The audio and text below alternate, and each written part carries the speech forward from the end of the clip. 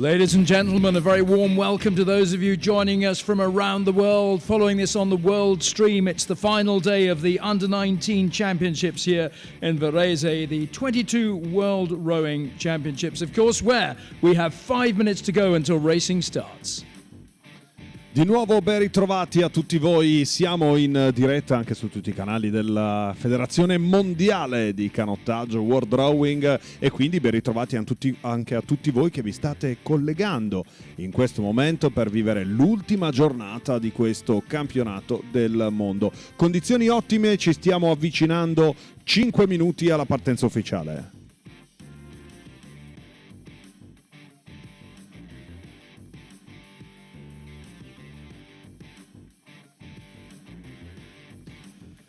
So Luca, this week has just flown by, as it always does here in Varese. It's just such a stunning location. What a week we've had. And yesterday we had so many great finals. Great to hear the Uruguayan national anthem, possibly for the first time, with Felipe Cluve Ferreira winning the lightweight men's single sculls. And I think 3 consecutive Italian anthems with your stunning victories out there on the water yesterday.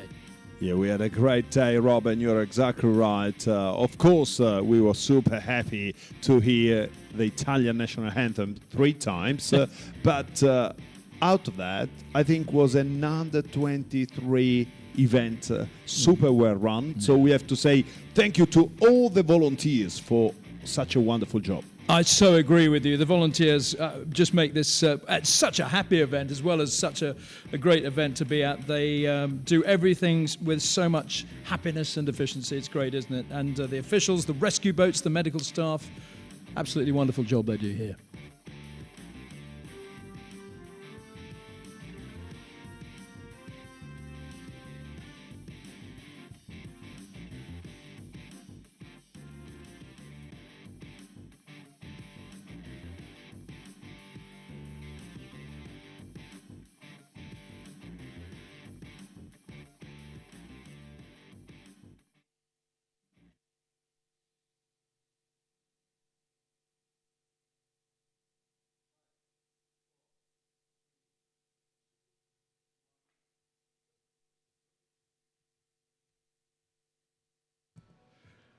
Ladies and gentlemen, the D final of the Under-19 Men's 4. Signore e signori, ci siamo davvero. Partiamo con la finale D del 4 senza maschile.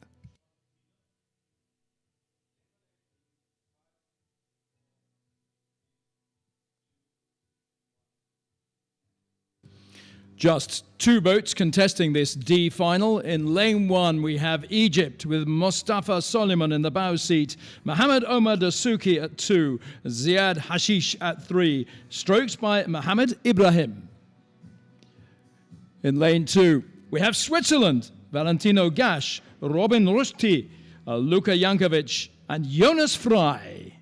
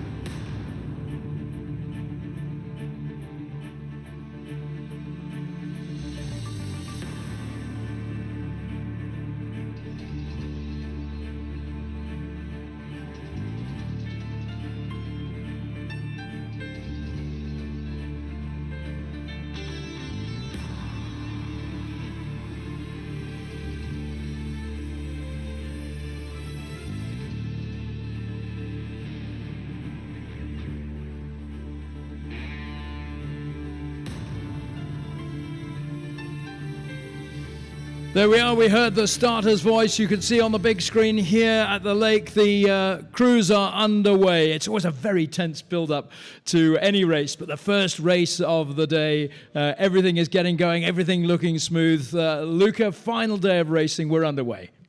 Final day, as you said, and the first start of the day. La prima partenza di questa giornata, l'ultima regata, l'ultima giornata ovviamente del nostro programma. 7 giorni incredibili ed ecco le immagini della prima partenza che vede in questa finale D Egitto in corsia 1, la Svizzera in acqua numero 2. Due formazioni che hanno rincorso le grandi finali, poi hanno chiuso la loro avventura in questa finale D che di fatto è l'ultima prova, l'ultima occasione. Svizzera sicuramente un po' più potente in partenza, ma l'Egitto a livello di velocità sta viaggiando molto bene, quindi potrebbe provare a rientrare. Una gara che nella prima parte del percorso si fa vedere e intravedere comunque molto ravvicinata. The crews really nicely matched over the opening 400 meters or so, just side by side right now. We'll look for the first breakaway for when it happens shortly. But let's just reiterate the value of these, let's call them the minor finals, the B, C, D and E finals and so on. It's very important that every crew gets its ranking following these championships, and it also will affect world rankings as well. So the D final is for positionings of 19 and 20 overall as far as these under 19 men's 4 are concerned. Ovviamente un'occasione per andare a conquistare le posizioni dalla 19esima in poi. In questo caso la finale D andrà ad assegnare le posizioni 19esima e 20esima assoluta in chiave mondiale, quindi un'occasione per andare a costruire quella che è la griglia finale nella specialità del 4 senza maschile. In questo momento la Svizzera sta provando a scrollarsi di dosso l'Egitto, quindi la Svizzera 35 colpi a minuto passa davanti, ma un vantaggio di meno di un secondo, quindi di fatto una gara non solo apertissima, ma una gara che potrebbe preannunciarsi interessante nella seconda frazione del percorso, quando ovviamente vedremo l'evoluzione con l'Egitto un po' attardato e la Svizzera che cerca di fuggire.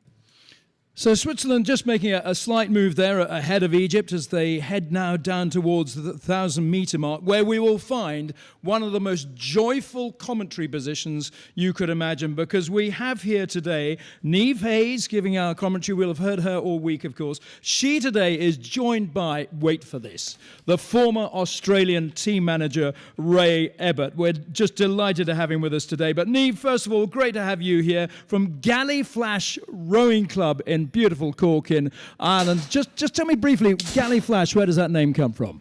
So the Gallyhead Lighthouse, it's a lighthouse just outside Clonakilty in Cork, and so the flash of the lighthouse has inspired our club as it shines over where we train there in Cork on Kilkern Lake. But I'm delighted to be here again this morning. What a beautiful morning, final day of the championships, and the two boats just went past us at the 1,000-metre mark, and it is Switzerland who are out ahead. No real... I suppose they out of the semi-final CD yesterday, they were the fastest, so it's no surprise that they are out ahead there at the moment. Valentino Gash, Robin Ruchti, Luka Janovic and Jonas Fry there representing Switzerland. Just a little bit back from them now at the moment, it is the crew from Egypt. They're all quite young, just 16 and 17 years old.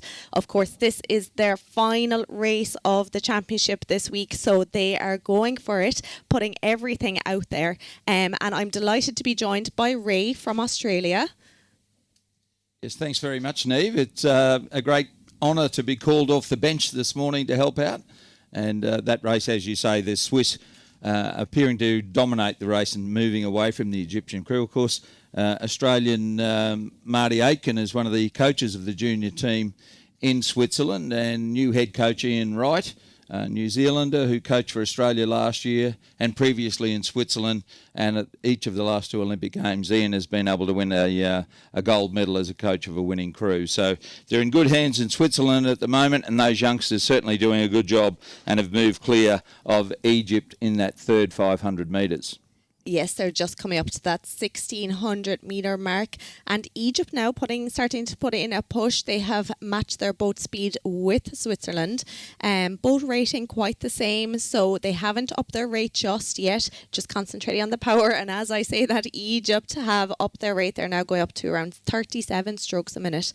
But brilliant to see. I'm sure it could be hard when there's just two boats out there on the course. Do you think, Ray, that it is harder or easier? I think it's definitely harder because just the two of you sort of got to feed off each other, where if you've got a full field of six and the noise and the encouragement from each crew member, certainly a different dynamic with just two crews out there. But there's a lot of head racing around the world now, and head racing is what this is really like, I suppose.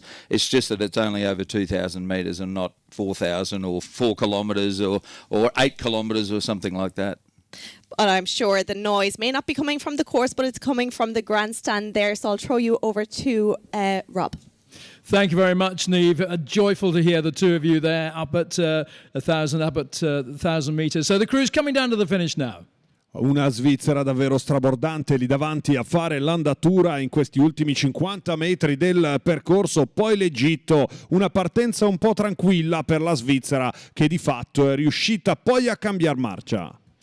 So it is Switzerland. They made that early break. They've held on to that lead. They've opened it up. They come home to take the win by 6 or 7 lengths ahead of Egypt.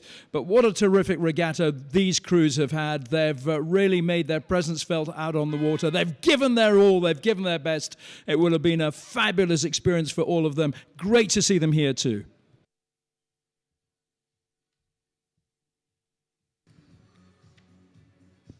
We now move on to the D final of the Under-19 Women's Double Sculls. Ci spostiamo ora alla finale D del doppio Under-19 femminile. 3 crews contending this one, with Thailand in lane 1, Nikita Kaiwom and Portida Tubtai. In lane 2 from Cyprus, we have Katerina Cantuna and Ekaterina Loskutova. And in lane 3, Latvia, Kate Agare and Una Krasta. Lettonia, Thailandia, Cipro, sono queste le nazioni a contendersi le posizioni dalla 19esima alla 21esima assoluta. Ma il segreto più bello è che abbiamo con noi Niamh e Ray Abbott sul campo di regata, pronti a raccontarci quello che sta succedendo. I understood 2 words of that and they were Ray Abbott. What were you saying about him, Luca? That I really can't wait to hear his voice today. We heard him just then, but it's fabulous to have an Aussie touch on the course today. Isn't it just? Let's get our Irish touch first of all, though, from Niamh, and they look very nicely matched in these early stages here, Niamh. They do indeed, Rob. I'm afraid that I might be outmatched here with my Irish charm today with Ray from Australia, I think. But yes, out ahead it is Latvia at the moment. Kate Agare and Una Krasta leading it out now, fastest moving boat on the water as they just start to approach us here, looking out that window, but very evenly matched between the 2 crews from Cyprus and Thailand over on the far side in lane 1. Just 2 crews from Thailand over here at the Under-19 Championships. Really good to see them out here on the water. And then the crew from Cyprus, Katerina Kontuna and Ekaterina Luskutova. Very young, just 16 there. Katerina, so young to be out here on the water, but it is no problem to them at all. But Latvia just passing us now out the window. Ray, they look like they are just rowing at their ease. It's doing it very easily, Niamh, I'd suggest. And they've got a full line of boys between them and the crew in second place, which is Cyprus. So the boys in the tower, I do need to seek your indulgence because I haven't renewed my European Commentators Union membership. Is that going to be an issue? I should think most certainly will be, yeah. But depends how you do today, Ray. Oh, okay, Rob. Well, I know you're a hard taskmaster. So as they leave us here at the 1,000 metres, it is the Latvian crew. Not many Latvian crews here, but as you've said already, Rob, this is racing for, what are we after, positions 18, 19 and 20. The world ranking is very, very important, but also is government funding. I'm not sure if they get too much government funding for juniors in Latvia, but certainly where you finish influences government funding in Great Britain and Australia and in Italy as well. So the maximising your result is very, very important in each round. As we know, if you win your heat, you get a better lane in the next round. If you win your semi-final, you get a centre lane. And maximising your result every time, particularly if the water turns nasty and the umpires have to go to a preferred lane draw. If you've maximised your result the whole way, you'll be maximising the lane draw as well if conditions change. But as they disappear from us, we'll head back to Rob and Luca in the tower. Un grande vantaggio importante deciso per la Lettonia. Ray Habit in questo momento ci stava raccontando il vantaggio prezioso al passaggio dei 1000 metri ed è così che la Lettonia cerca in tutti i modi di andare ad allungare il vantaggio su Cipro e la Thailandia in questo momento è terza. Sono tre nazioni in via di sviluppo, tre nazioni che stanno rincorrendo sicuramente una crescita importante anche nel canottaggio giovanile e lo dimostra il fatto che oggi siano qui con formazioni anche in barca doppia, non solo nel singolo dove spesso si parla di progetto di nazioni emergenti, ma la voglia è quella di costruire nel settore femminile una crescita assoluta. Ecco le immagini della Thailandia sul nostro monitor che fanno intravedere anche questa formazione, ma una gara ormai già scritta direi, perché le tre posizioni sono ben distanziate con luce tra le varie imbarcazioni. If you're watching this on the video feed or on the big screen, the view is absolutely stunning because it's a fairly flat water. It's creating some wonderful reflections as well. Just a beautiful location for these international regattas as we come down to the final stages of this Under-19 women's double sculls D final. It's Latvia probably just going to hold on to that lead ahead of Cyprus in second and Thailand in third for places 19 through to 21 overall. Ovviamente non vogliono mollare ed è bellissimo vedere la Lettonia con una formazione veramente nuova, debuttante. Pensate alla prima partecipazione a un campionato del mondo per queste Under 19 che di fatto rompono il ghiaccio sulla stagione internazionale, un vantaggio prezioso per loro davanti a Cipro, poi la Thailandia. It's Kate Agare and Una Krasta of Latvia coming down to the line. You'll hear the hooter any second now as they cross to take this D final. Well done to them. What a great regatta for these crews. It's going to be Cyprus coming home here in second place, about 4 lengths further back. And then another 4 or 5 further lengths back from them is the crew from Thailand over in lane 1. So great to see them in action. And we've got another Thai crew coming up in the following race.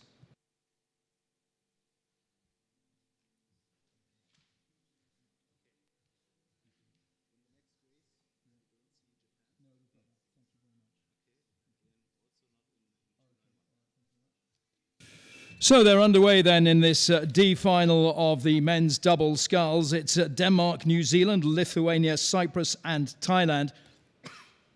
The reason I mentioned Thailand just now is because they're benefiting from the Masters Fund for Youth Rowing. The Masters Commission collects €1 per seat at its World Masters Regatta. I'm just going to cough, excuse me.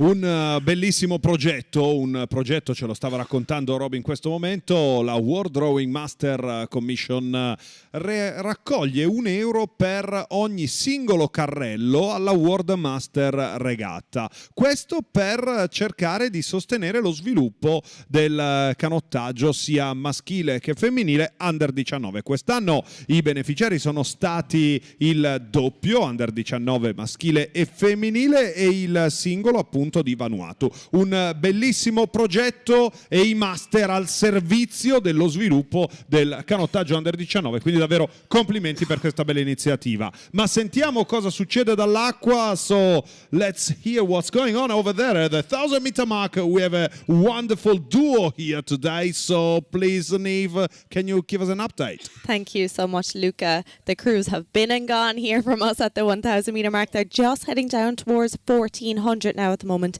It is all about the crew from Lithuania. They have been leading it out from the start. Nice little battle back along for second place, but now it is New Zealand who are firmly sitting in second. They had a great race yesterday, quite fast on the water, but the battle is now for that third spot. So it at the moment is between Cyprus and Thailand. They are the closest lanes to us here, and for those of you on the grandstand. So Thailand, of course, the second of two crews. We just saw the ladies, the men are out now. So yeah, Ray, is it all sewn up? So the battle for 19th and onwards, yes, and it's the Lithuanian crew that seem to be having a nice little margin there. They're on about 34 strokes of the minute, 35. The surprising result is the Danish crew, which is back at the rear of the field at the moment. Denmark's got a rich history in double sculling. Rob will remember well the 2012 lightweight men's double scull at the Olympic Games when Rasmus Quist and Mads Rasmussen beat the British crew in something of an upset. They do have a rich sculling history all around Denmark, and one of the countries that have suffered from lightweight fours no longer being in the Olympic program. But it's all about the leaders, Lithuania at the moment. They're nearly 3 seconds clear of New Zealand, Burton and Botherway, and they had a great race, as you said yesterday, Neve, and then back the crews from Cyprus and Thailand, and at the rear is a crew from Denmark. Yes, they are just heading down, and I want everyone to take note and listen to the sound of these boats moving through the water, because it was just amazing as they passed us here. Un suono splendido, il suono delle corsie piene. 6 equipaggi infatti per la prima volta in questa giornata alla schieranna di Varese, la Lituania, poi Nuova Zelanda e Cipro a fare l'andatura in una corsa ormai già scritta. Bella l'azione del duo lituano, una nuova formazione che guarda al domani e che vuole costruire sempre più una nuova generazione di canottieri in questo paese. That New Zealand boat that Ray mentioned are looking very good, but they're coming down to take second place behind Lithuania. That was the hooter for them. There's the New Zealand boat. That's a nice tight finish as well for third place, which will just go the way of Cyprus in lane 5. The D final of the men's double sculls won by Lithuania. And let me just try and recap on what I was trying to say earlier before I got all emotional on this final day of racing about the Masters Commission. The fund is supporting the Thai team this year, the junior men's doubles, the junior women's doubles, as well as the junior men's singles from Vanuatu. Antoni Bonka we saw in action there yesterday. It did extremely well indeed. So the Masters Commission really contributing so strongly towards youth rowing. Thank you. We now have the D final of the men's single sculls with Moldova's Marachenko in lane 1, Hafsa of Tunisia in lane 2, Matusevic of Kazakhstan is in 3. And lane 4 is Antoni Bonka. He's in the under-19s, not the under-23s, of course. Croatia's Joshua Nicosia, and then we have Christian Rege of Uruguay in lane 6. Neve, don't forget to stop Anthony as he rows past you. Have a word about how we get there for our holiday. I thought you had those flights booked by now. Forgot them. Okay, I'll get on it after this race. I'll just let him row past us first, and I'll follow up on it then. So at the moment in this men's single sculls final D, it is all about Tunisia. Mohamed Rayman Hafsa there. He is rowing out of lane 2 over on the far side, and he has been leading from the start, but there is not much in it whatsoever. At the moment, it is the sculler from Kazakhstan, Artem Matusevic. He is currently sitting in second place, and then back to Joshua Nicosia from Croatia sitting in third. But very little between them. Anthony there from Vanuatu sitting in fourth at the moment, over to Moldova on the far side, and the Uruguayan sculler Christian Reg closest to us here. And it's a terrific race out there on the course at the moment, Neve, that's for sure. And to use one of your terms, Rob, we're going all around the world here, from Moldova, Tunisia, Kazakhstan, Vanuatu, Croatia and Uruguay. And Antoni Bonk of Vanuatu is a very imposing physical specimen. There's no doubt about that. Well supported by the Masters program. Coached here at this regatta by Larissa Bisenthal. Larissa is a Canadian Olympic rower who's also coached on the Australian team and is living back in Australia again now and is helping out with Antony Bonke. But the sculler from Tunisia, Hafsa, has got a nice little lead, but under plenty of pressure now from the sculler Joshua Nikosica from Croatia, Neve. I think he's moving almost dead level with Hafsa from Tunisia. I think you are right, Ray. Yes, it is still the sculler from Tunisia out ahead. As you said, that the specimen 7 feet tall there, Antony Bonke, as he passed us. There's no doubt he stands out among the crowd, but it is all about Tunisia right now, still holding on to that lead. Back to Kazakhstan in second place, Artem Matusevic there sitting in second, and the Croatian sculler Joshua sitting in third. Still plenty of water though for things to change, just passing 1,400 metres there now. How does it look to you, Luca? Thank you very much. Again, we are on the water now at past the 1500, I have to say. Stiamo superando i 1500 metri e la Tunisia è lì davanti al Kazakistan e la Croazia per le prime 3 posizioni. Una Tunisia capace di dimostrare di poter crescere ancora di più con 5,26 e 85 davanti al Kazakistan. Sarà sicuramente molto contento per questo bel attacco con il Kazakistan, che tra l'altro sta migliorando particolarmente. Sono atleti con un grande potenziale, hanno una squadra di ciclismo molto forte e speriamo di poterli vedere protagonisti appunto anche nel canottaggio. Per la terza posizione invece la Croazia, che cerca comunque di rimanere in contatto. Non abbiamo ancora ovviamente la portata d'occhio per queste formazioni che comunque stanno volando. Tunisia attaccata in questo momento dall'atleta del Kazakistan. Yeah, that's Matusevic of Kazakhstan, who is not giving up the fight for first place here, and Joshua Nikosica of Croatia just behind him. So it's a great contest, this, and the unmistakable figure of Antony Bonke of Vanuatu there in lane 6. So it's a nicely fought contest, certainly between these front 4 scullers as they come down towards the last closing stages here, led home at the moment by Mohamed Rayan Hafsa of Tunisia.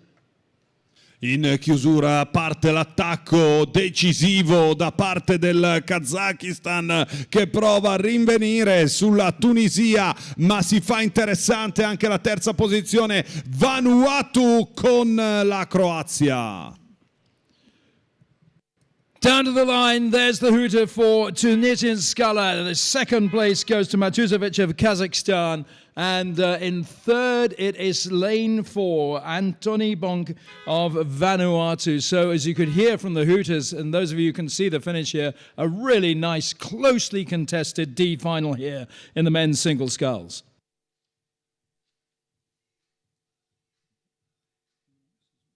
We now move on to the first of our C finals, the under-19 men's 4, with Croatia in lane 1. Ray will be pleased with this. Australia in lane 2. Poland in 3. New Zealand in 4. Ukraine in lane 5. This is for places 13 through to 17 overall in the men's 4. And again, we have a really close contest here. Nothing has really opened up, I don't think, Neve, as they come past you. Well, I'll tell you, Rob, that Australia just got out ahead again at the start. We saw it across the board yesterday with all Australian crews. They just seem to have this amazing fast start. And I know there's lots of Australian supporters down there for this team, including Big Dave, so a big shout out to him. But, Ray, you're the expert on Australia. Well, self-proclaimed, Neve. But yes, the Australian crew led through here, but they're under a bit of pressure from the crews on this side of the course. But the Australian crew of Felderhoff, Saunders, Holland, Nesbitt, coached by Will Raven out of South Australia. Adam Holland, in fact, is the under-19 single sculls champion of Australia.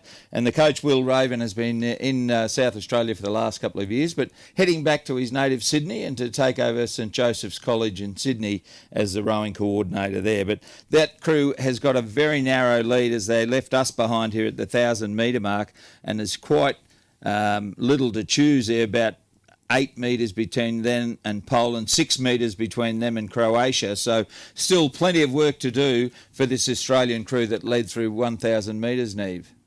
Yes, at the moment they're still leading it out. As you said, great battle going on for that second spot between Croatia and Poland, and New Zealand as well have come into the mix. That Polish crew, they were 5th at the Under-19 European Championships a few months ago, so they are one to watch. But as they head up the course, it is the crew from Croatia who are now making a move.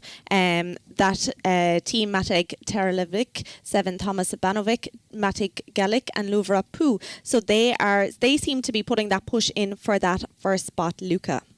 Ovviamente la gara del riscatto per l'Australia che sta cercando insieme alla Croazia di fare l'andatura, ed eccoli qui inquadrati in questo momento i 4 moschettieri dell'Australia, Green and Gold, che sta cercando davvero di andare a mettere in sicurezza questa posizione, ma l'aggancio costante da parte della Croazia, la Polonia mette in pericolo, ed eccoli qua gli atleti della Croazia, ve li stavo annunciando proprio poco fa, ce li fanno vedere anche dalla regia, l'aggancio deciso della Croazia che prova a rinvenire ancora buone chance anche per la Nuova Zelanda. Saranno 400 metri infuocati per andare ad assegnare le posizioni.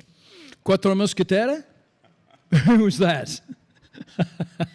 Okay, it's Australia still clinging on to this one now from Croatia, and Poland up there with them as well. Not far back then is New Zealand. It's only Ukraine who are just slightly adrift, but coming down to the line, what a sight. This is anybody's race here. Australia may just have let this one slip. Croatia really pushing through. Australia still just trying to get their bow ball ahead. Ancora l'Australia, all'esterno la Croazia, un vantaggio assoluto per il bronzo la Nuova Zelanda.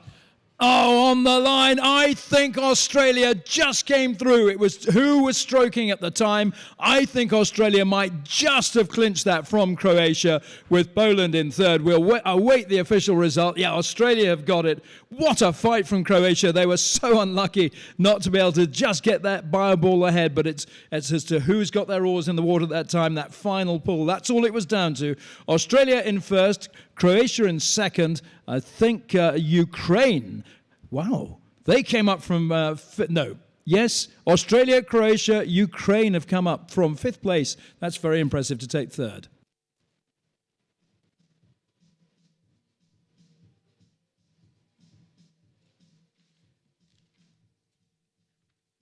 On to the C final of the Under-19 men's pair. Ci spostiamo ora alla finale C del 2 senza Under 19 maschile. 3 crews contesting this men's pairs race, with Yusuf Hamouda and Mohamed Masalam of Egypt in lane 1. Alongside them in lane 2 is Kazakhstan, Yaroslav Melinkov and Timur Formichov. And in lane 3, the United States, Jonas Thiem and Alberto Lasso. Let's just see how they're progressing down here, getting to about 800 meters. Yet again, very little to separate these crews. Great to see this kind of quality of racing in these lesser finals, Neve. Absolutely. It's been a great race so far. It was the crew from USA, Jonas Thiem and Alberto Lasso, that were leading it out. But as I say that, it is the crew from Kazakhstan, Yaroslav Melnikov and Timur Fokumnov. They have now taken the lead over the USA as they start to approach us here now as we look out the window. Then a little bit back we have the crew from Egypt currently sitting in that 3rd spot. These boats are going for positions 13, 14 and 15th overall. So very important race again to get that ranking. As they pass us though, it is Kazakhstan. They are the fastest moving boat out there. Just looking really, really comfortable with a massive lie back there, Ray. Absolutely. They're certainly pulling the handle all the way through, and they're in a bit of a hurry to get forward, but they put a good push through the second 500 metres there, Neve. They're a little bit behind the USA, but they're almost a length clear of USA now, and then there's a couple of lengths of clear water back to the crew from Egypt in 3rd place. But a good effort from Kazakhstan. It is an interesting technique, there's no doubt about that, compared to the crew from the USA, which are almost bolt upright. It is very different styles, and you'll all get to see now as they start to approach you there, just passing that 1200 metre mark. It's incredible actually the lead that they're starting to pull out. They are still the fastest moving boat out there. That is the crew from Kazakhstan, just looking really, really strong. They're putting in the race of their lives. It's the last race of the championship for them, and they continue to increase those metres between them and the USA, Luca.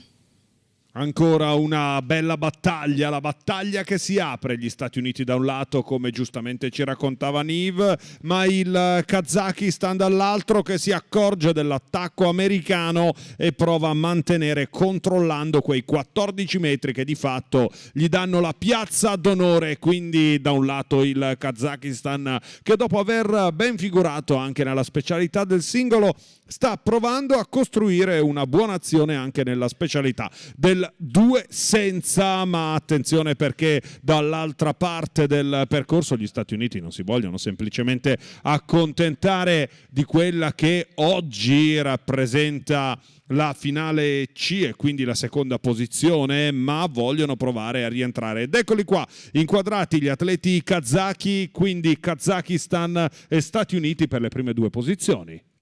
Interesting to look at those contrasting styles that Niamh and Ray were talking about just now. And just looking up towards the course, it is just absolutely beautiful here. The blue water of the Lake Varese here, and then the beautiful mountains behind, the Monte Rosa dominating the backdrop here. But it's going well for Kazakhstan. They're looking very strong, very assured here, opening up a little bit of a gap now ahead of the USA, with Egypt lying in third. Stanno cercando davvero in tutti i modi di mantenere questo margine di vantaggio, rappresentano il futuro, hanno voglia di portare allo sviluppo di questo sport nel loro paese, lo stanno facendo benissimo, andando addirittura a contrastare una potenza come sono gli Stati Uniti d'America, che in questo momento sono molto attardati. Vedete dalle immagini del drone che c'è addirittura una fila di boe di vantaggio per gli atleti del Kazakistan davanti appunto agli Stati Uniti d'America quando entrano negli ultimi 250 metri. Stati Uniti che hanno puntato tutto sull'ammiraglia. Vedremo poi se questa sarà stata la scelta giusta. Sarà l'ultima regata di giornata alle 14:55 e lì ci sarà anche l'Italia a difendere e a lottare per una medaglia. Sarà l'ultima regata di giornata, quindi gli Stati Uniti con il 2 senza, che a differenza di altre nazioni rappresenta l'ultima barca in priorità, ma nel frattempo il Kazakistan solitario al comando va a conquistare la finale C del 2 senza under 19 maschile. So all three crews being helped down to the line by wonderful support from the grandstand and a fairly good tail breeze now. It's swung round to help the crews down. It's Kazakhstan who cross in first place ahead of the United States, with Egypt coming home in third place. Isn't that lovely to see this makeup of teams here? You think of rowing as being fairly sort of Eurocentric in many ways because so many European nations excel at this sport. But here we have nations from Kazakhstan, Egypt, along with the United States competing in these wonderful races in this regatta.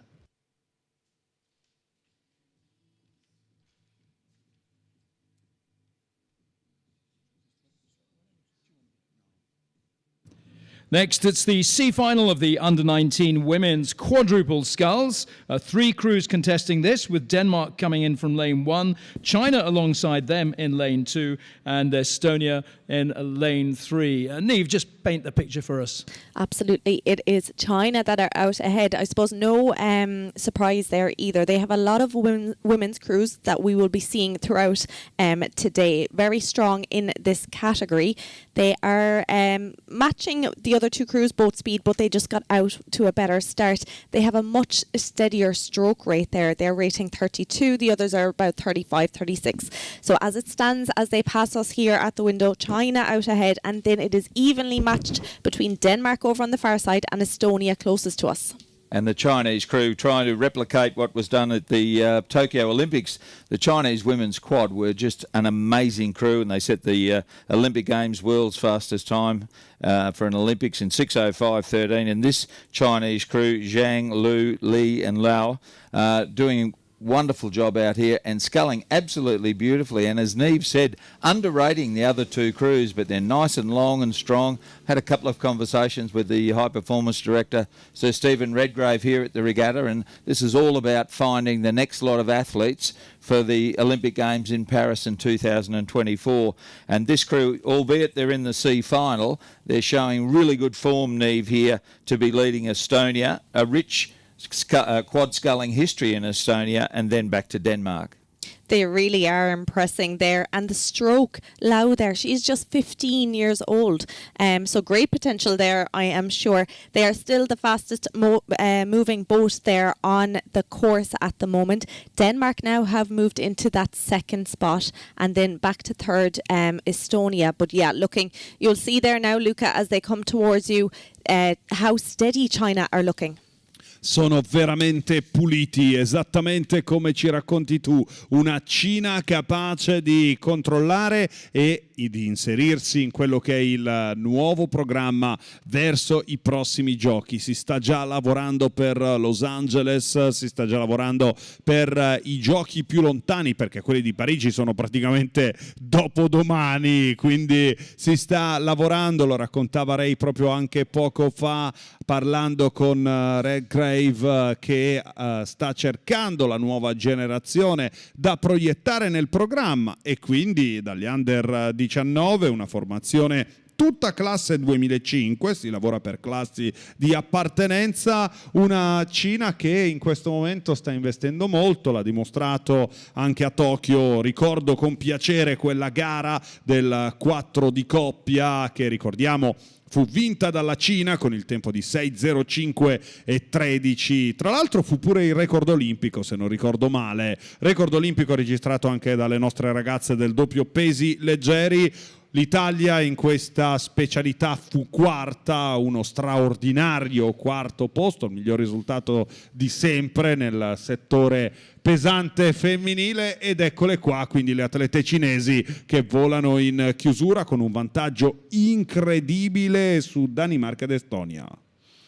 With China opening up such a healthy lead, I was intrigued to just watch that little tussle developing for second and third between Denmark and Estonia. But in fact, Denmark have now moved fairly clear of Estonia, who've dropped back a little bit. But it's very much the People's Republic of China here who look like they've got this under control. They should be able to take first place in this C final without having to worry about the Danish crew too much. It's China from Denmark from Estonia heading down towards the finish line. Verso il traguardo non cambia più nulla, ancora la Cina potente lì davanti alla Danimarca, poi l'Estonia per la terza piazza. China stroked home by Luo Yian. Here they come. You'll hear the hooter. They take it by 2 lengths ahead of Denmark in second place, and then Estonia a couple of lengths further back. That's the 1, 2, 3 in the C final of the under-19 women's quadruple sculls.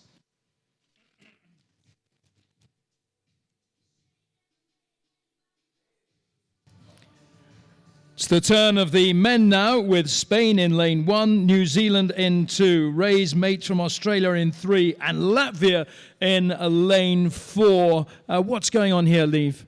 Once again, Australia out ahead. There must be something there. They're really working on their starts because they are just getting out ahead of everyone else across the board.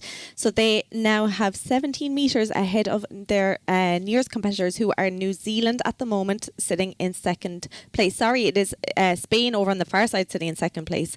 New Zealand now in third, and Latvia closest to us here sitting in fourth. Australia looking so strong. They rate quite high for a lot of the race, Ray. Do you think the start is something they've been working on? Certainly have, and they're on 38 strokes to the minute, as opposed to that Chinese women's quad just before that were on about 33 as they came past us. The Australian quad have the best part of a length's lead there over Spain. It's interesting because this crew is made up the 2-seed and 3-seater, the national champions for the last 2 years in the under-19 double scull, from Gippsland Grammar in Victoria, where Nick Bartlett is the coach, and Bow and Stroke both attend St Joseph's College Nudgee in Brisbane. Chad Willett, originally from Central Queensland, he was at Rockhampton Grammar School, and Jonah Nelson learned his sculling at my club, Pine Rivers Rowing Club, and they're combining well here and have got the lead. Always great racing between them and New Zealand, but at the moment it's the Spanish crew which the crew to hold off, I'd suggest, Neve. Then follows New Zealand and Latvia, a very young Latvian crew there, another 16-year-old and a couple of 17-year-olds. And Chad Willett himself, he's 2005 born. He's got another year at this level. Yeah, it's fantastic to see all those young rowers out there. Australia still hanging on to that lead. They haven't dropped their speed. Rating still 37 strokes a minute as they approach 1,400 metres. Spain now second place, but New Zealand, I think they might be ones to watch there. Samuel Wilson, Conor Backus, Ashley James Fitzgerald and Oliver Leach there. They seem to be coming up on Spain there. What do you think, Luca? Sono assolutamente d'accordo con te, Nive, you're exactly right. Abbiamo ancora una volta l'Australia lì davanti alla Spagna, poi c'è la Nuova Zelanda, un bellissimo vantaggio per questo quadruplo australiano finito in finale C, come giustamente avete sentito durante il percorso in inglese, una formazione tutta scolastica, un quadruplo che è stato finanziato dalle proprie scuole, non le società, che è una cosa ben diversa, è un progetto scolastico, ragazzi che hanno appena conosciuto il canottaggio, remano da una media di un paio d'anni, c'è chi è alla sua seconda stagione, chi invece alla prima stagione si trova già a un campionato del mondo, per loro un'occasione per crescere sicuramente, per proiettarsi nel prossimo decennio davanti alla Spagna e alla Nuova Zelanda.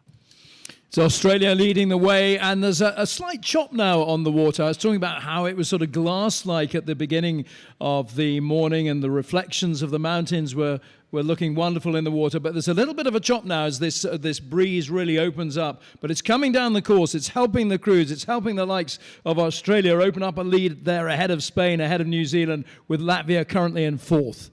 Ancora in chiusura non cambia nulla, l'Australia lì davanti a fare l'andatura, l'Australia che ai Giochi Olimpici di Tokyo conquistò una medaglia anche in questa specialità del 4 di coppia, una specialità che non era priorità ma che ha regalato un bronzo indelebile, ed eccoli qui sul traguardo alla vittoria. Australia head down the line to take it from their neighbours here on the lake and geographically New Zealand. But in fact, New Zealand are pipped to the post. The Spanish crew just holding on to that second spot. What a great tussle to see in this race. So Australia, then Spain, and then New Zealand. That's the 1, 2, 3. And Latvia now just coasting home. They know their regatta is done. They're just taking it easy for these final few metres now.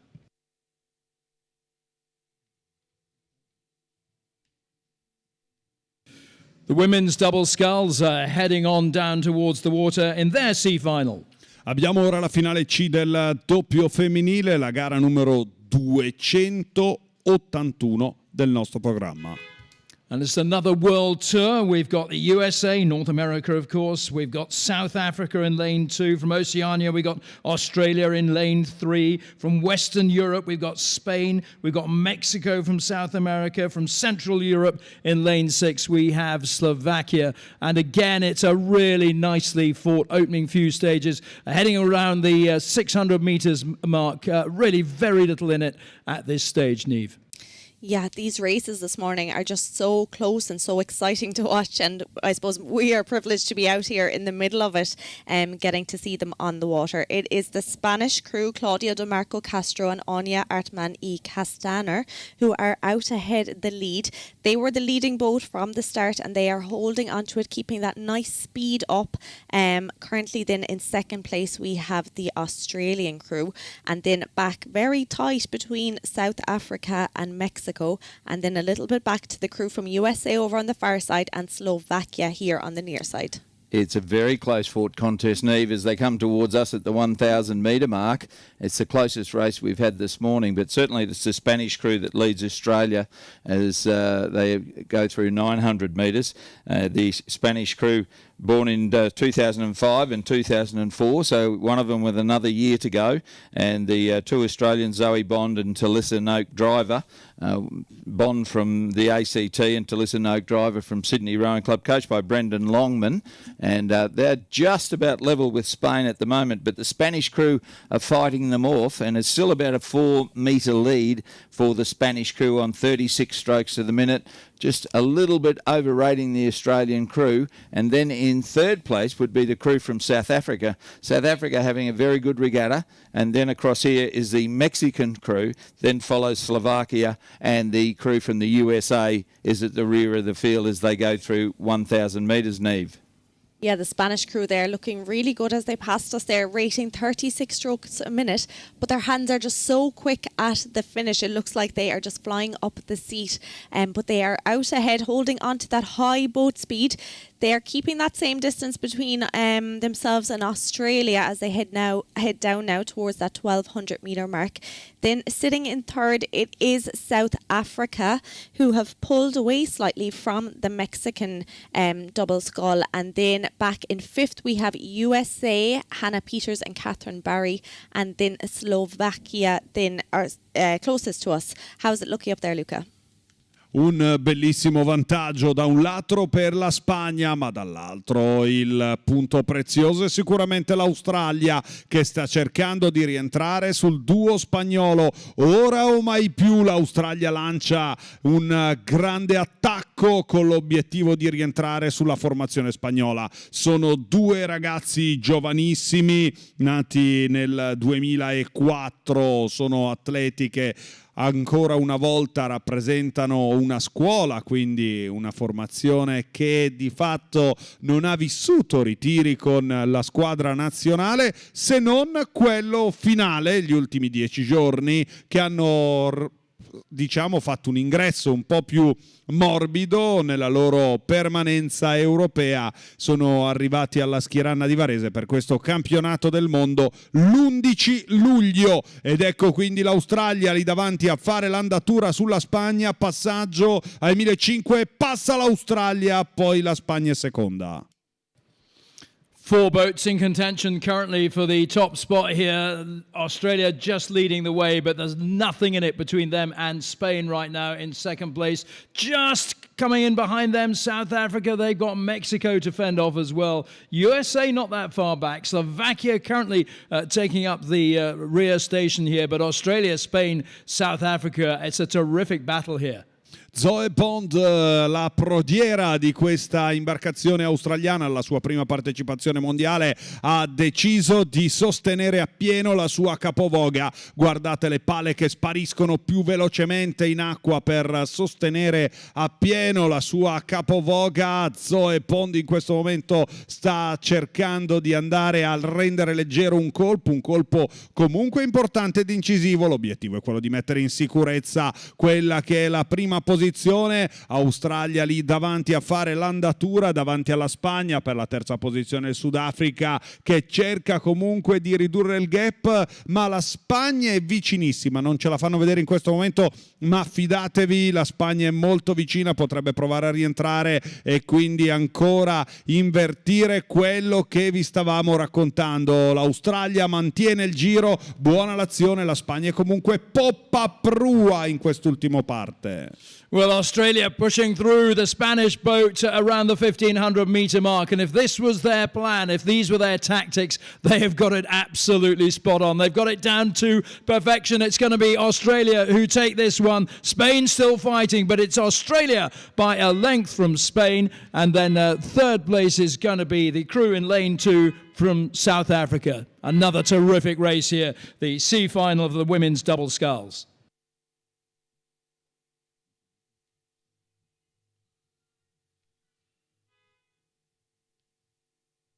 The 6 crews contesting the C final of the men's double sculls are now on the water, with Romania in lane 1, Slovenia in 2. In lane 3 we've got Ireland, Norway in 4, Greece in lane 5, Latvia in lane 6. So Niamh, I know where you'll be looking, around lane 3. Yes, this race already has been so exciting. So Slovenia had been winning it out, then it went to Romania, but now it is Ireland in the lead.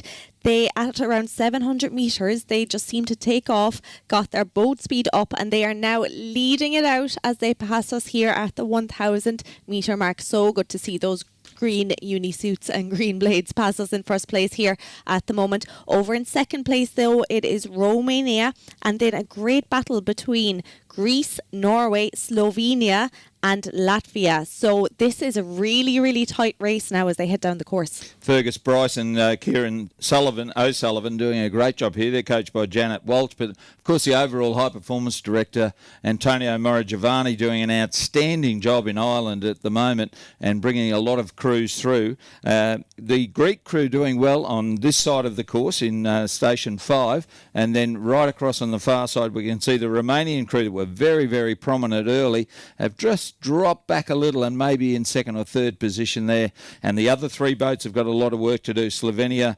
Norway and Latvia. And of course Slovenia, one of my favourite rowing venues. Neve, have you had the pleasure of going to Lake Bled to a regatta? Not yet, but I hope to soon in the future.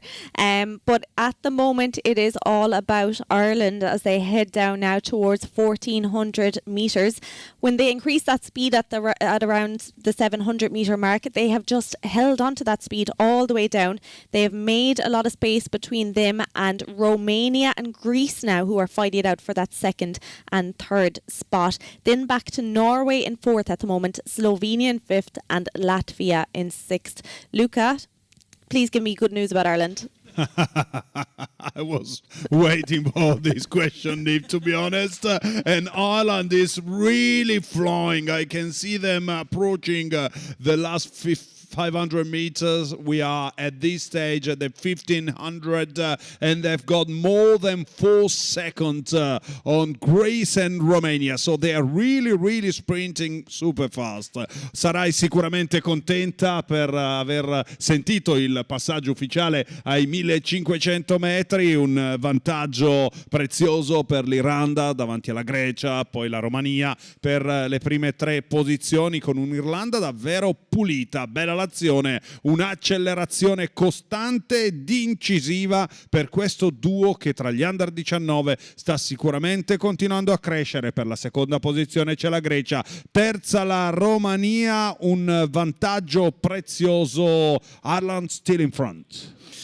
Luca, let me ask you, because Ireland have this high-performance director from Italy, of course, do you see Italian style and flair coming through in these Irish boats? Well, I have to admit, I can see a really an Italian touch on it, as well as Romania and Greece.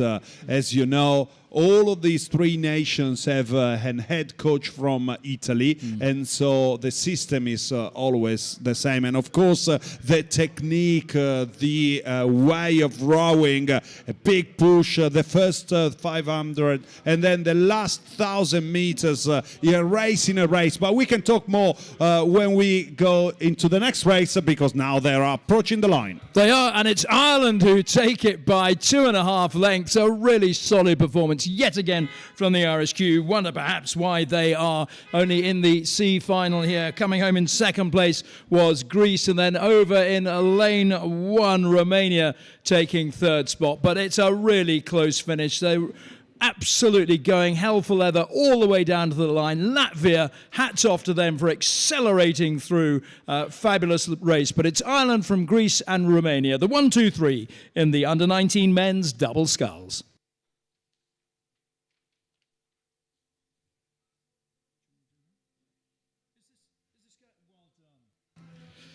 So it's the men's single sculls, and we're accompanied here by Scouting for Girls, lead singer Roy Stride, just easing us into this one.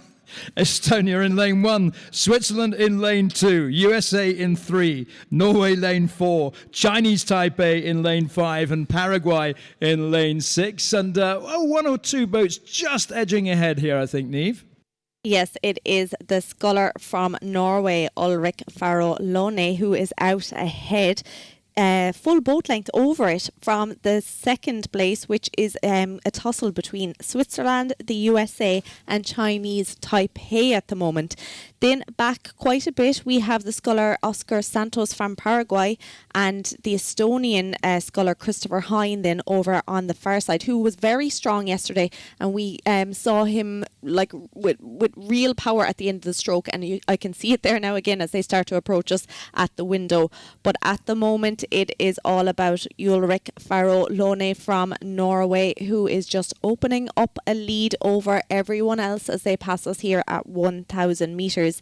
It is the sculler from USA, Charles Bolt, now, who is gone into second place, followed very closely by Nicholas Chambers from Switzerland and Lin Zichen then from Chinese Taipei. And just a little bit of clear water here for the Norwegian sculler. And, of course, the great Ulf Tufte was the man who set the standard for sculling in Norway over many, many years, winning 2 Olympic gold medals in single sculling and, in fact, winning a silver medal in Sydney in 2000 in the double scull. And then a wonderful race for second at the moment, Neve. The scullers there from Switzerland and the USA are really going hammer and tong there, as is the sculler from Chinese Taipei. I think Nicholas Chambers is the son of Bill Chambers, who is very prominent on a rowing site on social media, and I had the pleasure of meeting Bill the other night. So if that is your son, Bill, we wish him very well rowing here for Switzerland. But at the moment, it's a Norwegian sculler who's got the look back at the rest of the field, and he's starting to open that lead up a little further with almost every stroke he takes. He's about 19 metres clear of the USA sculler in second place, and then further back to a very close-fought contest between Switzerland and Chinese Taipei for third. Yeah, Norway there just pulling away with every stroke, as you said there, Ray. Fastest moving boat out there on the water at the moment. So about 600 metres left to go there, and he's still hanging on to that speed. Then back in the second place, it is really a really good race there. So USA currently sitting in second, Charles Bolt there. And then very, very close to him, Nicholas Chambers of Switzerland and Lin Zichen from Chinese Taipei. Big shout out though to the Paraguayan sculler there nearest to us, Oscar Santos, rating 27.28, looking so steady as he went past us. And then the Estonian sculler Christopher Hine there over on the outside. But Luca, I think Norway are running away with this one, are they? They are, and you are exactly right, because at this stage we've got timing on the screen, and I can confirm that Norway is 5 seconds far in front. Abbiamo un vantaggio davvero importante per la Norvegia, lo stavo raccontando in inglese, ho girato ora in italiano. Abbiamo un vantaggio importante della Norvegia su Taipei per la terza posizione, gli Stati Uniti d'America, un vantaggio sicuramente prezioso per il norvegese, che trovandosi in finale C vuole non solo rincorrere un riscatto ma anche una rivincita a dir poco personale. È finito in finale C per una manciata di secondi, non voleva esserci assolutamente, trovandosi però va a dare il meglio di sé per poter ricercare il riscatto in questa specialità. Lin of Chinese Taipei, Bolt of the USA, and Chambers of Switzerland are matching it stroke for stroke. They're side by side here in second, third, and fourth. Very difficult to separate those crews at the moment, but out in front, no doubt about it. It's Ulrik Faro Lund of Norway, who seems to be opening an even bigger lead here, coming down to the final stage then of this under-19 men's single sculls C final. Sta assolutamente cercando di allungare, lui che dal doppio nel passato campionato del mondo nel 2021 si trova oggi in singolo. Nella passata stagione chiuse al quarto posto, oggi quindi in singolo si trova in un altro pianeta davvero, ed eccolo qua sul traguardo a vincere indiscusso. So there he is, Lund of Norway, crossing the line in first place. That's how close it was for second and third, if you could hear the hooter there. The athlete in lane 5, that is Lin of Chinese Taipei, lies back in his boat. Glad to see he's upright again. But what a battle for second and third between him and Bolt of the USA. Let's just await those second and third places. Yeah, Norway first, Lin of Chinese Taipei in second, Bolt of the USA in third, and then we have Chambers of Switzerland, Santos of Paraguay, and Hine of Estonia.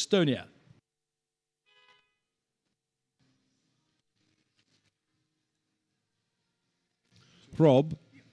Sì, Luca. Time is really flying here in Varese. This is the last C final of the day. Yeah, it's all going too quickly, isn't it? It's going to be over before you know it. But let's see how they're progressing in this under-19 women's single sculls. It's Egypt in lane 1, Latvia in lane 2, Yuru Lai of Chinese Taipei is in lane 3, and Waisekera of Sri Lanka in lane 4. Great to see Sri Lanka here contesting yet another race here out in the water. But early stages, I think we've got a little bit of movement here. Maybe the Sri Lankan crew just dropping back here a little bit, Neve, approaching your station. Yes, they are a little bit, but it is the Chinese Taipei sculler who is out ahead. She's been leading from the start now as they approach 900 metres. We mentioned earlier about the women from the Chinese team, a Chinese Taipei team, and it's great to see so many of them here today. So she is out ahead at the moment, but the fastest moving boat and one that is coming for that first position is the Latvian sculler Evija Freeman there as they approach us here now at the 1,000 metre mark. I think the Latvian sculler might just be starting to overtake her as they pass us here. Then back to third place, we have Hannah El Sobi from Egypt over on the far side, and then the Sri Lankan sculler here closest to us, just starting to approach us here at 1,000 metres. And the Latvian sculler born 2007, she's got 3 more goes at this. I would suggest you're correct, Neve, that if she's not in the lead, she will be shortly over the Chinese Taipei sculler, Yuru Lai, who led early. But Freeman of Latvia is right there with her. Then across to the Egyptian sculler in third place. And I concur with Rob. It's great to see Sri Lanka represented here in the Sri Lankan sculler just going past us at the 1,000 metre mark now. But the first 2 are well clear of the other 2. It's Chinese Taipei and Latvia fighting it out for the first place and second place in the C final. Then back to Egypt in third place and the Sri Lankan sculler in fourth, underrating the rest of the field. But wonderful to see Sri Lanka represented here at the World Rowing Under-19 Championships on beautiful Lago di Varese this year in 2022. So, Luca, there's been a lot of talk about the Australians doing a lot of work here on Lago di Varese, but it's on the other course, not this one so much. And that's exactly right. And you know it pretty well. Actually, I have to say that you started coming here in Italy before the centre, the Australian Institute of Sport, was even built. That's very true. I used to stay in hotels like the Hotel Continental around the far side of the course. I obviously didn't pay the bill, so it's closed. And the Palazzo Grande up in the hill in Varese before the Australian Institute built that centre, which is a wonderful training opportunity, used by other countries as well. But the employees there are wonderful. Who do we know who's an employee there, Luca? I can't really say, but I have to say that I'm really happy you're mentioning. So thank you very much. Once again, it's definitely a unique opportunity for all these athletes coming and training on this wonderful lake, Varese. But back to the race now. And as we were saying, we've got Latvia still in front, then Taipei and Egypt. Latvia, Rob, the youngest girl at this event. Yeah, it is amazing. Actually, we've got another couple of really young athletes coming up in the B final. I think possibly even younger. But yeah, it is great to see youth getting in so early. I mean, we've got an under-19s and they're, 15 years old, these athletes, and competing at such a high level. So in this race, it is Freeman of Latvia just taking the lead ahead of Lai of Chinese Taipei. Then there's quite a gap now opening up with Lobsky of Egypt back in third place, Waisekera of Sri Lanka in fourth. Ancora un vantaggio, ora andiamo un po' in italiano con un vantaggio importante, quello della Lettonia, 15 anni di età, classe 2007, la più giovane in questa corsa che sta dominando, pensate lei, categoria ragazze o under 16, ma che gareggia tra le under 19 e al primo anno avrà di fronte 4 possibilità mondiali, possiamo dire così, perché si trova al primo anno, classe 2007, giovanissima, e lì davanti a fare l'andatura, lo scorso anno era ancora cadetta.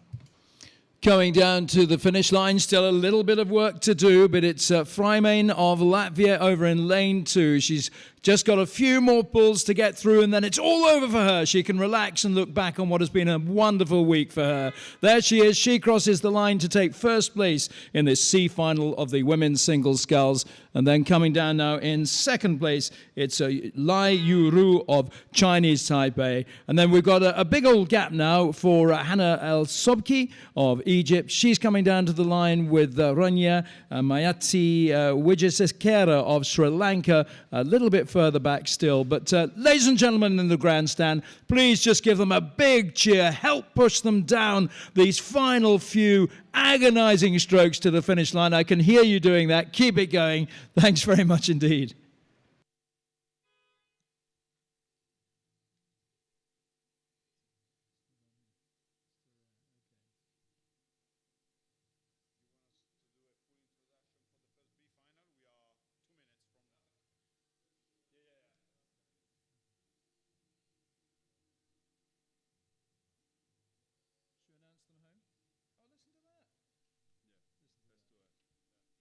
What a fantastic reception from our crowd here in the grandstand, our rowing fans, to welcome home Ravinya Mahanti Wisekera of Sri Lanka. She comes down to take the checkered flag. She's had a great week. Well done to you.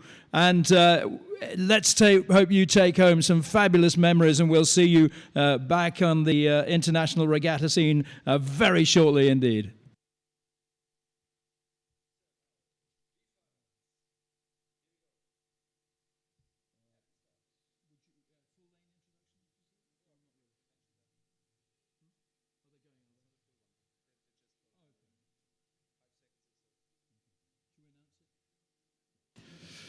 So, ladies and gentlemen, to the first of our B finals, it's the Under-19 women's pair.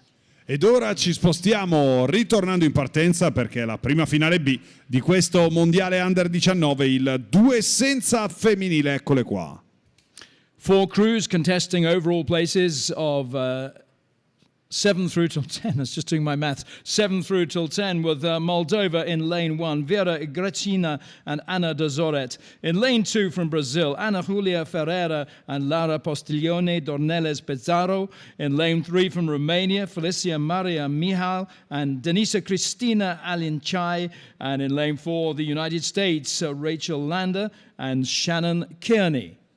4 formazioni per le posizioni che vanno dalla settima in poi. Ancora grande attenzione per Moldavia, Brasile, con grande attenzione per la Romania e gli Stati Uniti d'America, rimasti fuori davvero per una manciata di briciole. La Romania che in questo momento cerca di prendere la testa della corsa insieme agli Stati Uniti d'America. Mi piace molto l'azione pulita del Brasile. Grazie a questo primo piano possiamo avere un'idea chiara di quello che sta succedendo. Il Brasile con una formazione sicuramente un po' leggerina, ma che ha una buona palata lunga costruita. Questo potrebbe fare la differenza. The early battle for the front spot is between Brazil in lane 2 and the USA open lane 4, but Moldova also looking very strong there. A very young crew, this one from Moldova. We've got one, won't turn 17, 18, 19, 20, won't turn 15 until the 8th of August. Sorry, my maths is appalling. But Moldova, great to see them on the water here alongside Brazil, Romania and the USA. Good counting there, Rob. It sounded like you were counting on your fingers. I was. Yeah. That's exactly what I was doing, but I haven't got enough. So it was the pair from Brazil that led it out from the start. And since then, it has been a great race between them, Romania, and the USA.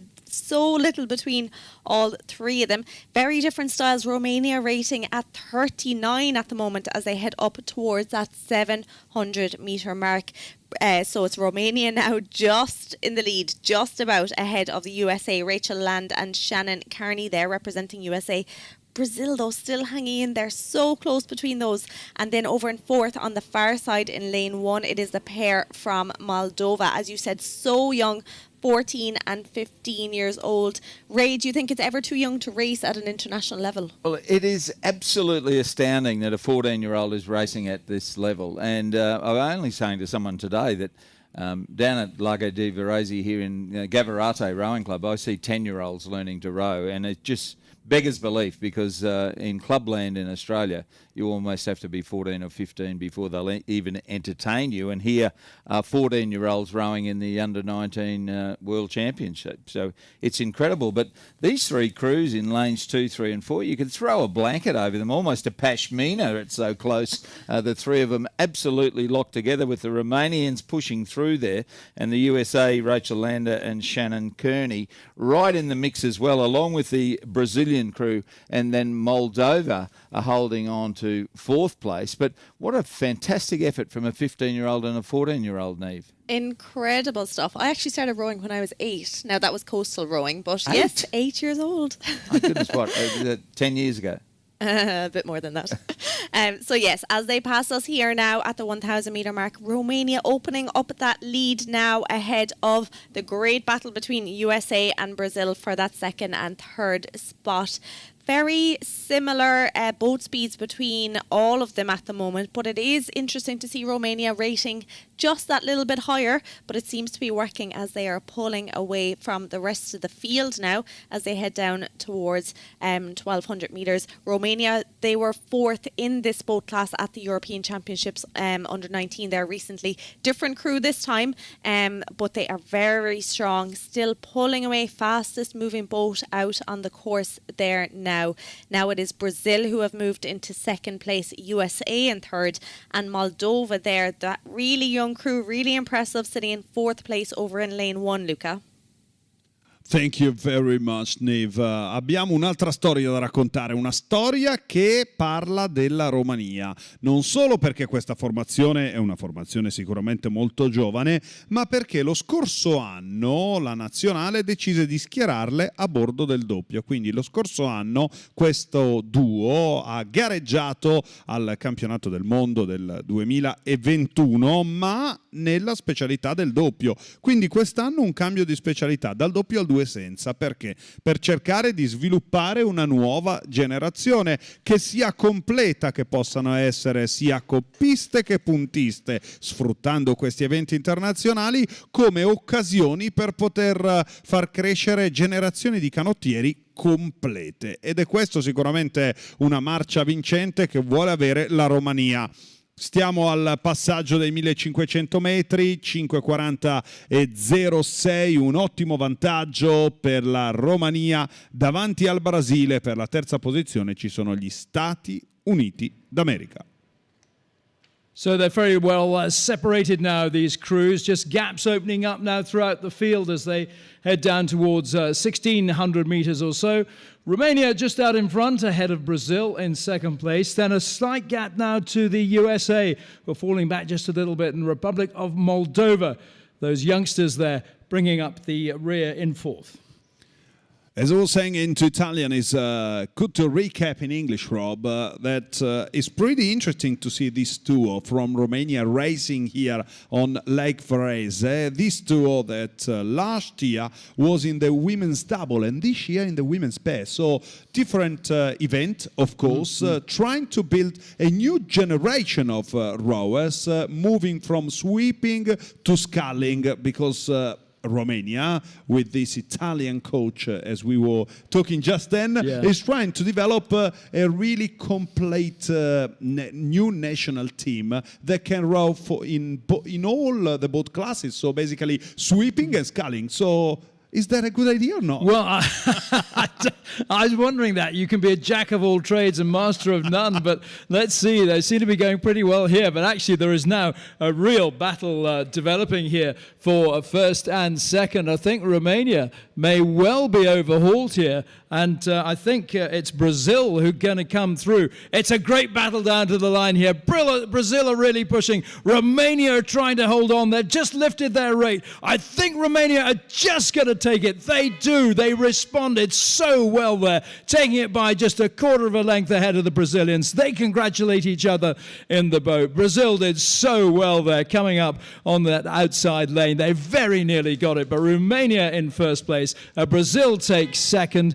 Coming home in third now, it is the USA, and right over there in lane one, the young athletes from Republic of Moldova. What a regatta these crews are having.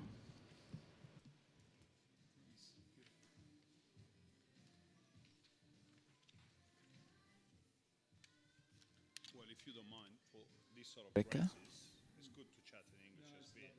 Or you want me to speak Italian, I can. No, just whatever you want to do. It's not bad. It's great. To help and, talking about these stories. Yeah, that's beautiful. Sweeping, sculling. Yeah, that's great. No, it's lovely. It's a shame we don't have more time, actually, isn't it? So to the B final of the under-19 men's pair, South Africa in lane 1, Austria in lane 2, the Netherlands in 3, Greece are in lane 4, and then we have our first sighting of the day of the British crew in lane 5, and France in lane 6. They're well through the 1,000 metres, and again, I mean, this is anybody's race, Niamh. It is, but as they passed us here at 1,000 metres, it was the Greek pair who were out ahead, pulling really impressive. They have led it from the start. There hasn't been any change there. They've been out ahead, and we spoke about young crews in the last race. The stroke there, Dimitri Koutras, is just 15 years old. He will be turning 16 shortly, but again, so good to see young crews doing so well at this level. Sitting in second place at the moment, it is the crew from the Netherlands. Close behind then, it is the crew from Great Britain, Thomas Corbett and Arthur Scott. They're both 17 years old. Then a little bit back, we have Austria currently in fourth place, followed by France and South Africa. And as you said earlier, Rob, about rowing being Eurocentric, the lanes 2, 3, 4, 5 and 6 all from Europe, and then of course the Republic of South Africa on the far side of the course, and they're like the boy with the wheelbarrow. They've got the job in front of them to try and peg back the Greek crew, coached by Gianni Postaglione, another Italian doing a fantastic job in another country, and then a wonderful battle for second and third between the Netherlands and Great Britain, as Niamh alluded to. Thomas Corbett and Arthur Scott of Great Britain, coached by Joshua Butler, and a lot of really good things going on in Britain at the moment under the leadership of Louise Kingsley, who took on the high performance director's role in the last year or so, as they head towards you, Luca. Si avvicinano sempre di più a questa ultima parte del percorso e giustamente, come ci stavano raccontando, la Grecia è lì davanti con oltre 3 secondi di vantaggio. Per la seconda posizione c'è l'Olanda, al terzo posto la Gran Bretagna, una Gran Bretagna rinnovata, una Gran Bretagna che oggi può contare su una nuova direzione completa, una nuova direzione che parte addirittura dai vertici assoluti, oltre che nello staff tecnico. Dopo tantissimi anni la scelta di andare a rinnovarsi, sicuramente anche dopo i risultati magari un po' sotto le aspettative, ma guardate il pubblico della Skiranna addirittura negli ultimi 300 metri, bellissimo vedere il pubblico da queste immagini ancor prima del Canottieri Varese, la sede sociale di questo club fondata nel 1927. Un vantaggio importante per la Grecia, non cambia nulla. Poi l'Olanda e la Gran Bretagna. Netherlands and Great Britain are developing quite a little battle out there for second and third, followed by Austria, but it's Greece still leading the way. Greece coming down to the line. I want to try and use the boy with the wheelbarrow analogy again, but I'm not quite sure how to do it. Ray, you'll have to teach me, but it is Greece coming down to take the line, and then second, third and fourth is anybody's guess. I'm going to call it a dead heat. I have not got the courage to even try to begin to separate those three. But please don't leave it to me. I'm sort of trying to bide our time, Luca, while the official scoring, the official timing comes up. But it's just got Greece at the moment, with Great Britain coming through in second and Netherlands taking third. What a battle that was.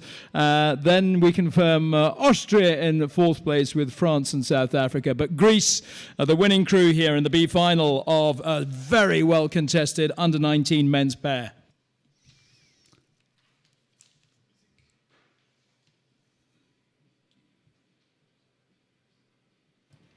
Four crews in action in the B final of the Under-19 Women's 4. It's the Netherlands in lane 1, stroked by Demi Straathoff.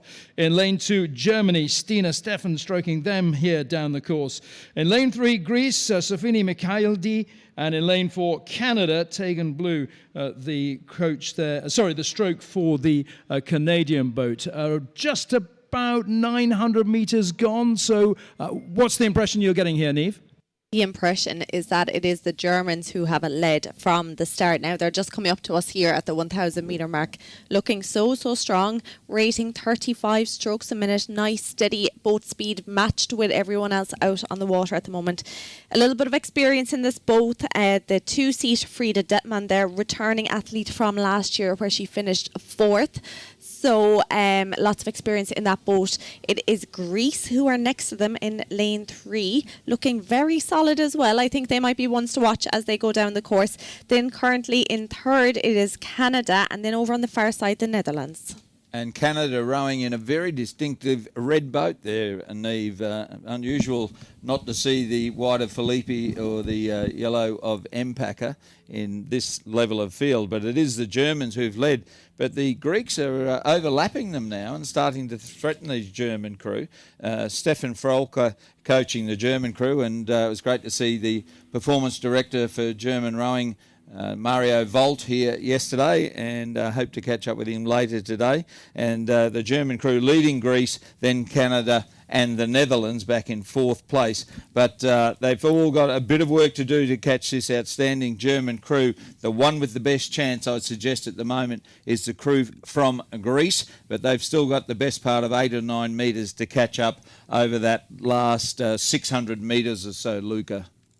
Ancora 600 metri per andare ad archiviare questa grande bagarre, una bagarre che si accende con il Canada che prova a rientrare, ma al comando c'è una Germania davvero stratosferica con la Grecia che non vuole lasciare nulla al caso, ed ecco la conferma, grazie al campo largo, la Germania che con mezza imbarcazione cerca di andare a costruire quella che di fatto è la progressione verso il traguardo. In questa specialità il 4 senza femminile, vi ricordo che lo scorso anno la vittoria fu della Romania che chiuse il percorso con 6:51 e 15, una Romania che sicuramente cercherà di rimanere incollata. Con un po' di orgoglio però, parlando di Italia, non posso dimenticare che il record del mondo under 19 appartiene all'Italia, con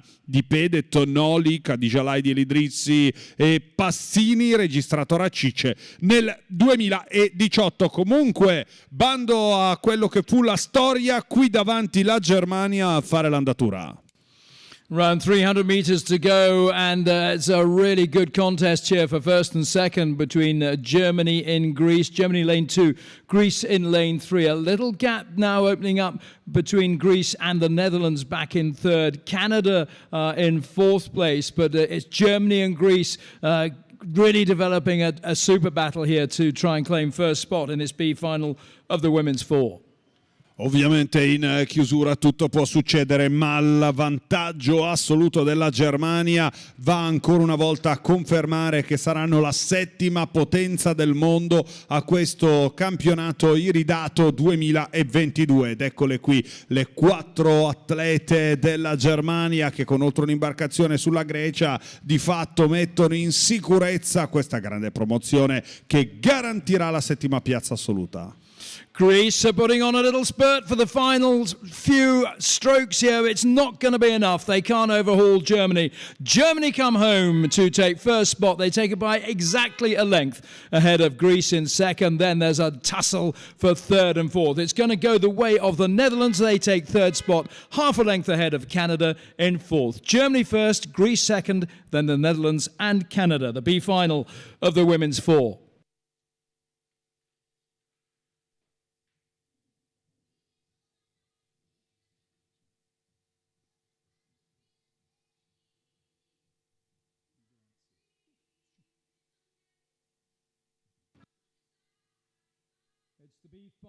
It's the B final of the men's four now on the water, with Serbia in lane 1, Austria in lane 2, in lane 3 Spain, lane 4 Hungary, lane 5 Canada, and lane 6 the USA. It looks to me like an absolutely straight line, very little to separate first from sixth here, about a 3-second gap in total, but again, impossible to say at 1,000 metres which way this is going to go. Oh, Rob, what an incredible sight here. All 6 boats lining up next to each other, just going past us here out the window. It is so tight, so close. The Spanish crew have led from the start. They're still just about hanging on to it, but the Hungarian crew may possibly just have taken that lead now as they passed us.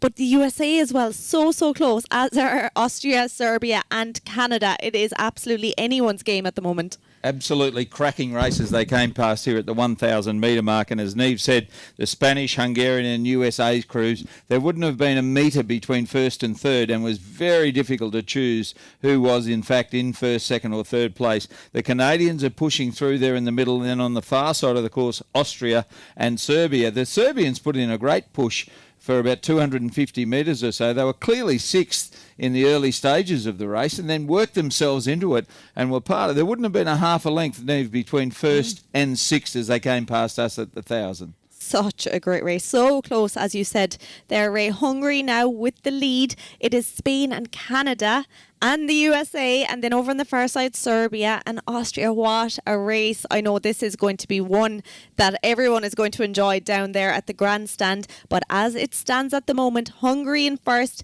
a tussle between Spain and Canada for that second and third spot. USA still in there, Austria still in there and Serbia still in there. Luca? Sono tutti lì, they still in there, exactly right. Spagna con Ungheria e Stati Uniti d'America, sono tutti lì, pensate, 4 formazioni in meno di un secondo, è il passaggio ai 1500 metri a dividerli, Ungheria, Spagna, Canada e Stati Uniti. Se l'Ungheria è un po' davanti e di fatto controlla per seconda e terza posizione, la bagarre è tra la Spagna, il Canada e gli Stati Uniti d'America. 3 formazioni per le 2 posizioni, la seconda e la terza, quelle che di fatto portano all'assegnazione dell'8ª e 9ª piazza mondiale. Quindi di fatto un'occasione per andare a costruire quella che è la graduatoria, la classifica generale e finale. Con grande incremento l'Ungheria non vuole lasciare nulla al caso. Ungheria che viaggia a 40 colpi al minuto, sta cercando di attaccare benissimo. Anche l'Austria che vuole provare a ridurre il gap, quindi cerca di rinvenire con Spagna, e poi ancora l'Ungheria che cerca di mantenere in una gara davvero apertissima. What a race this continues to be. Still very little separating Hungary in first from Austria in sixth. Coming down to the finish, this is going to be a really difficult one to call across the finish line. Unfortunately, that's going to be my job. But Luca, help us here. Un vantaggio importante, se in acqua 4 è l'Ungheria a seguire la seconda piazza, andrà al Canada, poi la Spagna per la terza posizione. It's Hungary who take first, it's Canada in second, Spain in third, and then it's anybody's guess. But what a race. They were contesting that all the way down to the final line, from start to finish, 2,000 metres of high quality racing. It's Hungary in first, Canada in second, Spain in third, the B final of the Under-19 men's four.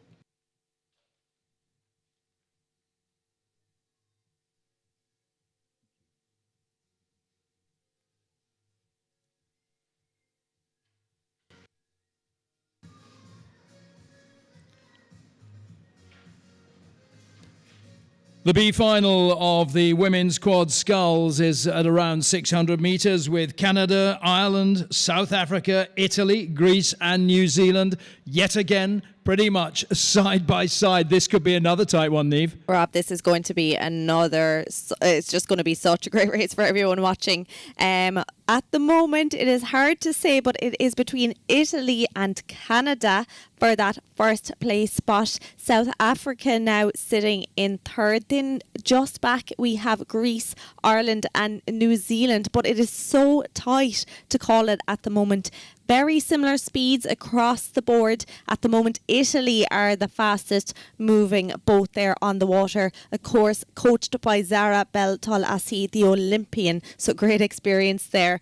And she is sharing her knowledge across the board with the under-19 women's in Italy. They are currently out ahead.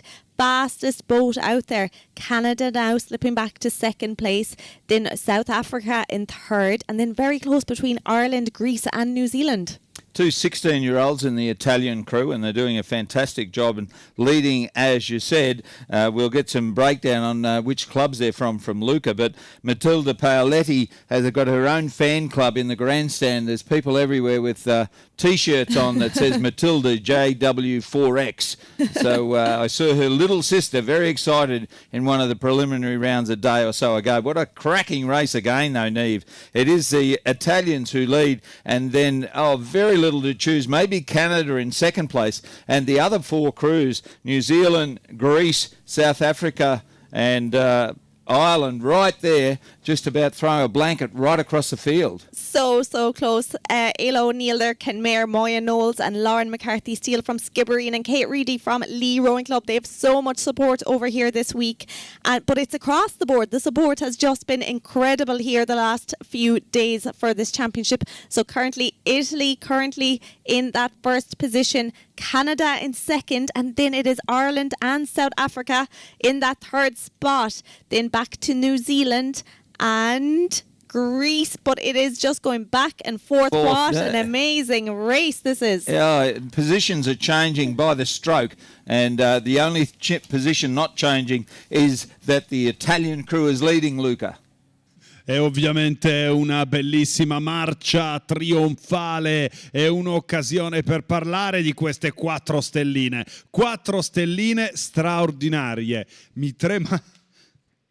Mi trema anche un po' la voce raccontandovi la loro storia. Le ricordo con piacere pochissimi anni fa al Festival dei Giovani, selfie, la grande festa, ed ora qui le 4 moschettiere azzurre, partendo da Melissa Schincariol, la sua sorella gemella sarà alla Coupe de la Jeunesse la prossima settimana. Stiamo parlando di una stellina della Canottieri Cernobbio che si trova lì a far la prodiera. Poi Agnese Dassani della Canottieri Ravenna, Giorgia Gregorutti del Circolo Canottieri Saturnia, con Matilde Paoletti del Circolo Canottieri Aniene. Eccole qua, le 4 moschettiere davanti, secondo il Canada, terza l'Irlanda.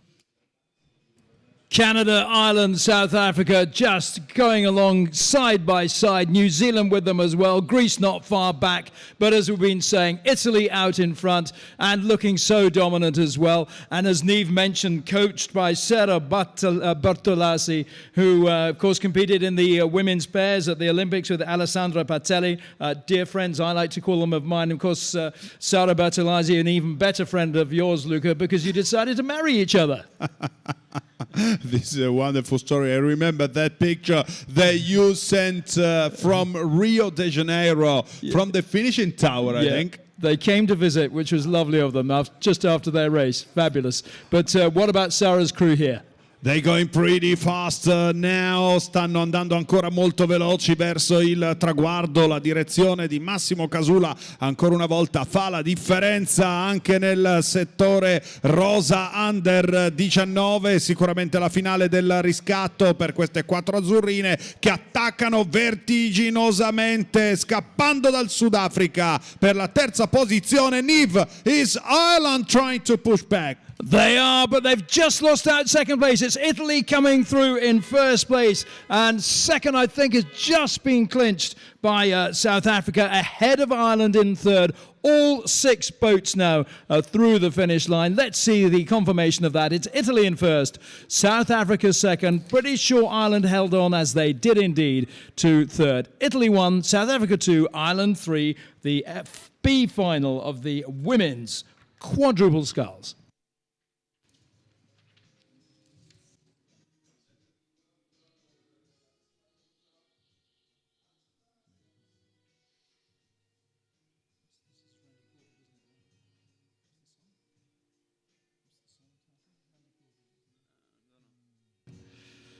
The B final of the men's quad sculls making its way down towards 1,000 metres. It's Ukraine in lane 1, Bulgaria lane 2, USA taking up lane 3 alongside Switzerland in 4.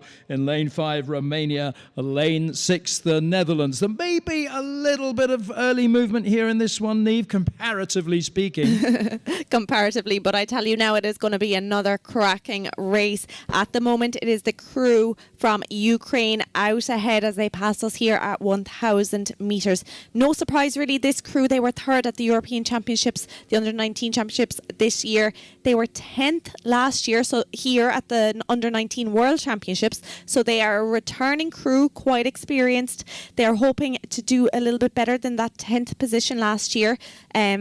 So places 7 to 12 up for grabs at the moment. So the Ukraine currently leading, but Switzerland seem to be coming, Ray. On the charge, the Swiss crew, coached by Marty Aitken, a visiting coach from Australia, as has been his custom, except for the last couple of years because of COVID. And they're going out after the Ukrainian crew that's led from the outset, Niamh.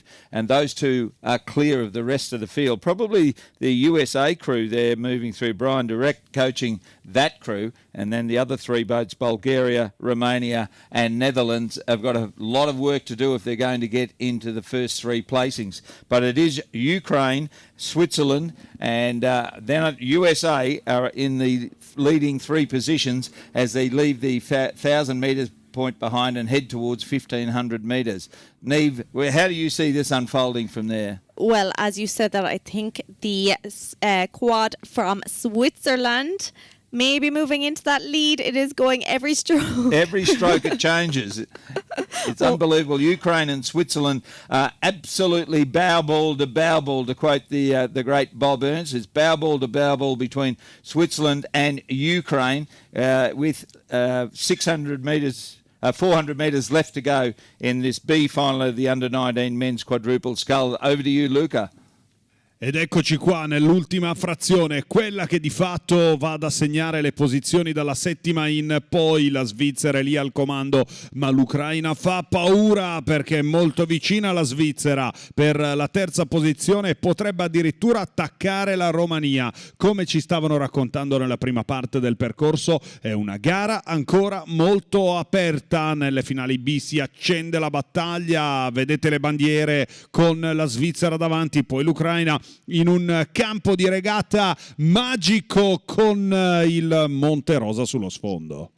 Yeah, we are being treated to the most wonderful shots from the TV coverage. We've got a drone camera which is able to give us so many fabulous shots that wouldn't otherwise normally be available to us. But in terms of the race, it's still Switzerland and Ukraine side by side, bow ball to bow ball, as we've been saying. USA, Romania, Bulgaria, Netherlands, all still in the mix here.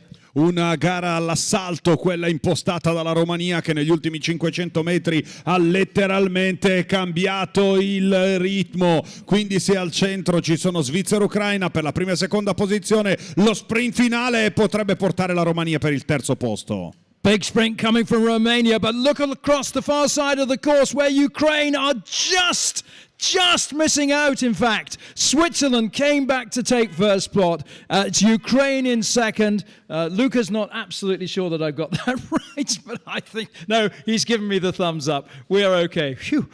Switzerland just snatching it from Ukraine, first and second, virtually nothing in it. And I forgot to look behind after that. It was Romania coming home in third. What a race.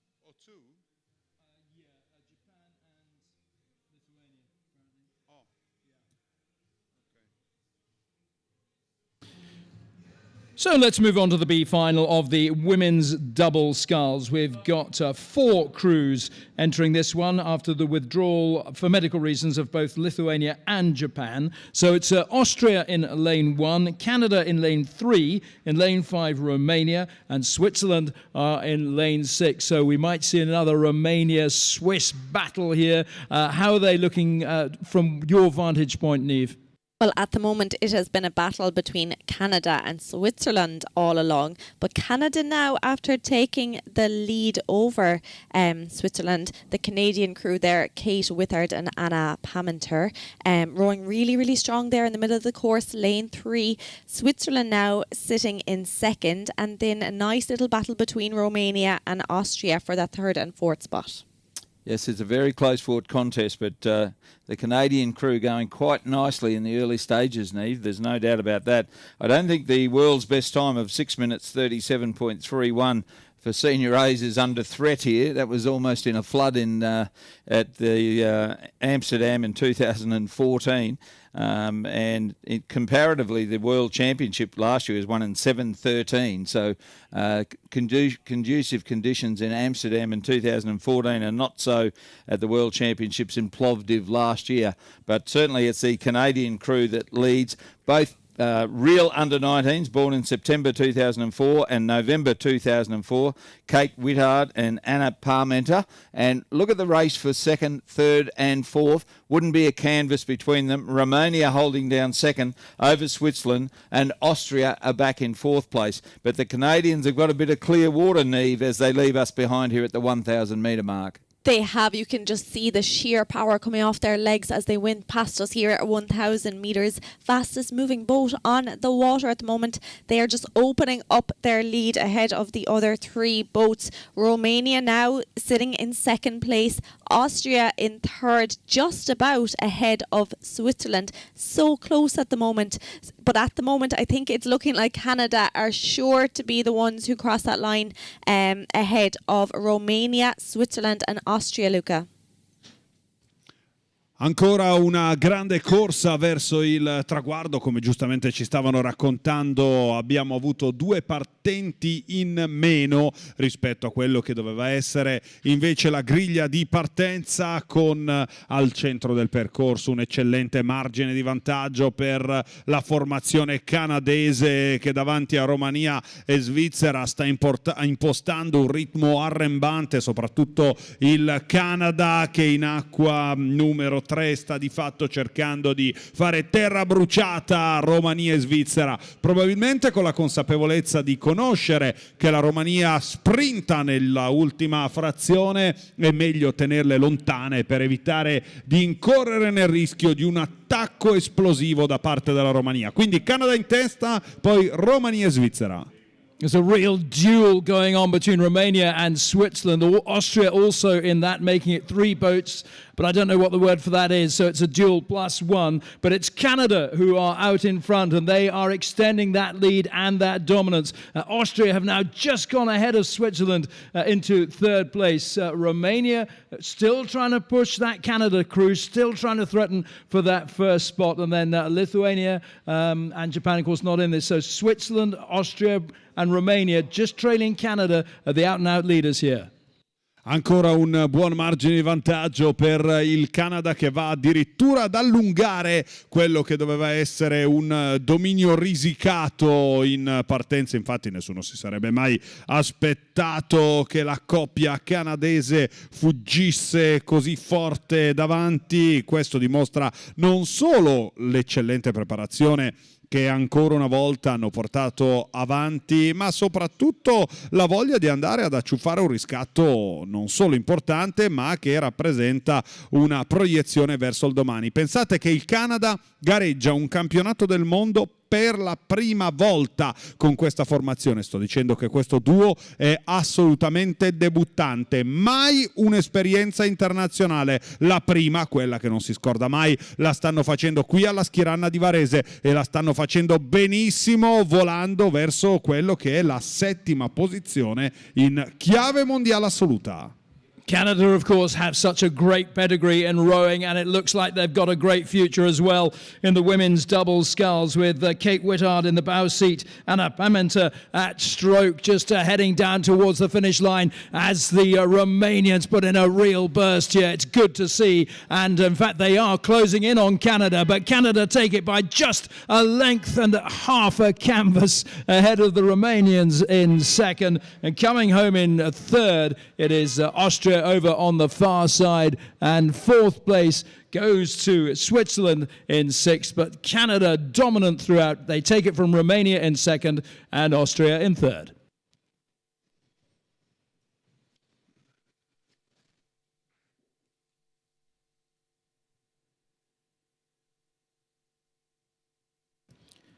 We've got the B final of the men's double sculls just approaching the halfway mark. Poland in lane 1, France in lane 2. It's Ukraine in lane 3 with the USA in lane 4. Canada out on the water again. They're in lane 5, and alongside them is Serbia from lane 6. But at 1,000 meters, it looks like Ukraine must just have the edge on this one, Neve. Just have the edge. They are dominating this race as they pass us here at 1,000 meters, looking so strong, just 16 and 17 years old. They were the fastest crew out of these yesterday in the semi-finals, so no surprise really that they are out ahead, but really the lead is phenomenal. They've held it from the start, and they've just been pulling away from the rest of the crews. They got their boat speed up and they haven't let it slip once. Currently back in second place then it is France, just ahead of Serbia, and then a little bit back to Canada, USA and Poland. Their rhythm is really neat, and their rowing's in time, and the boat's running beautifully. There's no stop in the boat whatsoever, and the Ukrainians are benefiting from that and opened up a commanding lead as they went through the 1,000-metre mark. The Serbian crew have moved clearly into second, but Nikita Pujlava and Leonid Sherbin, coached by Ole Likov of Ukraine, holding the lead nicely. Probably Serbia in second place, and the French are making a bit of a charge over in Station 2. Poland off the pace, as is the crew from USA, but making a bold bid for victory is the crew from Ukraine, and it's great to see the rowing community supporting the Ukrainian rowers, Neve. It is indeed, and they've been so strong across this championship, and we see it here again right now, dominating this race, the Ukraine crew. It is currently France in second place. Alec Rodrigo and Com Gonzalez there. They were second fastest out of these boats in the semi-finals yesterday, and then just ahead of Serbia, who are currently in third, Luca. Una comunità che ci crede, una comunità che aiuta il canottaggio in difficoltà. E questo World Rowing, ne abbiamo parlato anche nelle precedenti giornate, ed è con immensa emozione che posso dirvi l'Ucraina lì davanti a fare l'andatura con oltre 5 secondi di vantaggio sulla Francia e la Serbia. Se l'Ucraina oggi è qui è perché la comunità remiera internazionale non solo ha aiutato fattivamente, ma anche perché hanno ospitato questi atleti nella loro preparazione per questo campionato del mondo, scappando da una situazione che li stava davvero stringendo e che ancora oggi strizza la gola a tutta la comunità del canottaggio. E allora trasformiamoci tutti in tifosi per accompagnare questo duo nella grande volata che potrebbe regalargli la vittoria della finale B alla Schieranna. About 200 meters to go. It's still Ukraine. They've been opening up, but France have made a little bit of a push here. They're trying to close that gap and really make Ukraine work hard for this win if they're to get it. It's Ukraine in first, France in second, Serbia not far behind them, and then it's Canada, Poland and the USA. Davvero senza indugio, è così che si vola in chiusura con l'Ucraina, che riesce di fatto a realizzare il sogno, e seppur lontana da quella che era la finale A, nella piccola finale, la finale B, la finale del riscatto, realizzano l'obiettivo andando a vincere questa prova che vale la 7ª piazza mondiale. Ukraine coming through, dominant, you said, Neve, at 1,000, dominant at 2,000. They come through to take it by a length from France over in lane 2, and then it is Serbia in 6 taking that third spot, but another really tight race all the way down, every crew making the other crew just work that little bit harder. Ukraine, France, Serbia, the 1, 2, 3 in the B final of the men's double sculls.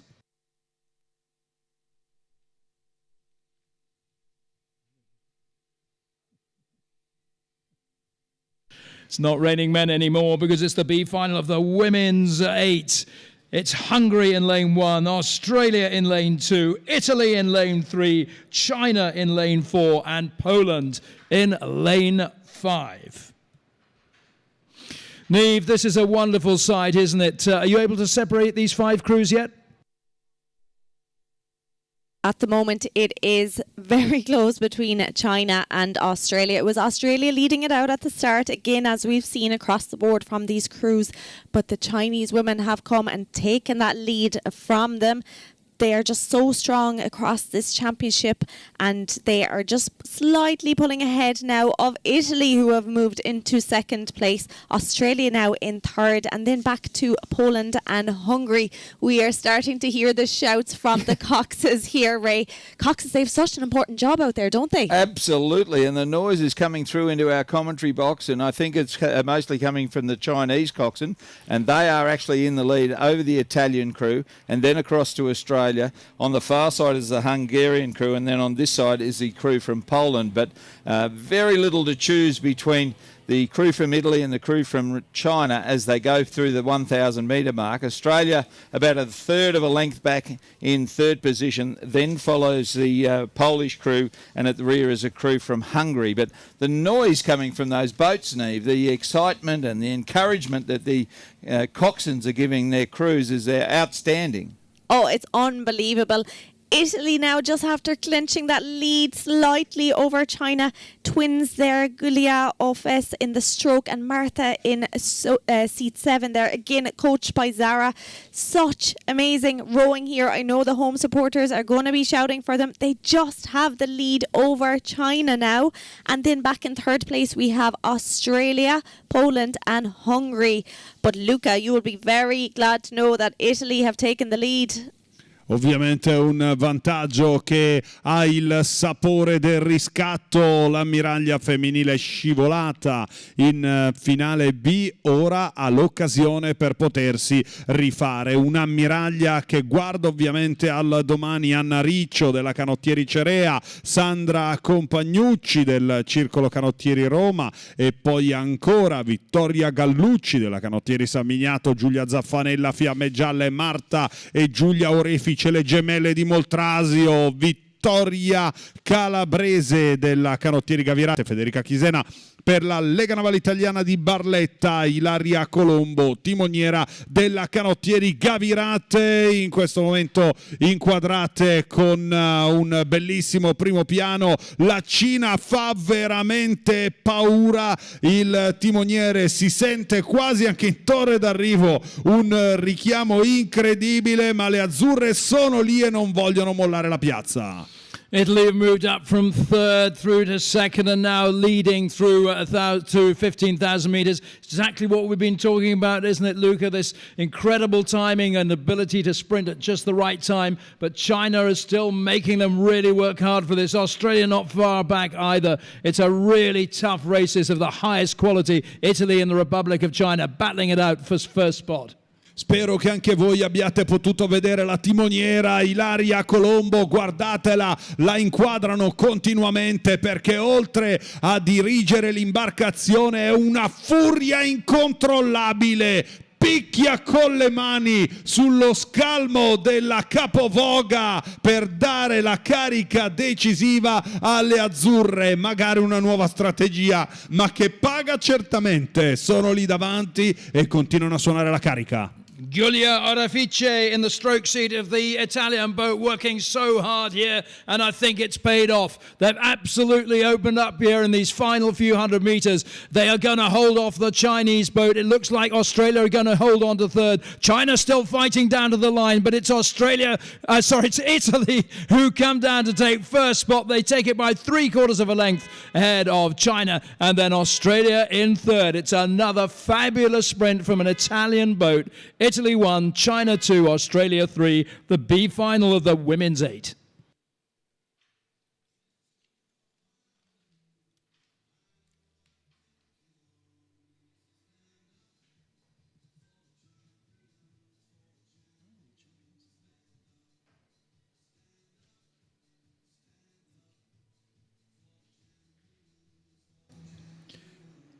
B final of the men's singles sculls is Yordanov of Bulgaria in lane 1, Mudrinic of Serbia in lane 2. From France in lane 2, Pierre Molin. In lane 4 from the Netherlands, Klaas Bode. In lane 5 for Denmark, August Vissom. And from Egypt in lane 6, Marwan Mohammed. Coming down to about 800-900 meters. It's a tight one here. France perhaps opening up a slight lead here. What's the story so far, do you think, Niamh? Yes, the French sculler has opened up over 2 lengths ahead of everyone else now as they start to approach 800 metres. Pierre Molin, he was first in the semi-final yesterday. He had a great start and we're seeing that again today. He is a very quick rating, nice and steady, 30 strokes a minute, much steadier than everyone else, much a slower stroke rate, but he is just pulling away with every stroke. Second place at the moment, it is between Denmark and Bulgaria, and then back to Serbia, Netherlands and Egypt. Yes, it's a very impressive sculling performance by the French sculler in the early stages of the race as they come to the halfway mark. He's swinging along beautifully. He's using every inch of the slide. He's got a nice long finish and he gets the hands away. He rocks over and he's using every inch of the slide, as I said, and his boat is running beautifully. And he's got the look back at the rest of the field, headed by the Danish sculler nearest to Niamh and myself. Then on the far side of the course is the sculler from Bulgaria. Then follows Serbia, the Netherlands, and at the rear is the Egyptian sculler. I note the Netherlands sculler shares a birthday with me. It's just 50 years apart, Niamh. That's the only thing. And I wish him well because he's got a lot of work to do if he's going to peg back the lead that Pierre Molin has set up in the first half of this race, Niamh. Yes, Pierre looking so strong there as he passed us. But the scholar from Denmark, August Visholm, has been eating into that lead with every stroke as he has passed us now, and they're going down to 1,200 metres. So they are 1 and 2 at the moment. Then a little bit back we have Bulgaria and Serbia, and then Netherlands and Egypt. At the moment, the scholar from Denmark is the fastest moving boat out there. He's currently in second place, but he is coming for that French scholar, I think, Luca. Ritorniamo ancora in chiusura ed ecco la volata per questo atleta francese che ancora rincorre un riscatto. Dico ancora rincorre un riscatto perché se guardiamo i risultati di tutta la settimana, Pierre Molin fu protagonista assoluto nelle prime giornate. Vittoria della qualificazione, vittoria del quarto di finale, imbattuto con tempi velocissimi. Poi purtroppo in semifinale ha chiuso al quarto posto, pagando un po' l'inesperienza, partito forse un po' troppo sicuro. Questo di fatto l'ha portato ad uscire dalla corsa iridata dopo aver vinto sia la qualificazione che il recupero. Questo di fatto l'ha portato ad avere anche un grande dispiacere, ce lo raccontava nelle precedenti giornate incontrandolo nel parco imbarcazioni, ed ora quindi l'opportunità almeno di chiudere la sua avventura mondiale al 7° posto, un mondiale che sembrava, almeno dalla partenza, poter regalare storie diverse. Comunque Francia davanti, poi Danimarca e Serbia per le prime 3 posizioni. Further back, Ivan Yordanov of Bulgaria has really dropped off now. I think maybe that early start when he got off to such a good start may have cost him dear. So he's really dropping back. But out in front, Pierre Molin of France is opening up clear water between him and August Vissom of Denmark in second. And Mudrinic of Serbia currently lying in third. His style is simply perfect.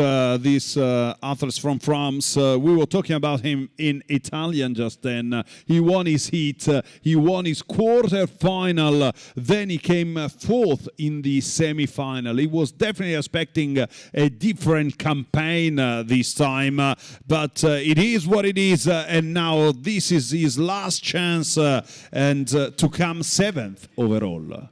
Yeah, last chance to win a race at this regatta, and there's no disgrace in that being only the B final. All these positions count for something, and to be contesting a B final at the highest standards in your age group is really quite impressive. So it is Pierre Molin who is putting up that battle to secure that first spot ahead of Vissom of Denmark in lane 5 in second. It's Pierre Mollin of France takes first place by 2 lengths ahead of Vissom of Denmark in second place. Third place is going to be an interesting one to call, but I think it's just going to go the way of... is that Mudrinic, I think, of Serbia, his claims second. So Mollin of France in first, Vissom Denmark second, Mudrinic of Serbia in third.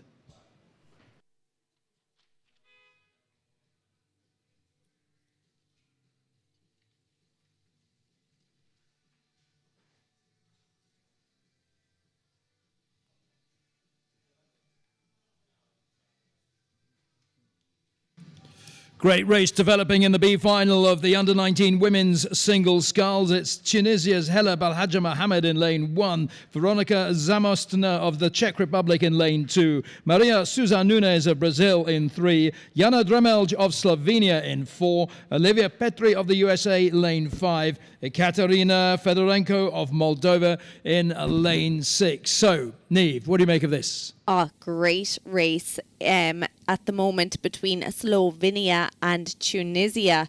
There has been so little between the two of them all the way down to the 900 metre mark now as they start to approach us here. Looking out the window, it is starting to spread out though across the rest of the field. Brazil currently sitting in third, Czech Republic and Moldova then, and then back to the USA. But Slovenia here nearest to us, Tunisia over on the far side. Great race in pursuit here, Ray. Well, the lead has changed about every second or third stroke all the way down the course. And as they come to the 1,000 metre mark, the Tunisian and Slovenian scullers are absolutely locked together. I would think the Slovenian sculler's just got a little bit better run on her boat than the Tunisian sculler. Then back in third place is the Brazilian, across to the Czech Republic. On this side, Moldova and the USA. Olivia Petri is in 6th place, but a wonderful race in prospect if they can keep this battle up all the way down the course between Tunisia in lane 1 and Slovenia in lane 4, Neve. Yeah, incredible. And it is the Slovenian sculler Jana Dremli who is out ahead. Nice 4 metres now ahead of the Tunisian sculler over on the far side. So great race there going on between the two of those. Brazil still sitting in third place.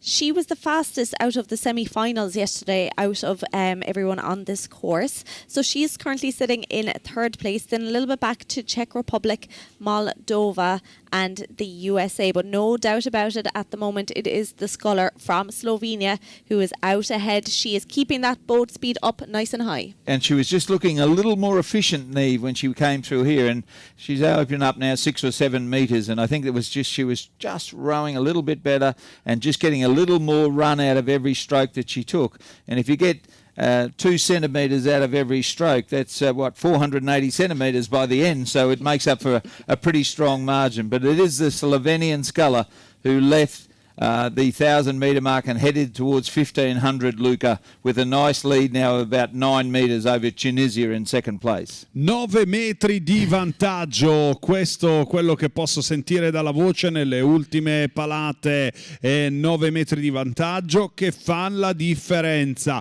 che di fatto potrebbero scrollare di dosso anche il ricordo amaro della semifinale, quella che la vide chiudere al quarto posto. Lei, l'atleta della Slovenia, Jana Dremel, che in questo momento sta cercando di andare a costruire una buonissima progressione davanti a Tunisia e Brasile, rispettivamente attardate di 3 secondi e 15 e 3,72, quindi seconda e terza piazza che di fatto possono ancora cambiare. Un primo posto certo per la Slovenia, che in questo momento cerca ancora di costruire una bella progressione verso il traguardo. Looks like we've almost got 2 separate late races here between first, second and third, Slovenia, Tunisia and Brazil. And then the battle further back between the Czech Republic, Moldova and Olivia Petri from the USA. But Dremelj is racing such a mature race here out in lane 4 for Slovenia. And she's aware of the challenge coming from lane 1 from the Tunisian athlete Belhaja Mohamed. But Dremelj is hanging on in lane 4. Un cambio di specialità al campionato del mondo nel 2021. Abbiamo visto l'atleta della Slovenia gareggiare in doppio, quest'anno in singolo. Il doppio forse le portò un po' più fortuna perché chiusero al quarto posto, quindi medaglia di legno. Qui si chiuderà in settima posizione, nella migliore delle ipotesi, quindi settima piazza mondiale nella specialità del singolo. Buona l'azione ancora, in grande progressione verso il traguardo, davanti appunto alle atlete della Tunisia e il Brasile, che in questo momento cercano ancora di prendersi a sportellate, azzarderei proprio in questo istante Slovenia, poi Brasile, a seguire Tunisia. The Brazilian athlete Susan Nunes really working hard to try and close the gap on this brilliant performance from the Slovenian Dremels. Coming down to the line then in lane 4, Dremels takes it from the Brazilian Susan Nunes in second. Then third is going to be a really tight finish. It's going to just go to the Tunisian Belhaja Mohamed over in lane 1. A terrific battle throughout in that race, all the way down through the different stages. Dremels of Slovenia takes first place, Susan Nunes of Brazil second, Belhaja Mohamed of Tunisia third in the B final of the women's single sculls. The young girls working at the victory ceremony brought us a croissant.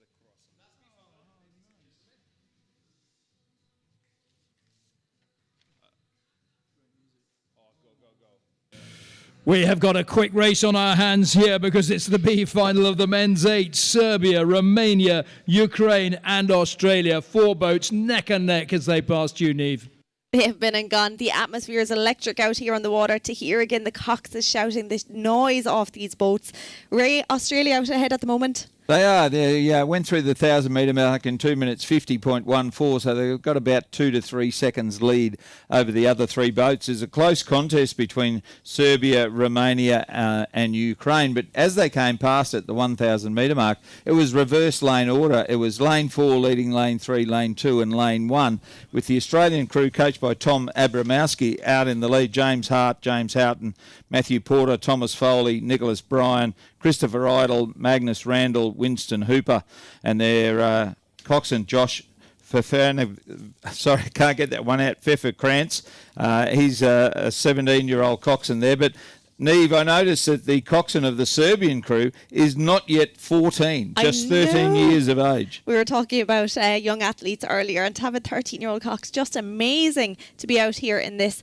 But at the moment, as they head down towards 200 metres left, it is Australia out ahead, but I think the Romanian crew have the fastest boat speed at the moment, Luca. La Romania inizia a fare paura, ma l'Australia non vuole mollare, e allora in questo momento l'Australia allunga pericolosamente il vantaggio davanti alla Romania. Per la terza posizione Serbia ed Ucraina, che ancora stanno contendendo la terza piazza, ma l'Australia attacca vertiginosamente. And I can hear from the grandstand all the Aussie supporter giving a big round of applause to all of these athletes racing in the men's 8. There might be some Italian support coming through from them as well because of their training here, but it is a real contest here, and Romania are still accelerating. They're still pushing through. Romania. Australia have seen it. They've come through. They've held it by bow deck from Romania in second, and just taking third over on the far side, it is Serbia. A great race between Australia and Romania right the way down to the line to take first and second, with Serbia just nicking third place ahead of Ukraine in fourth. That is the B final of the men's 8, concluding our B finals at this regatta. From here on in, it's all about the medals.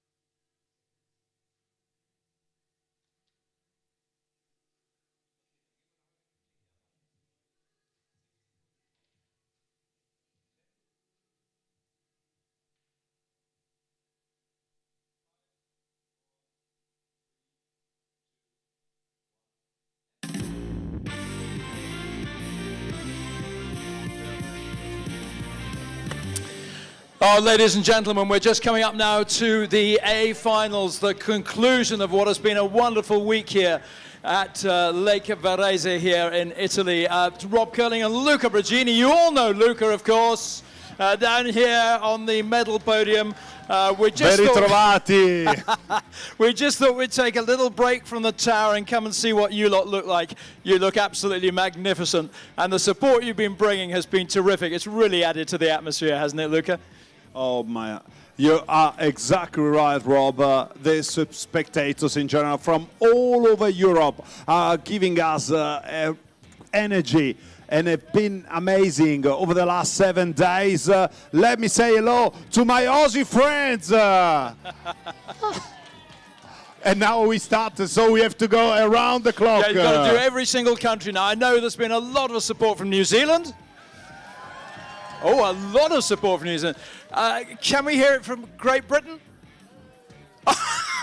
That's pretty modest. What's the matter with us? Why aren't we all here making a lot of noise? But listen, all the countries. But what about Germany over there? Yeah. What about? We can really hear you from the tower up there. Yeah, we can. It's good. We've created a rather big task for us here. 61 nations competing here. Oh yeah. That, it looks like the flag of South Africa, am I right? But what about Italy? Italia! They have, of course, the biggest flags. Is that the family flag you were talking about yesterday?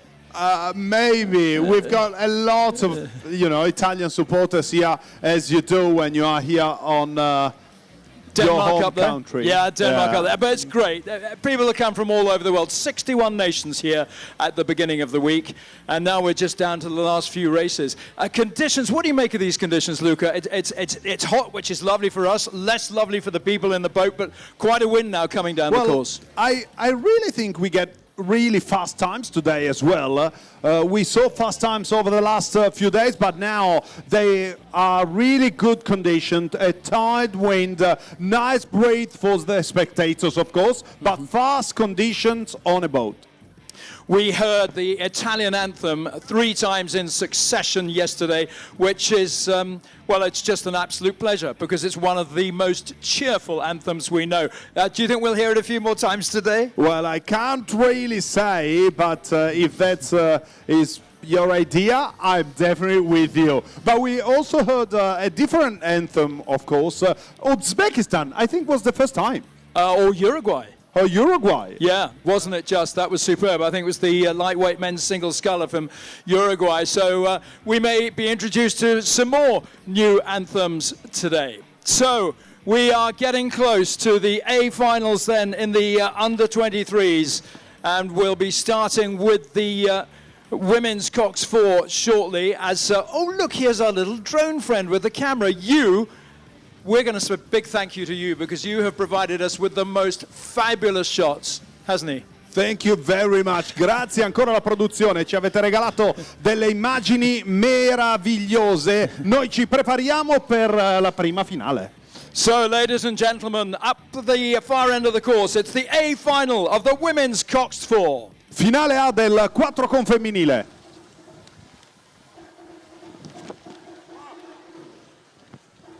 Lane 1, we have Germany, Kreft, Grauer, Heidacker, Grun and Fabian.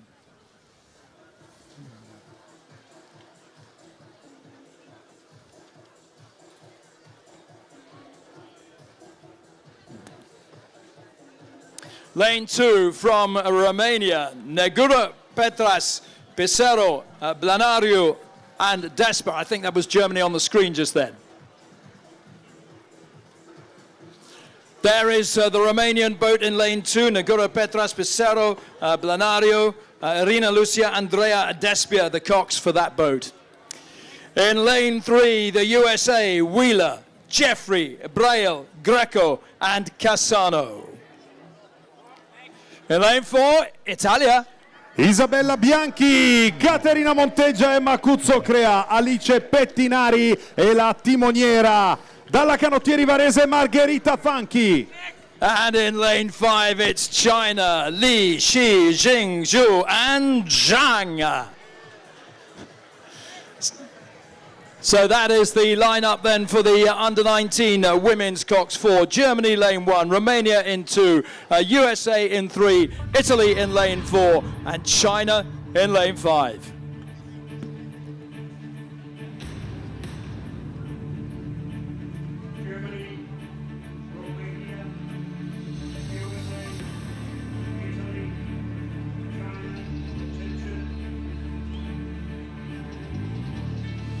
Well, it's a clean start. They're all underway together, all 5 boats in the under-19 women's coxed 4 with Germany, Romania, USA, Italy and China. And this is what they've come here for. They've trained so hard over the preceding months, not to mention years, and it's now all come down to this, Luca. È partita ufficialmente la prima finale di questo campionato del mondo Under 19, allacciate le cinture, benvenuti a bordo con la prima finale che vede Germania, Romania, Stati Uniti, Italia e la Cina, una partenza davvero esplosiva. Germany is flying on this course, but we've got also Italy and USA trying to keep up. Yeah, everyone's trying to play catch-up at the moment with this women's coxed 4, and isn't it a terrific sight we can see on the big screen, all these crews still in contention in these early stages, and so excited to see if we might get some World Championship best times in these A finals, Luca. This wind is quite powerful.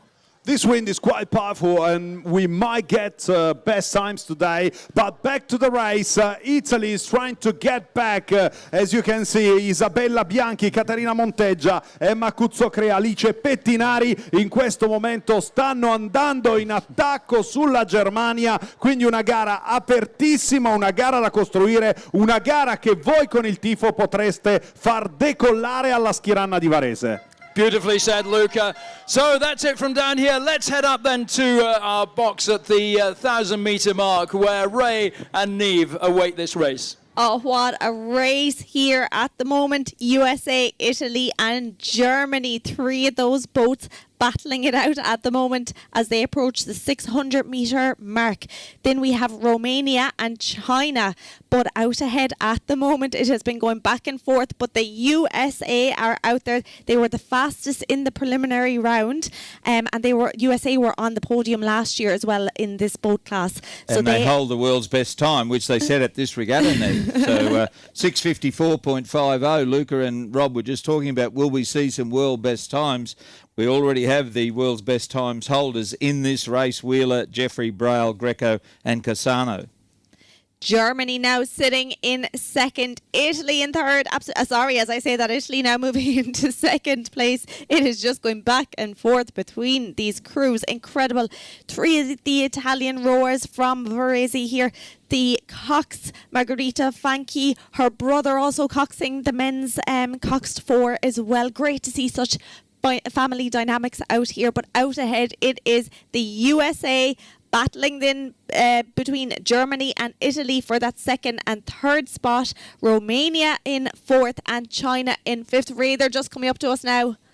Yep, it's a great race between these 3 leading crews. Unfortunately, the Chinese crew, no match for the 4 leading crews, but it's still the USA narrowly leading from Germany and Italy. They're absolutely stroke for stroke, Germany and Italy. Then back to Romania in 4th place, and China with a lot of work to do if they're going to threaten for a medal. But it is the crew from the USA, Ella Wheeler, Annika Jeffrey, Lindsay Braille, Sophia Greco and Ella Cassano, coached by Sky Elliott, that led through the 1,000-metre mark, Neve. Yes, incredible racing here, and it is now Germany who have moved into second ahead of Italy. But as I say that, it going changes powerful. again, yes. Yes, and I must note that the Chinese rowers, they were already in the 8 earlier in the B final. They came second, so fair play to them for coming out so soon after rowing a second race. But it is all about USA right now. So quick, so smooth as they passed us heading down towards 1,200 metres. So USA, Italy and Germany, they look to be the crews in contention for the medals,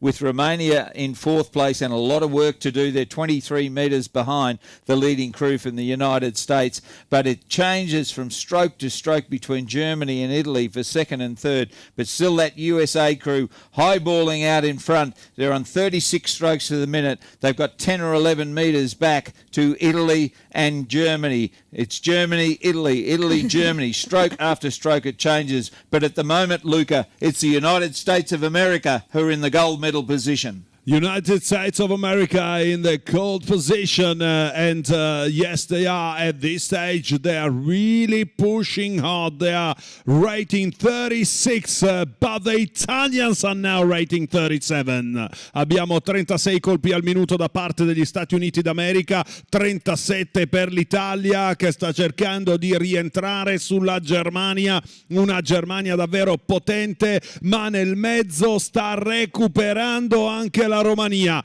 Dobbiamo stare molto attenti in questo momento e il pubblico della Schieranna potrebbe fare la differenza per l'Italia che dal terzo passa al secondo posto ai 1500. Still nothing to separate Italy and Germany. It was Italy first through at that 1500 meter mark, but by now Germany could have taken the lead a couple of times since as it keeps changing. So really nothing to separate these crews, but is Italy going to be able to put together this fabulous sprint which they've become famous for now and maybe even overhaul the USA? But it's the USA who are leading ahead of Italy and Germany.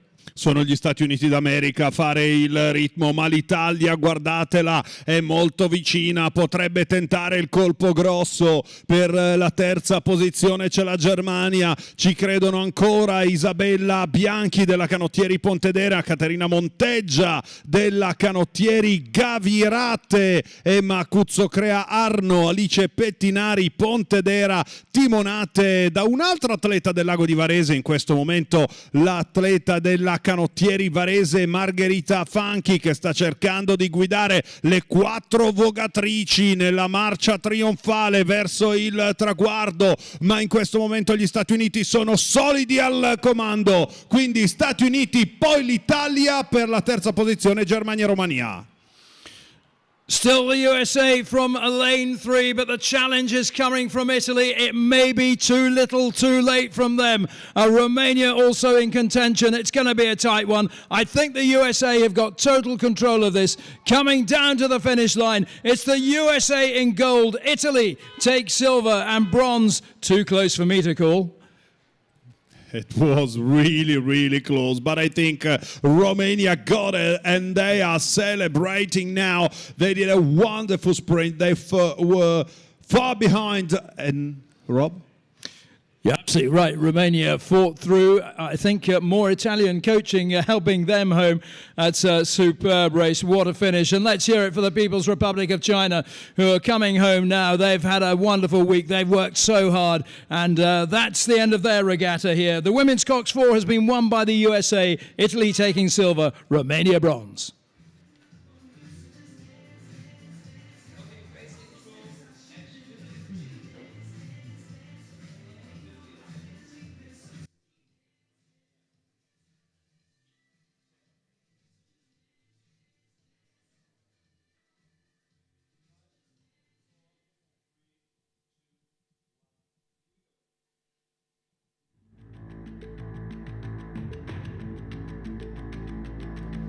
Ladies and gentlemen, the final of the Under-19 men's Coxed 4. Signore e signori, la finale A del 4 con maschile. In lane 1, Germany, Wieczorek, Eitner, Weckenstedt, Stadler and Jagoda.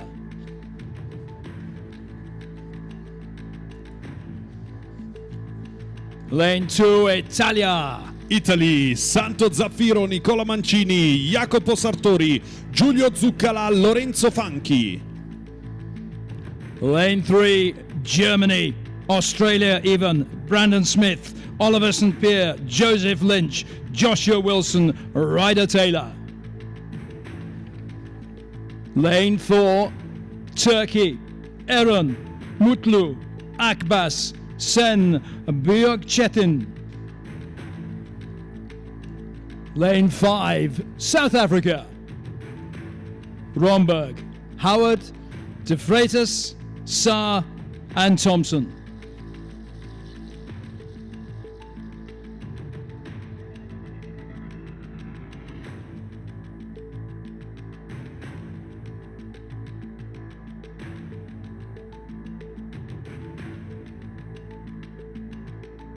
And lane 6, Hungary, Dedian, Zudo, Gesti, Boros and Mayoros.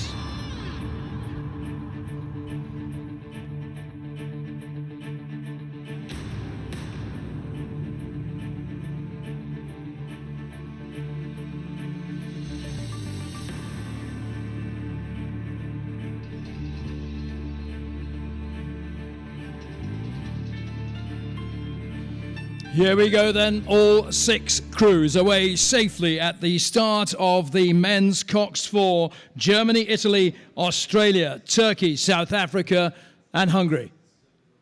Ed eccoci in gara per una nuova medaglia, una nuova corsa straordinaria con Germania, Italia, Australia, Turchia, Sudafrica ed Ungheria. Una gara tutta da interpretare perché al centro del percorso c'è la Turchia, una Turchia veramente diversa rispetto, eccola qua, veramente diversa rispetto al passato, una Turchia che vuole provare il colpo grosso, ma i campioni del mondo in carica, gli azzurri, non vorranno lasciare nulla al caso e dovranno vedersela con Sudafrica e Australia oltre alla Germania e all'Ungheria per riuscire a prendere una posizione di testa. Sicuramente molto incisiva la partenza della Turchia, che in questo momento domina la corsa.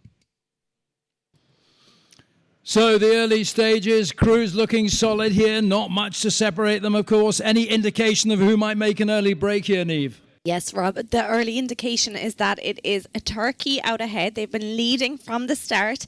They were the fastest in their heat this week, so no surprise now where they are sitting in first place. But that is just ahead of the crew from Germany over on the far side in lane 1. Very close to call though, and as I say that, I think it's actually South Africa that has moved into second place, pushing Germany back to third. But very little between Italy and Australia as well. They're there in the leading pack, and then back to Hungary in 6th. And Australia and Turkey earned these rights to be in the middle lanes because of their earlier performances, Niamh. So the Australian crew, coxed by Ryder Taylor, is he the youngest person at this regatta, having been born on the 26th of February 2009. He's a very young man and doing a good job with this crew, coached by Judith Ungermark. But at the moment, it's the crew from Turkey that leads, and their speed is very, very strong indeed. They're still on 36 strokes to the minute after the heading towards 800 metres, and they are overrating the rest of the field, although the crew from Australia now lifts to 37 as well. But I think, as you said that, it is the crew from South Africa now who have taken the lead over Turkey. Again, it's bow ball for bow ball, it's looking like. But Australia just hanging in there as well. So little between all those crews. But within touching distance, Italy, Germany, Hungary, they're all there in this race. Absolutely. And Christopher Painter coaching the South African crew, and he'll be very pleased with his charges and the effort they've put in the fourth 250 metres. And they'll come through this 1,000 metre mark very near the lead, if not in the lead. They're only about a metre clear of the crew from Turkey. No, Turkey and the Republic of South Africa are stroke for stroke as they approach the halfway marker. Then back to Australia in third place. Then follows Italy and Germany. And on this side of the course, the crew from Hungary is in sixth place. But look at that as they go through the 1,000 metre mark, Niamh. So close. Oh, I couldn't call it. But it is South Africa just about hanging on to that lead over Turkey. Bow ball for bow ball, as we keep saying in these races. It's just amazing, so exciting. Australia now sitting in third, back to Italy in fourth, coxed there by Lorenzo Fanchi, and I know his sister just got a silver medal in the last race. She was coxing there as well. And then Hungary and Germany on the far side and the near side of the course. But as it stands, South Africa now, one of the fastest moving boats down the course at the moment, holding on to that lead just ahead of Turkey and Australia. It is literally very little to choose between Turkey and Australia now for second place, and they're about 3 metres behind the crew from the Republic of South Africa. Judith Ungermark coaching the Australian crew, and the Italian crew back in fourth place, coached by Franco Cataneo. But we know that if the Italians are within a length with 500 metres to go, the other 3 crews need to hang on, because that famous Italian finish, Niamh, kicks in with the support from the grandstand. Look at the Italians' rate and their speed. They are racing ahead of everyone else. They're up at 39. They have been for about 200 metres now. I think they're starting their sprint already. They've already started their sprint, but it is still Republic of South Africa the duel for second between Turkey and Australia is again stroke for stroke. Then the Italians in fourth place. Then back to Hungary in lane 6. And at the rear of the field is the crew from Germany in a bit of a shock on the far side of the course. But the medals at the moment, if we discount the Italians, albeit you do it at your peril, but at the moment it's Turkey and South Africa and Australia absolutely locked together. There's a metre between third and first. I think the Italians are coming, though. Here they come. The Italians are sprinting. We can see it even from here. They're only 2 metres behind Luca.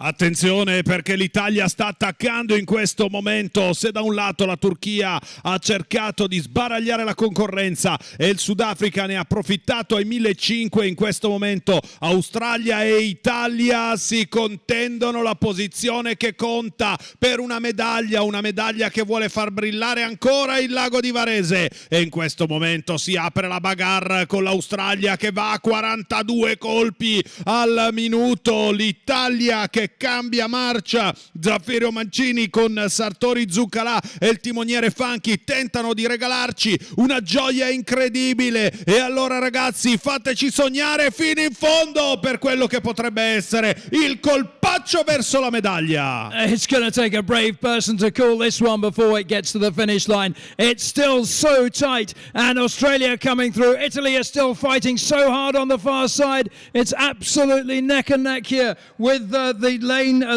crew from Australia. It's Australia take gold. Italy goes silver, and the bronze goes to Turkey. Una gara straordinaria sul traguardo, la rimonta dei canguri, la vittoria dell'Australia con l'Italia che si alza in piedi per l'argento, il bronzo alla Turchia.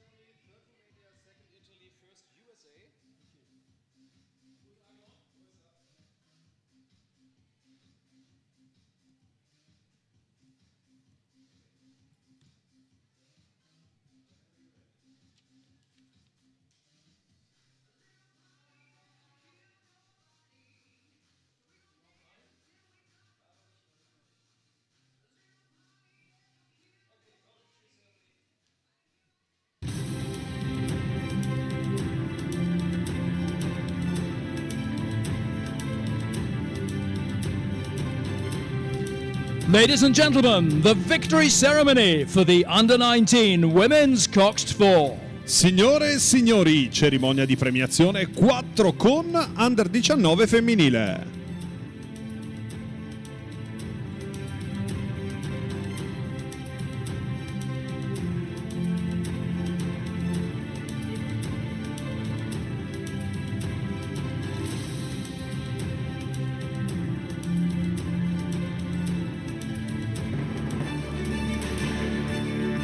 Winners of the bronze medal, Vincitore della medaglia di bronzo, Romania.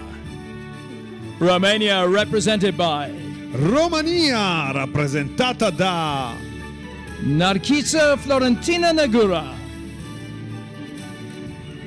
Andrea Petras, Beatrice Piseru, Georgiana Blanariu, Irina Lucia Andrea Despa,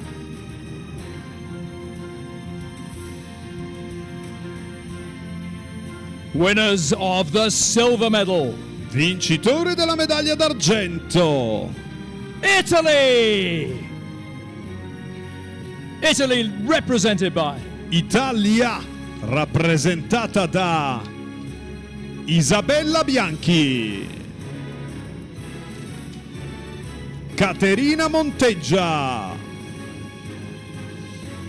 Emma Cuzzocria, Alice Pettinari. E la timoniera Margherita Fanchi.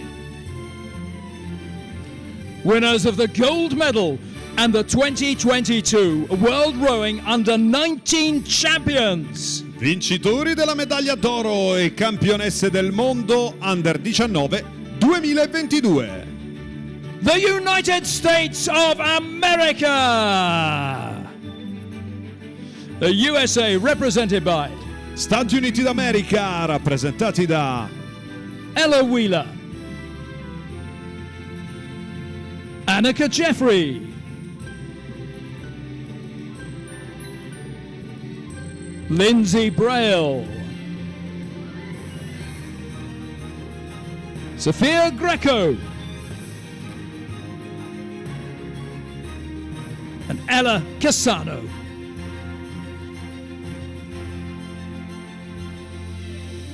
Ladies and gentlemen, the national anthem of the United States of America. Signore e signori, l'inno nazionale degli Stati Uniti d'America.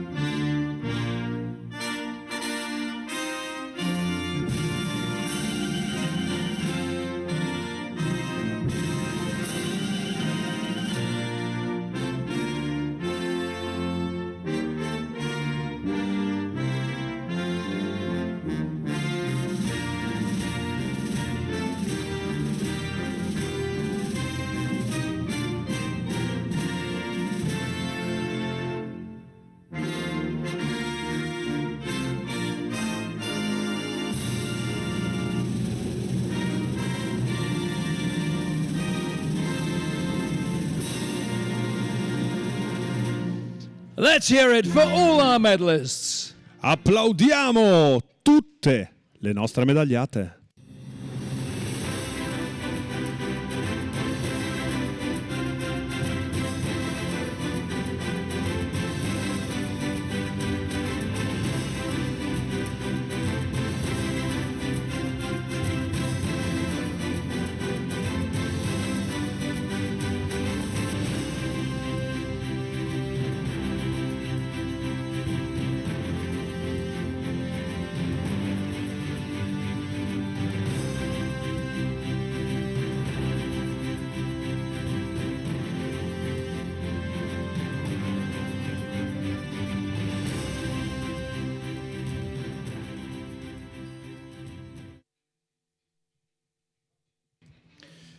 Next on the course, it's the final of the Under-19 Women's Pair. Prossima sul percorso la finale A del 2 senza Under 19 femminile.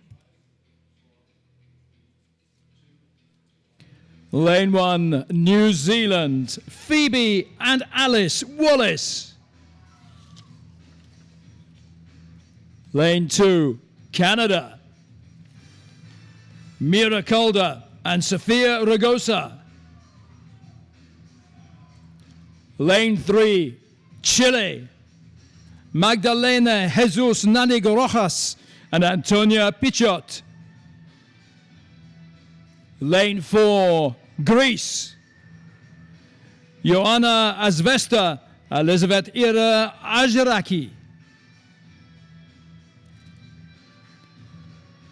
Lane 5, Italy, Sofia Naselli, Martina Scarpello.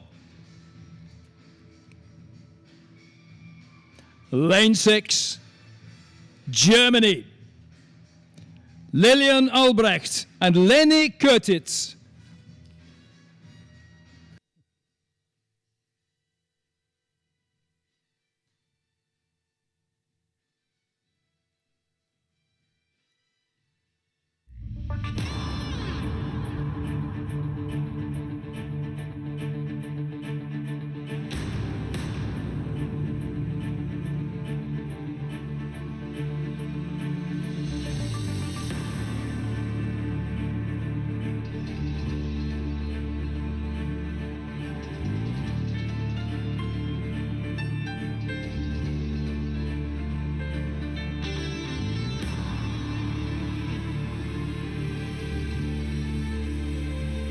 And they are underway in the final of the women's pair with New Zealand in lane 1, Canada in lane 2. In lane 3, it's Chile with Greece in 4, lane 5, Italy, and lane 6, Germany.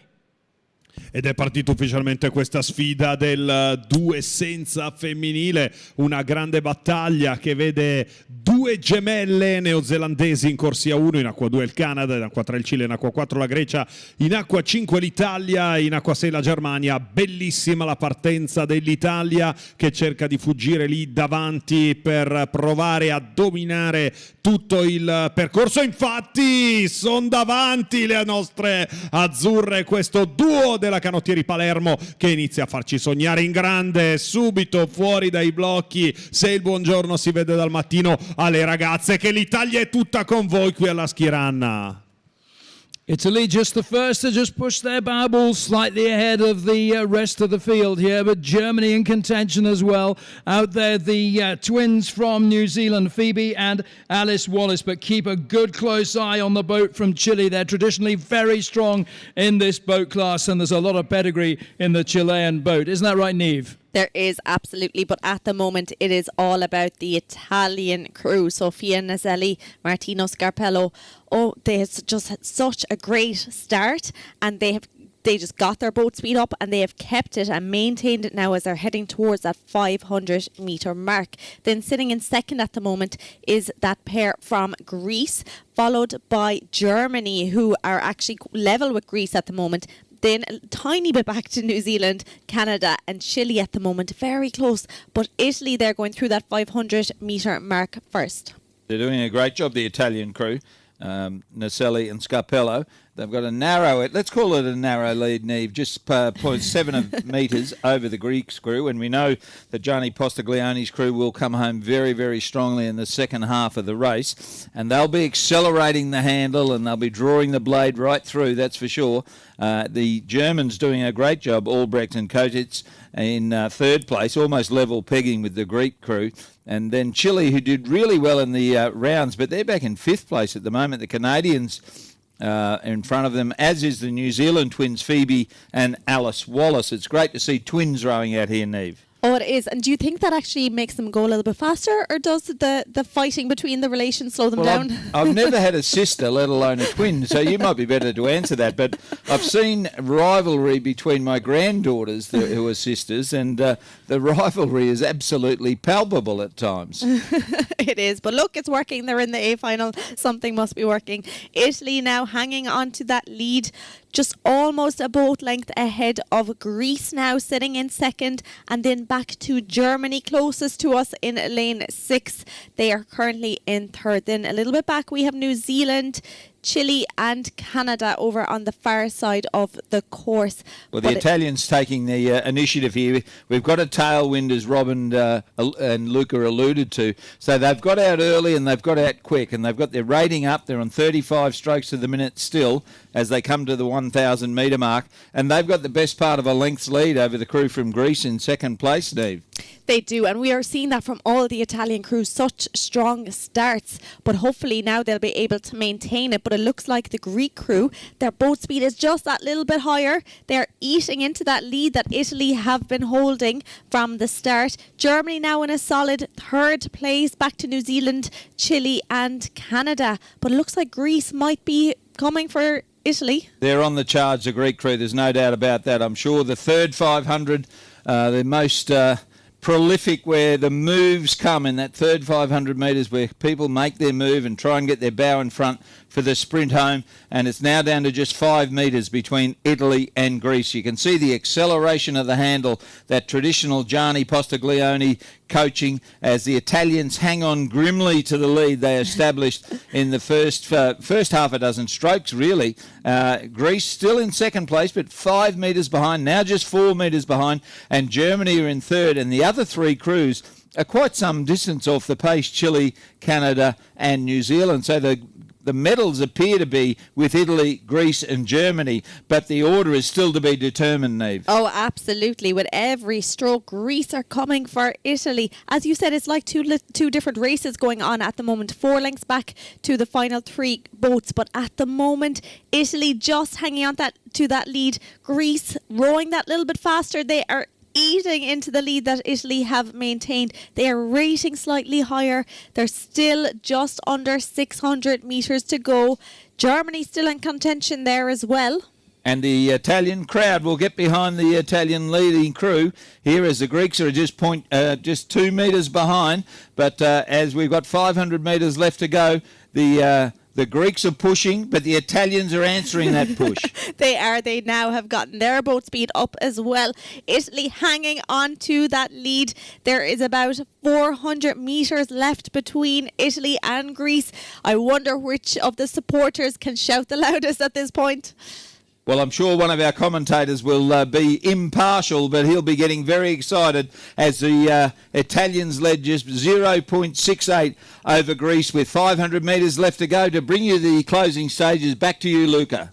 Thank you, Ray, and you are exactly right. It's unbelievable. I saw them racing here on the same course at the European Champ at the end of May, and they came second, and now they are trying to get more speed, but let's turn into Italian for a bit of a chat. Dicevamo un equipaggio che dopo aver conquistato l'argento alla Schirana di Varese ora vuole andare a regalare un'altra gioia azzurra a questo duo societario della Canottieri Palermo. Hanno iniziato a remare nel 2017, nel 2018 Sofia Naselli, Martina Scarpello, 2 atlete, campionesse d'Italia, 2 ragazze siciliane straordinarie, ma in questo momento è la Grecia più veloce che viaggia a 40 colpi al minuto, 3 in più rispetto alle azzurre, che di fatto fa la differenza. Quindi Grecia, Italia in quest'ultima frazione. Italy and Greece, it's all about them for gold and silver. Germany still holding on to that bronze medal slot. Coming down to the line though, have Greece pulled through? Have they overhauled the Italian boat? Italy now making a sprint for the line. Greece are holding on. Greece are going to take the gold medal. They take it by a bow deck from Italy. It's gold Greece. Italy takes silver. Germany just coming down now to cross the line for the bronze medal.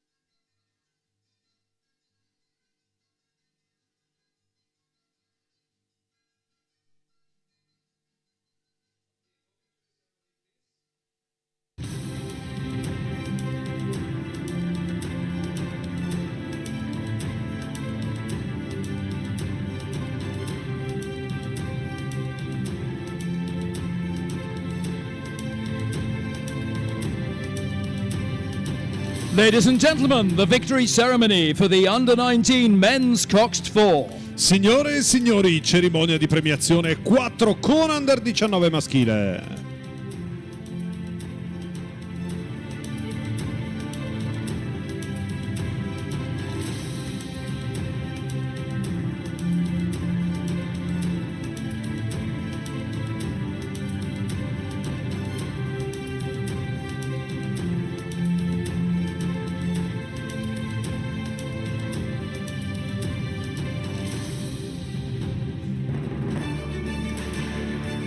Winners of the bronze medal. Vincitori della medaglia di bronzo. Turkey. Turkey represented by Turchia rappresentata da Alper Sevket Eren.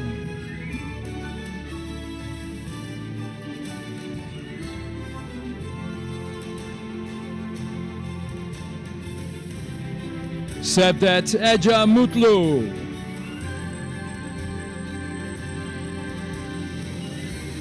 Eren Akpas.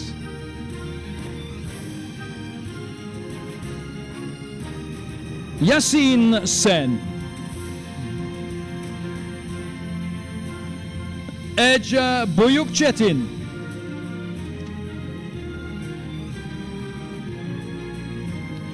Winners of the silver medal.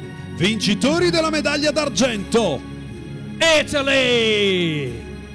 Italy represented by Italia rappresentata da Stanto Zafiro,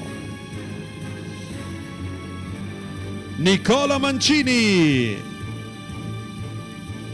Jacopo Sartori, Giulio Zuccala,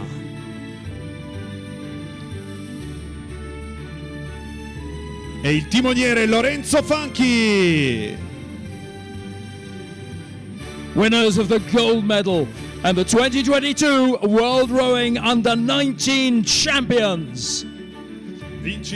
Vincitori della medaglia d'oro e campioni del mondo Under 19 2022. Australia! Australia represented by Australia rappresentata da Brandon Smith, Oliver St. Pierre, Joseph Lynch, Joshua Wilson,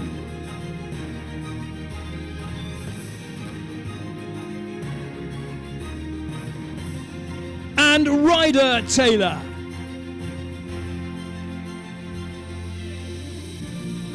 Ladies and gentlemen, the national anthem of Australia. Signore e signori, l'inno nazionale australiano.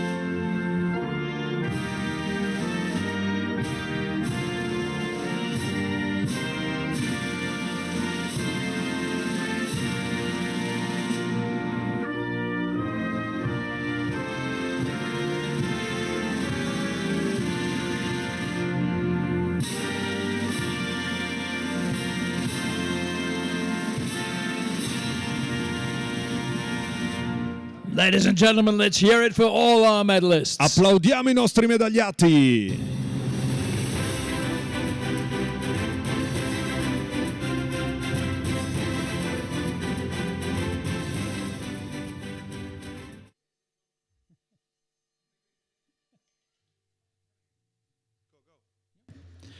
Ladies and gentlemen, the final of the men's pair. Finale A del 2 senza maschile. In lane 1, Serbia, Mihailo Dedic and Nemanja Lulazica. Lane 2, Germany, Vincent Kuhn and Kieran Holters.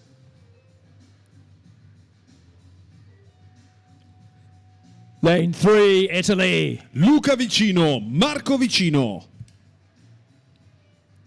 Lane 4, Romania, Andrei Vlad, Robert Vatamaniuk and Ilyuta Leontin Nutescu.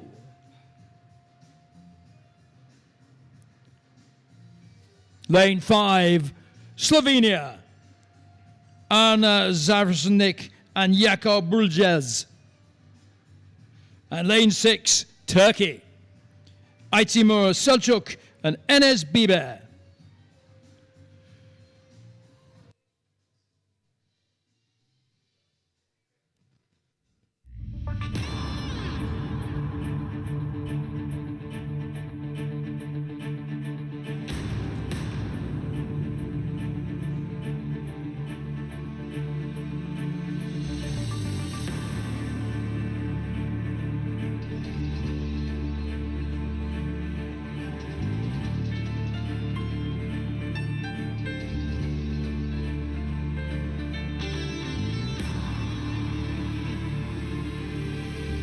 All 6 boats underway first time in this final of the Under-19 men's pair. Serbia, Germany, the host nation Italy in lane 3, Romania, Slovenia and Turkey.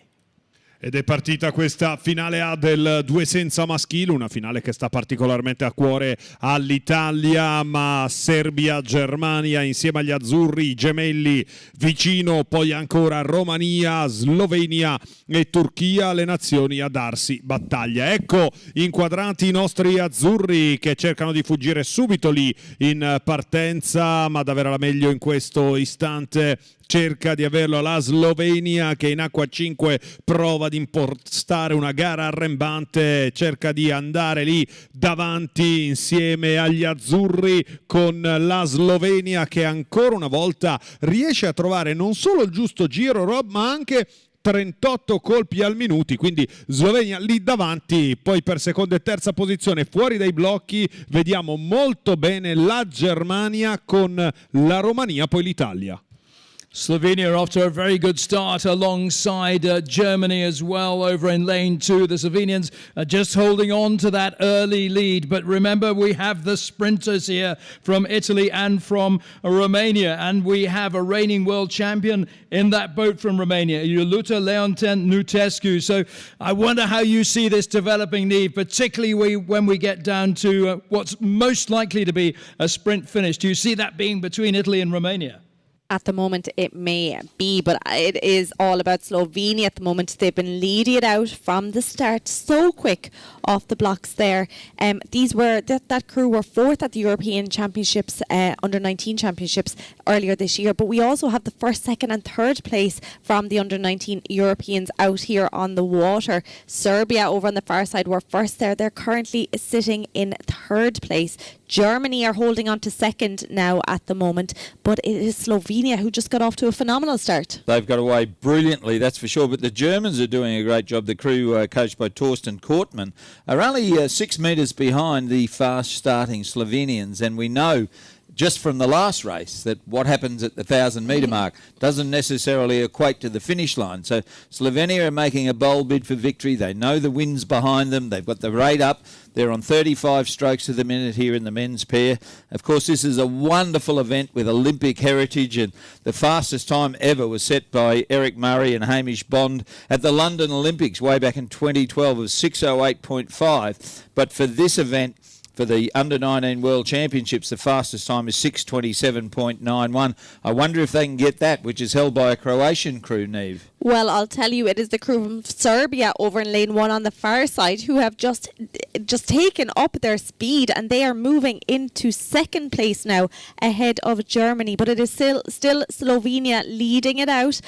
I'm not sure what happened there for the crew and look from at Serbia. Italy, they've gone to 39 strokes to the minute in the second 500 metres. They've gone through here, and it is the crew from still the Slovenians who lead, but anything going on behind them. There's a lot happening with Serbia over in Station 1, really encroaching on that lead that the Slovenians established in the first 500 metres.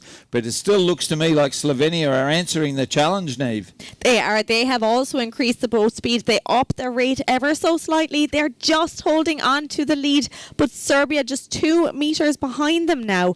Germany still sitting in 3rd place. They've also increased their speed. And then we have Italy and Turkey back in the lower positions, and Romania as well now sitting in 4th.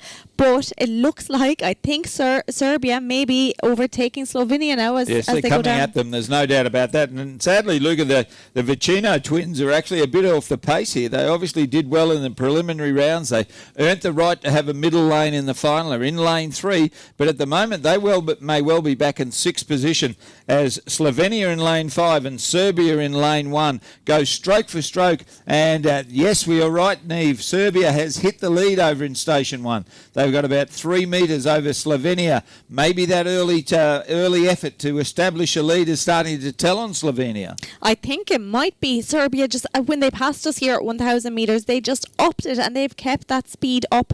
They are now one of the fastest moving boats. In fact, they are the fastest moving boat out there, ahead of Slovenia now, who are back in 2nd, Germany in 3rd and Romania in 4th. Then it is back a little bit to Turkey and Italy.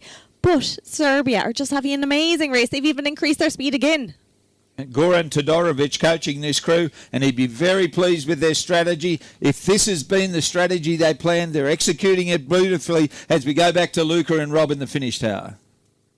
Ancora insieme per vivere quello che succederà ovviamente sul traguardo. Se da un lato i fratelli vicino ora sono un po' in difficoltà, dall'altro vediamo Serbia, Slovenia e Germania che vogliono andarsene via davvero con grande capacità. Peccato per Luca e Marco Vicino, veri protagonisti della scena internazionale, medagliati anche ai campionati europei, probabilmente oggi non sono nella forma che speravano, ed è ovviamente l'augurio di ritrovarli a brevissimo da grandi protagonisti, noi che gli vogliamo bene dal profondo del cuore, e insieme a tutta la famiglia che da sempre li segue su tutti i campi di regata. Serbia, Slovenia e Germania, caro Rob, volano verso il traguardo. No, it's looking like a very smart race this year from the Serbian crew, Minayo Dedic and Nemanja Luladzic, and they are breaking clear here, coming down to the line. The push still coming from Italy, nearer to us, but Serbia looking in complete control now. Germany are going to take the bronze medal. Coming down to the line now, Serbia take gold, Italy take silver, and third place is going to be Germany. Beg your pardon. Slovenia with the silver medal. My apologies to everyone concerned. Serbia in gold, Slovenia silver, Germany third.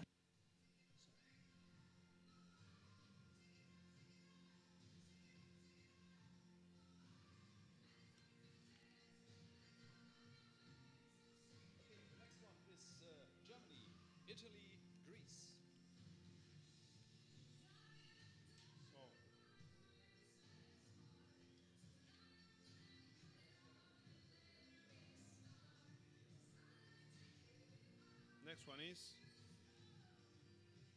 what's next? Women's pair. Italy, Greece. Women's pair with Germany, Italy, Greece. bingo.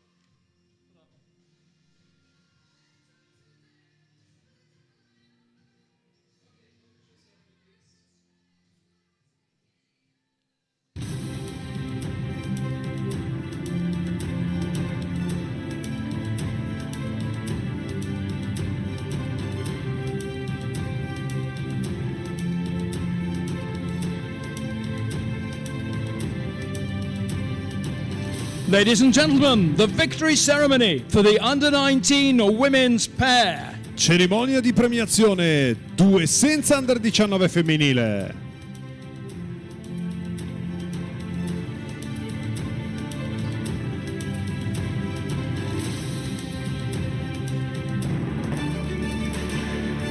Winners of the bronze medal, Vincitori della medaglia di bronzo. Germany! Germany represented by Germania rappresentata da Lilian Albrecht, Eleni Kurtitz,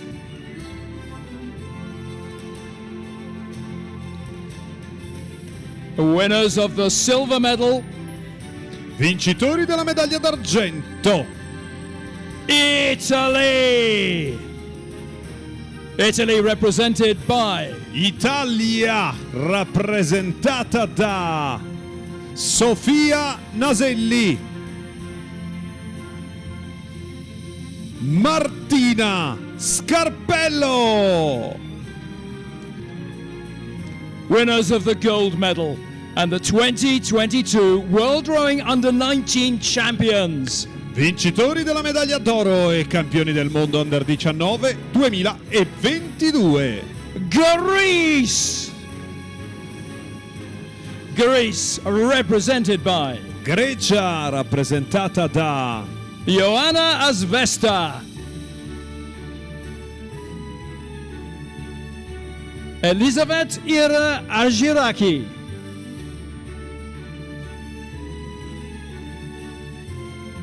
ladies and gentlemen, the national anthem of Greece. Signore e signori, l'inno nazionale della Grecia.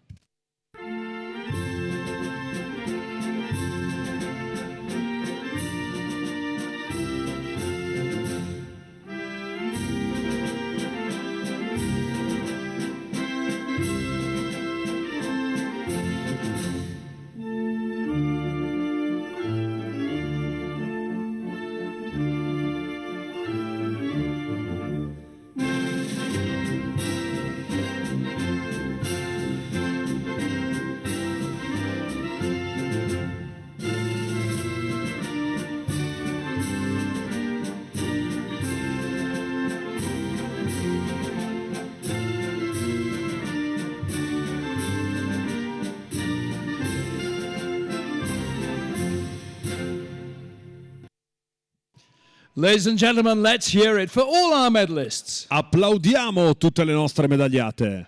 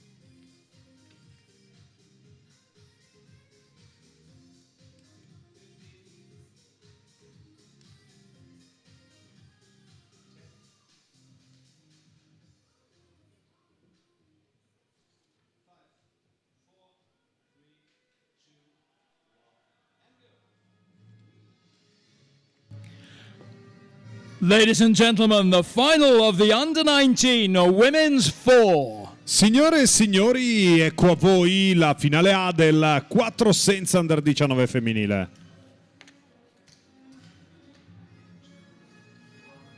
In lane 1, Great Britain, Maisie Aspinall, Amy Newton, Isabel McGee and Zoe Beaton.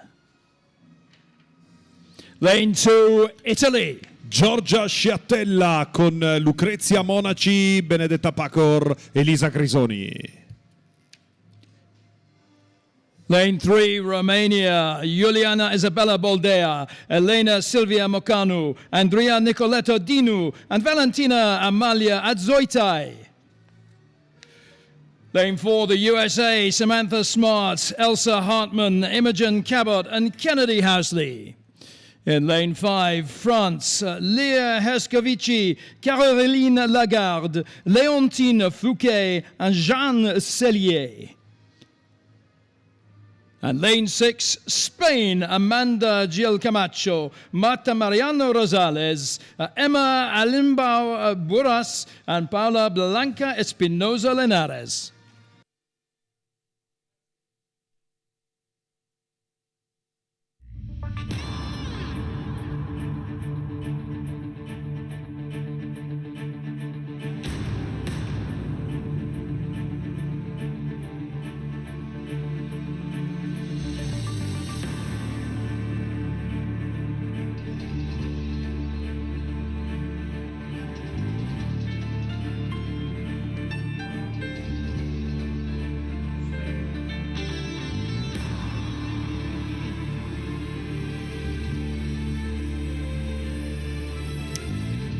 So they're underway in the women's four. Obviously, always a very tightly contested boat class. This one, the USA will be a strong crew to fancy here. They're alongside Romania in lane 3, though, and it's Great Britain in lane 1, Italy in 2, then Romania and the USA, with France and Spain outside them.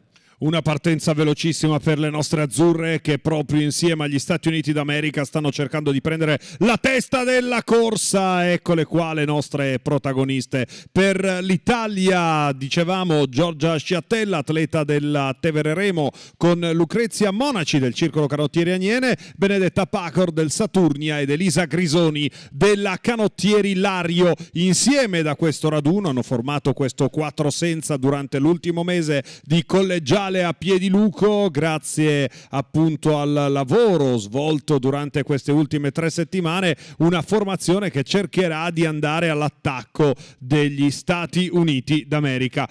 Assente ovviamente l'equipaggio campione del mondo per il cambio di categoria, ma sicuramente da tenere sotto controllo ci sarà la Romania. Romania che in questa specialità lo scorso anno si laureò campione del mondo e quindi sicuramente nella composizione delle formazioni avrà tenuto conto di quel risultato per provare a schierare le migliori atlete da presentare a questa kermesse iridata. USA, Italy and France, the early leaders out from the start here, with Great Britain outside and Spain having some work to do here. But that USA crew looking very strong and assured indeed. Romania along with them. It's going to be a tight one, certainly down to the first 1,000 metres. Incredibly tight here at the moment. USA just about hanging on to the lead, and as I say that, Italy are coming for them, as are France. Great battle between these 3 crews at the moment, and Romania is in the mix as well, just going bow ball to bow ball between these boats at the moment.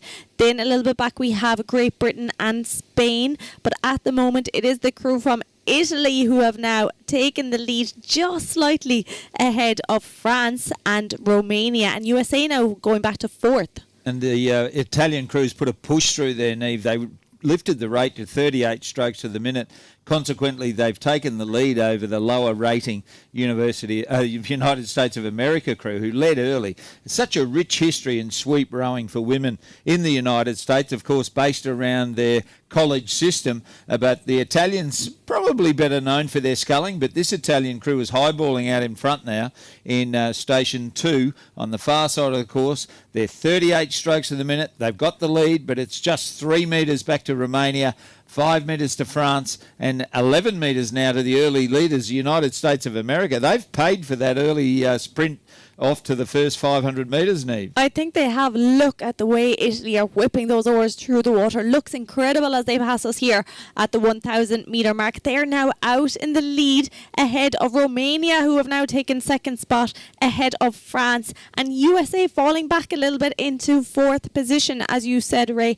The Italian crew there, 3 of them coming first at the Under-19 European Championships recently, all coming from 4 different clubs, but they are gelling today because they are out ahead of Romania. And the different race plans here, the Italians are on 38 strokes to the minute, and the French are 5 strokes lower. They're on 33 strokes to the minute, and they're up in 3rd place. And don't write them off. They're nice and long and strong and languid, and they're rowing together, but the Italians are making a bold bid for victory at 38. They're still the fastest crew on the water at 5 metres per second, and Romania are just 4 metres behind, and then back to France. Maybe the French may need to up that rating a little, Neve. I think they might. They're still hanging on to that 33 strokes a minute. Now, there is quite a bit. There's still about 600-700 metres to go, still time.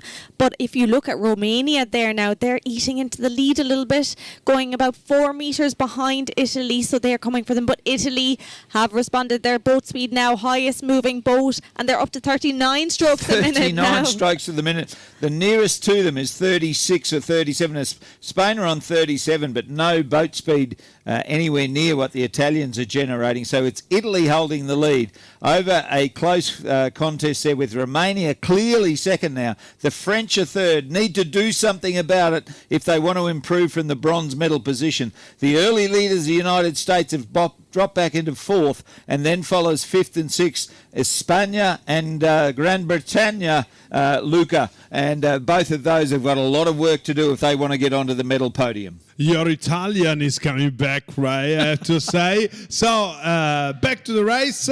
As you can see now, we've got Romania. Abbiamo la Romania inquadrata in questo momento, ve l'avevo detto proprio poco fa. Una Romania che ovviamente vuole andare a tutti i costi ad insidiare questa gara, forte delle emozioni vissute lo scorso anno sul campo di regata di Plovdiv in Bulgaria, dove vinsero il titolo mondiale. Ma le azzurre non ci stanno. Elisa Grisoni, la capovoga, atleta della canottieri Lario, 15 volte campionessa d'Italia, una formazione che per 3/4 all'Europeo di maggio mi fece dire a gran voce campioni d'Europa. In questo momento sta cercando di cambiare marcia. Yeah, Grande Bretagna have slipped too far back now. They're well outside the hunt, but it is Italy coming down with Romania and France battling for the 1, 2, 3. E allora in questo momento la Romania cerca di reagire agli attacchi dell'Italia, la capovoga Elisa Grisoni cerca di mettere il turbo, ma il vero turbo lo mette la tifoseria, che trasforma questa corsa in una sorta di volata incontrollata con le azzurre, che dopo aver vinto l'Europeo vanno a laurearsi campioni del mondo. It is Italy who take it by less than half a length from Romania in silver and France in bronze. Huge celebrations here up in the tower from Luca Bragini. Italy are the champions of the world, as he says, in the under-19 women's for gold to Italy, silver Romania, bronze France.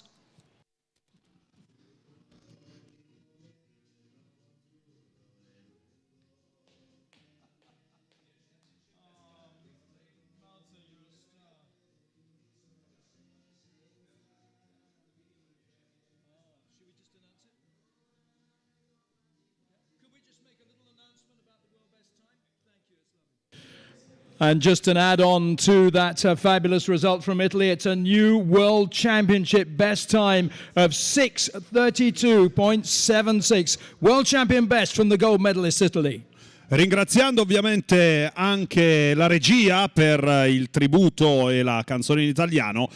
Con immenso orgoglio non posso solo dire campioni del mondo, ma anche record del campionato del mondo under 19, infranto di oltre 5 secondi, una giornata indelebile.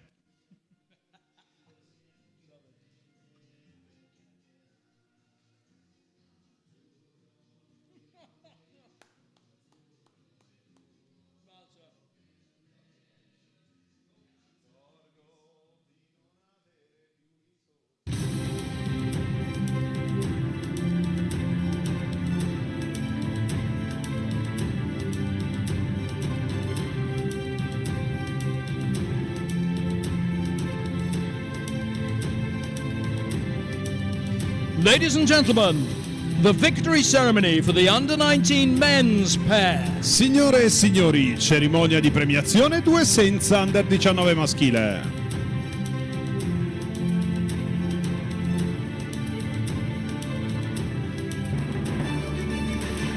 Winners of the bronze medal. Vincitori della medaglia di bronzo. Germany. Germany represented by Germania rappresentata da Vincent Kuhn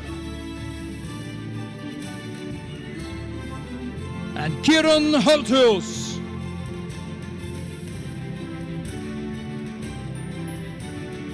Winners of the silver medal. Vincitori della medaglia d'argento. Slovenia. Slovenia represented by Slovenia rappresentata da Arni Zavrusnik Jakob Brugles.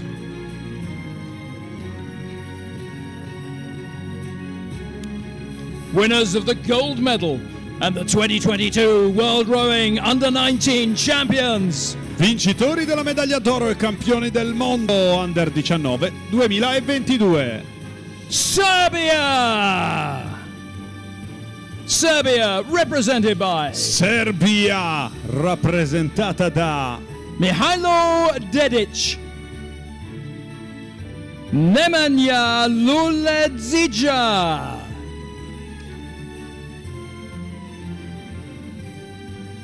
ladies and gentlemen, the national anthem of Serbia. Signore e signori, l'inno nazionale della Serbia.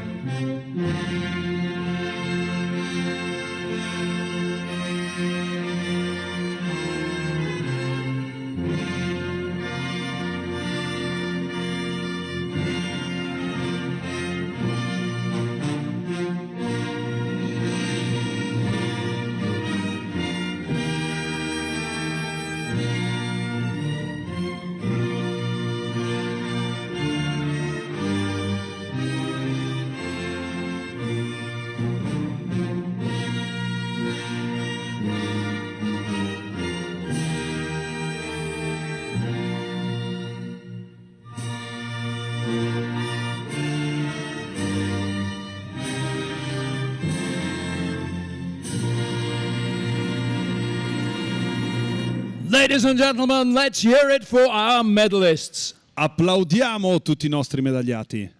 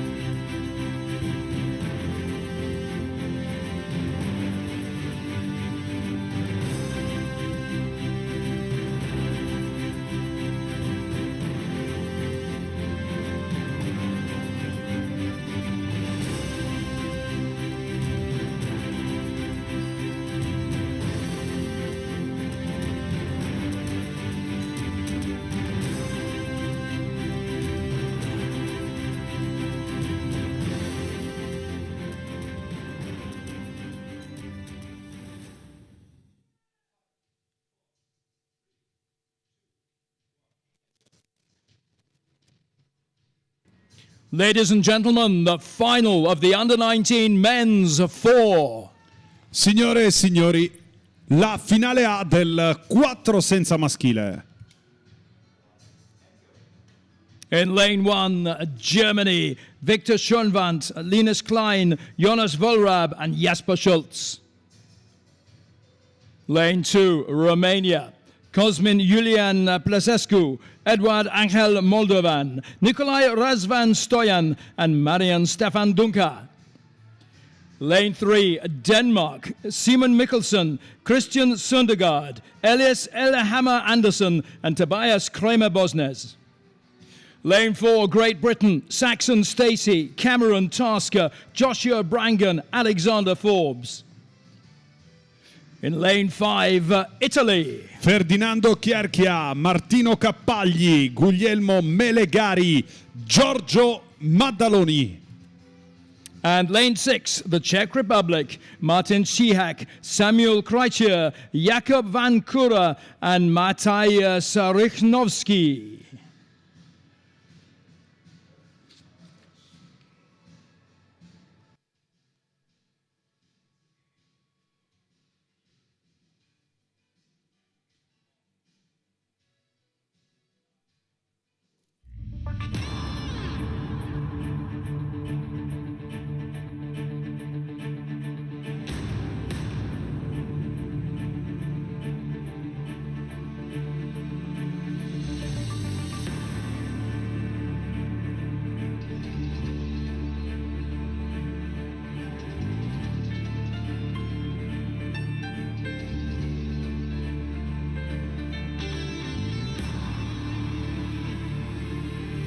Underway in the final of the men's four. Germany in lane 1, Romania in lane 2. It's Denmark in lane 3. Great Britain taking up lane 4 alongside their hosts Italy in lane 5. Czech Republic in lane 6.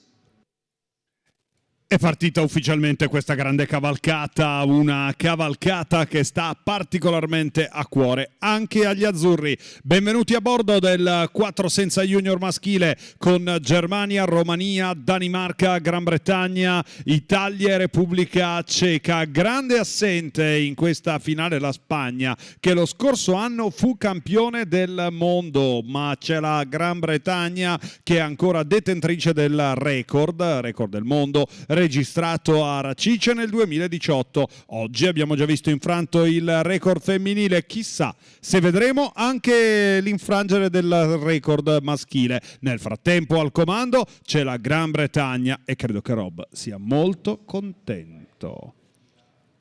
Great Britain getting off to a nice fast start, and they're just holding a lead out in front of Germany.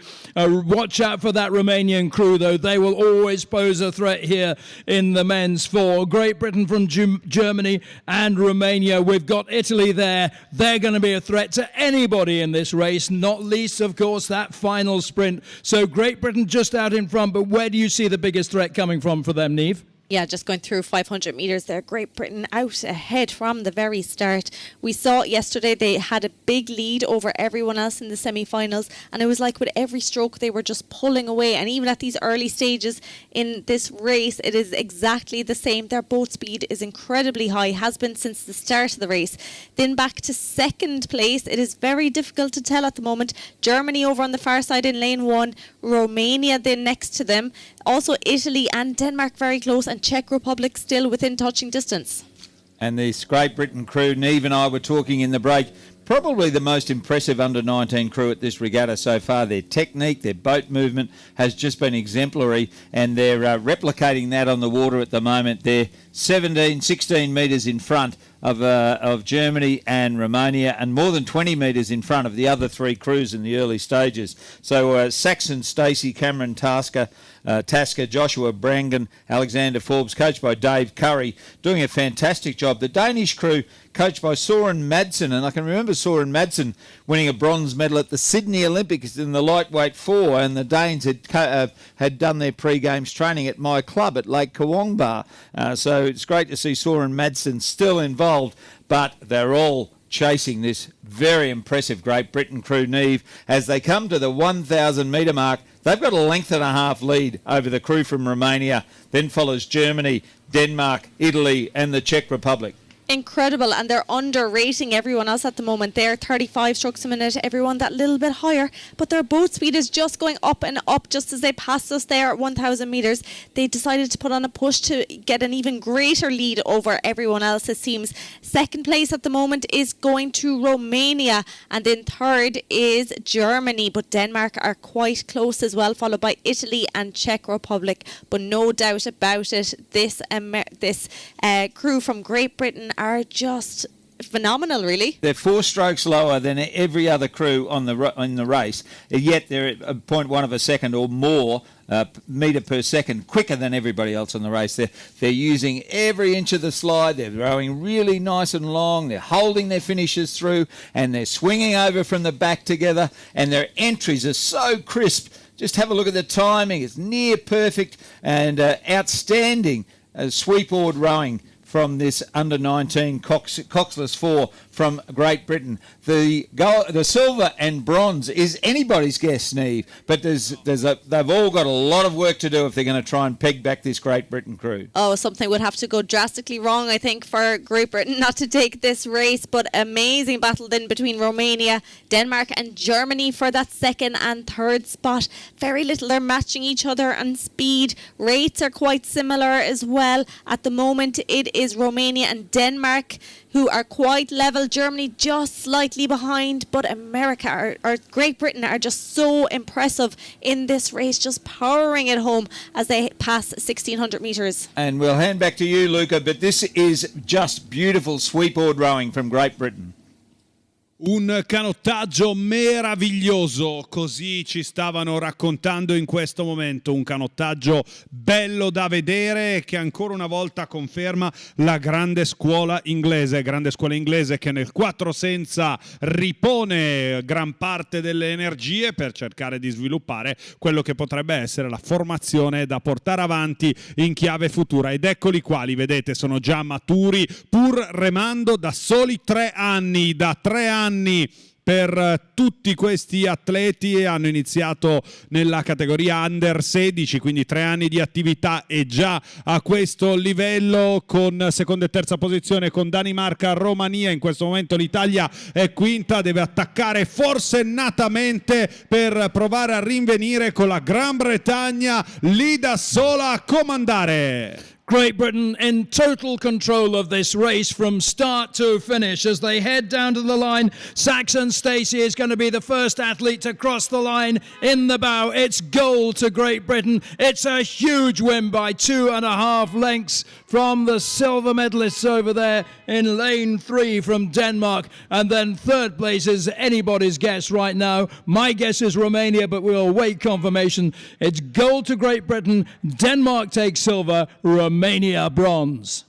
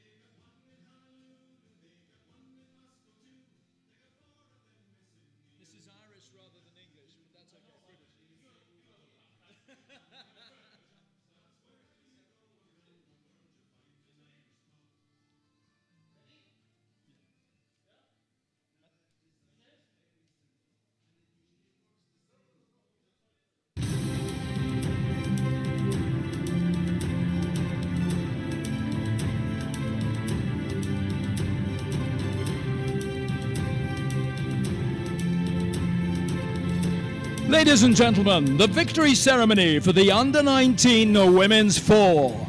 Signore e signori, cerimonia di premiazione 4 senza Under 19 femminile.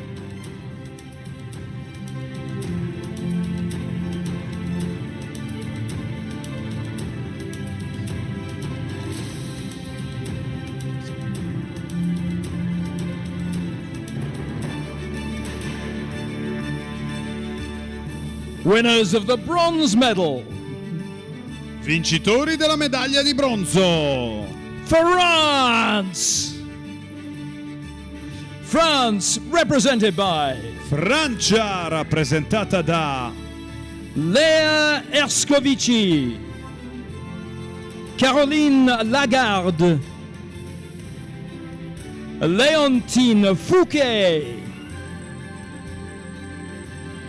Jean Cellier,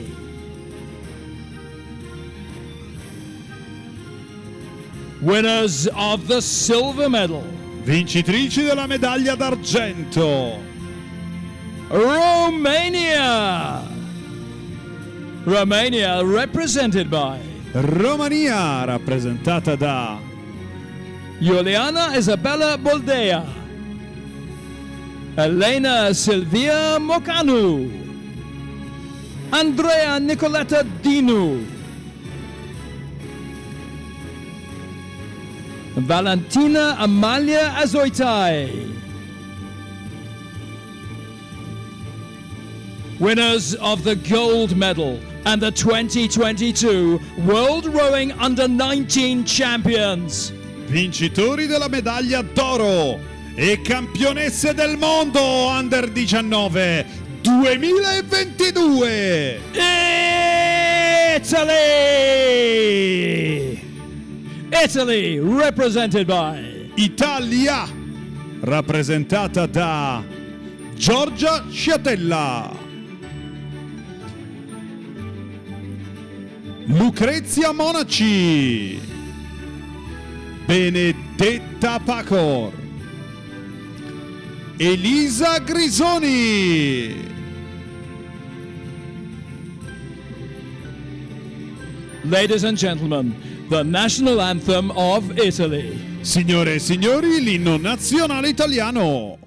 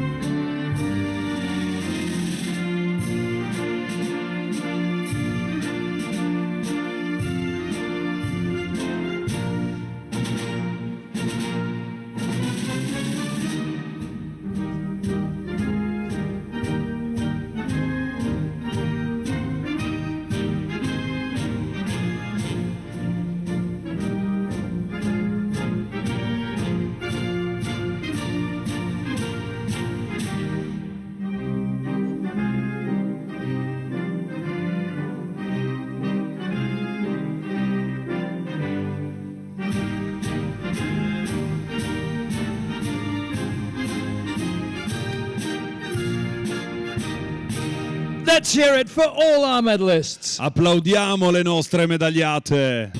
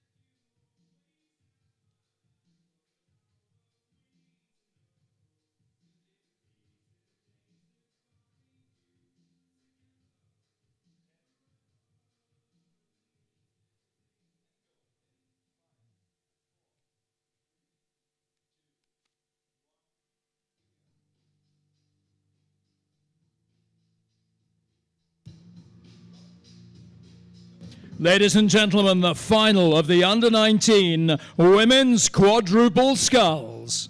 Ed ora la finale A del 4 di coppia femminile. Lane 1, the Netherlands, Lena Schwartz, Tontje Molly, Minu Baumann, and Amelie Carrière. Lane 2, the United States of America, Alice Dommer, Ava Shetlik, Cillian Mullen, and Heather Schmidt. In Lane 3, Great Britain, Alice McCarthy, Laura Burton, Megan Knight, and Matilda Druitt. Lane 4, Germany, Sandrine Bartos, Marlene Zukunft, Lea Berkemeyer, Charlotte Luster. Lane 5, Romania, Andrea Todorica, Julia Valentina Nedelciu, Delia Mirabella Gradinali-Ciuc, and Anna Maria Matran. And Lane 6, Poland, Kinga Kuziowska, Anna Kiblenko, Gabriela Stefaniak, and Natasha Malitska.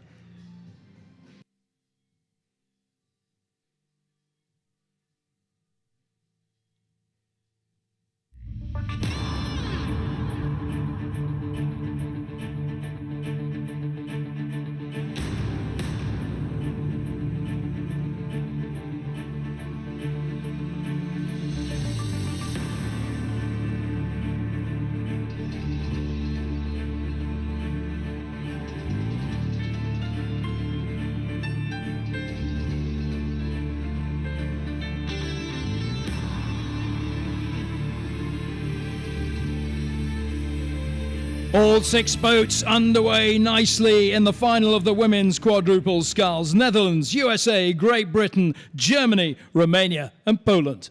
Una partenza meravigliosa, il 4 di coppia femminile, una di quelle imbarcazioni che ti conquista e fa centro nel cuore, ed ecco quindi subito la partenza esplosiva fuori dai blocchi per la Germania, che vuole mettere subito in chiaro le regole della corsa insieme alla Gran Bretagna. Due grandi nazioni, due nazioni che stanno puntando molto sul settore giovanile per provare a rimpinguare le squadre da schierare ai prossimi giochi. Ce lo raccontavano poco fa anche in inglese, ma personalmente terrei d'occhio anche Romania e Stati Uniti, con la consapevolezza che l'Olanda può essere comunque sempre in corsa nelle imbarcazioni femminili. Quindi molto bene la Gran Bretagna insieme all'Olanda che cercano di rientrare, ma al centro la Germania. Fa paura fin dalle prime palate.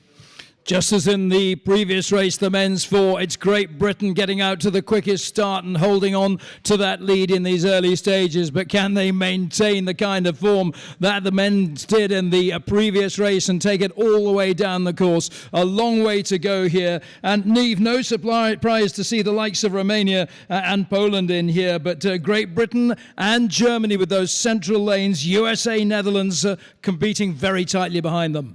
Yes, Great Britain were leading it out, but it is Romania now who have just stolen the lead off them just about as they head down towards the 600 metre mark here at the moment. Romania now leading it out ahead of Great Britain. Germany now in third, USA in fourth, back to Poland then in fifth, and the Netherlands in sixth. But it is so close between all boats now as they pass 600 metres. Romania just hanging in there though. Yes, just on 34 strokes to the minute. Again, a big difference. They're on 34, as are the crews either side of them.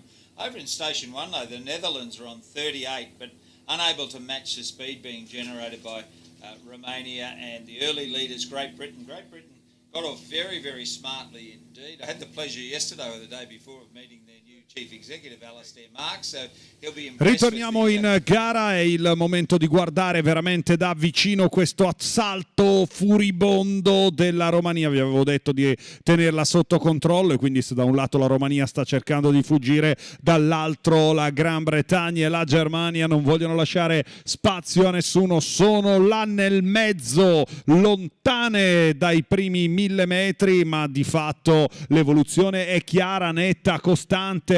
Da un lato cerca di fuggire la Gran Bretagna, ma guardate la Romania, un gesto lungo che costruisce palata su palata quello che è il vantaggio assoluto di questa formazione. Quindi là nel mezzo Romania, Gran Bretagna e Germania a fare l'andatura in meno di mezzo secondo quando ci avviciniamo al passaggio dei 1000 metri. Exactly, Luca. It was Romania who led through the 1,000 metre mark very narrowly over Great Britain and Germany. Maybe Germany just getting their bow into second place there, Neve. I think they have just taken that second place ahead of Great Britain now. USA still in fourth, not much in it though, and then Netherlands and Poland putting on a great race on either side of the course. But Romania pulling so strong now as they head down towards 1,200 metres. Just 34 strokes to the minute, but look at the boat speed they're generating. Yes, it is incredible. Still out ahead.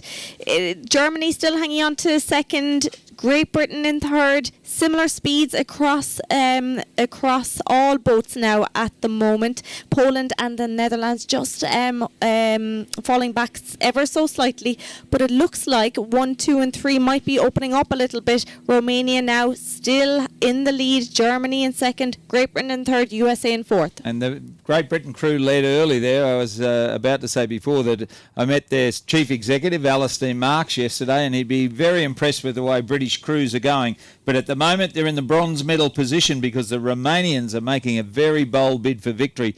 Germany, the only ones anywhere near matching them for speed, they're in second place. Great Britain are in third. Then fourth is the United States, and Poland and Netherlands off the pace with fewer than 600 metres to go. But the medals certainly appear to be between lanes 5, 4, 3 and 2 at the moment.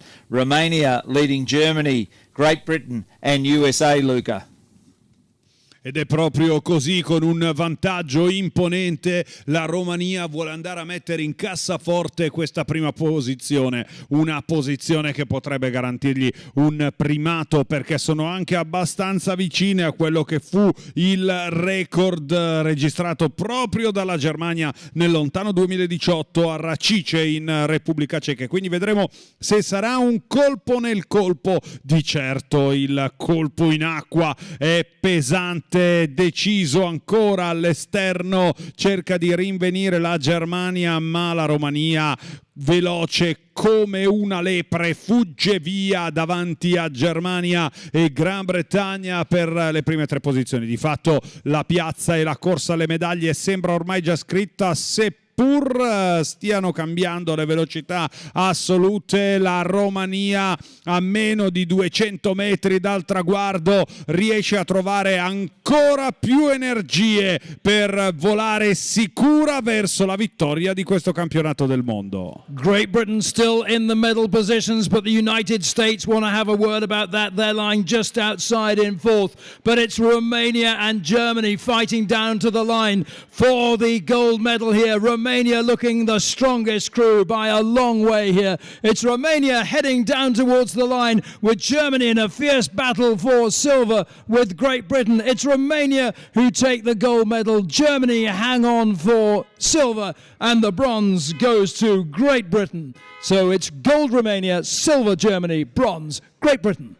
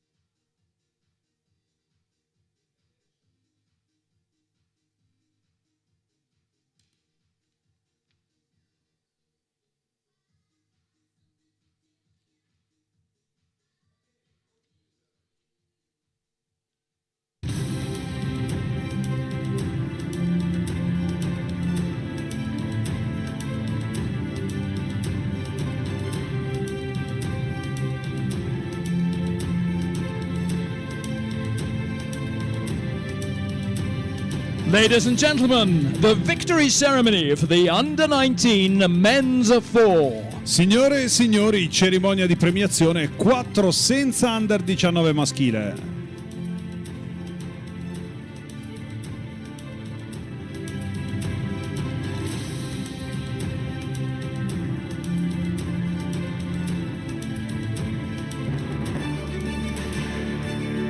Winners of the bronze medal. Vincitori della medaglia di bronzo. Romania. Romania represented by Romania, rappresentata da Cosmin Julian Plesescu, Edward Angel Moldovan, Nikolai Razvan Stoyan, Marian Stefan Dunca. Winners of the silver medal. Vincitori della medaglia d'argento. Denmark. Denmark represented by Danimarca, rappresentata da Simon Mikkelsen,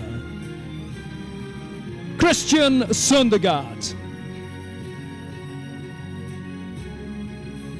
Elias Elhammer Andersen, Tobias Kramer Bosnes.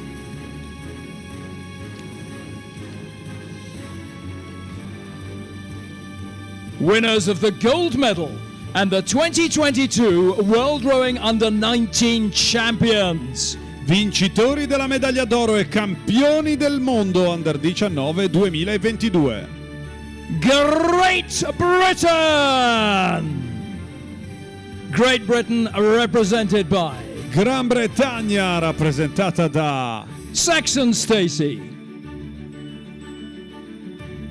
Cameron Tasker, Joshua Brangan, Alexander Forbes.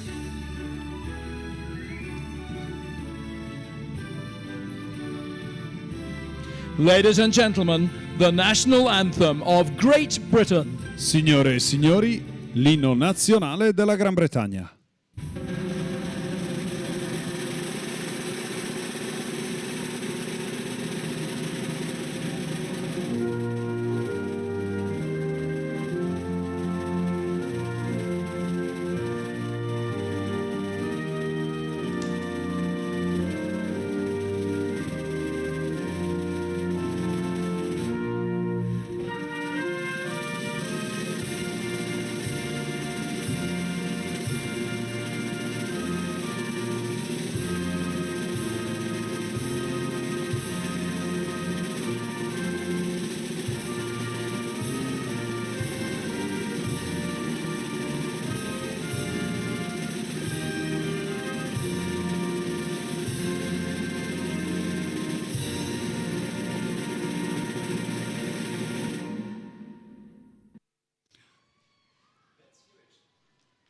Ladies and gentlemen, let's hear it for all our medalists. Applaudiamo i nostri medagliati.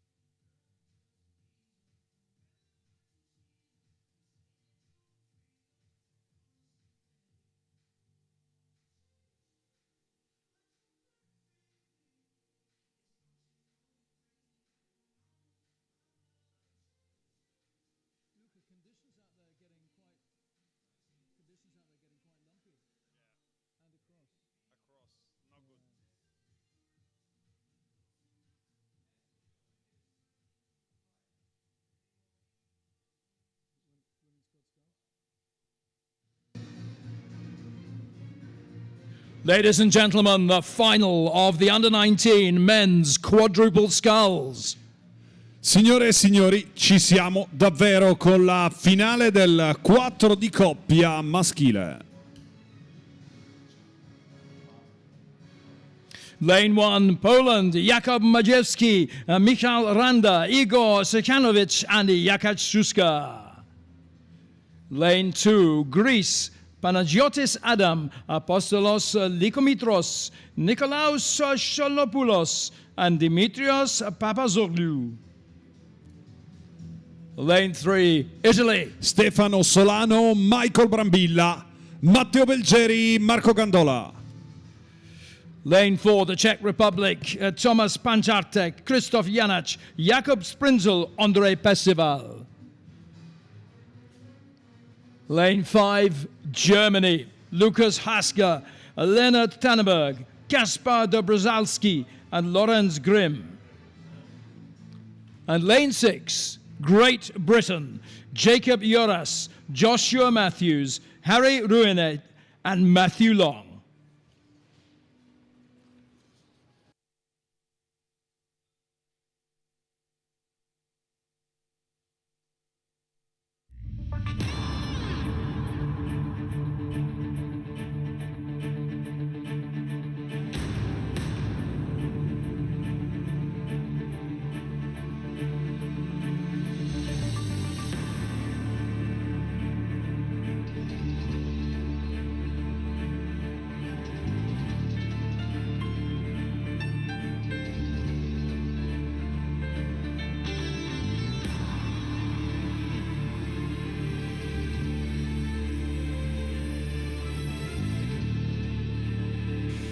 And they're underway in this final of the men's quadruple sculls. Poland, Greece, Italy, the Czech Republic, Germany and Great Britain.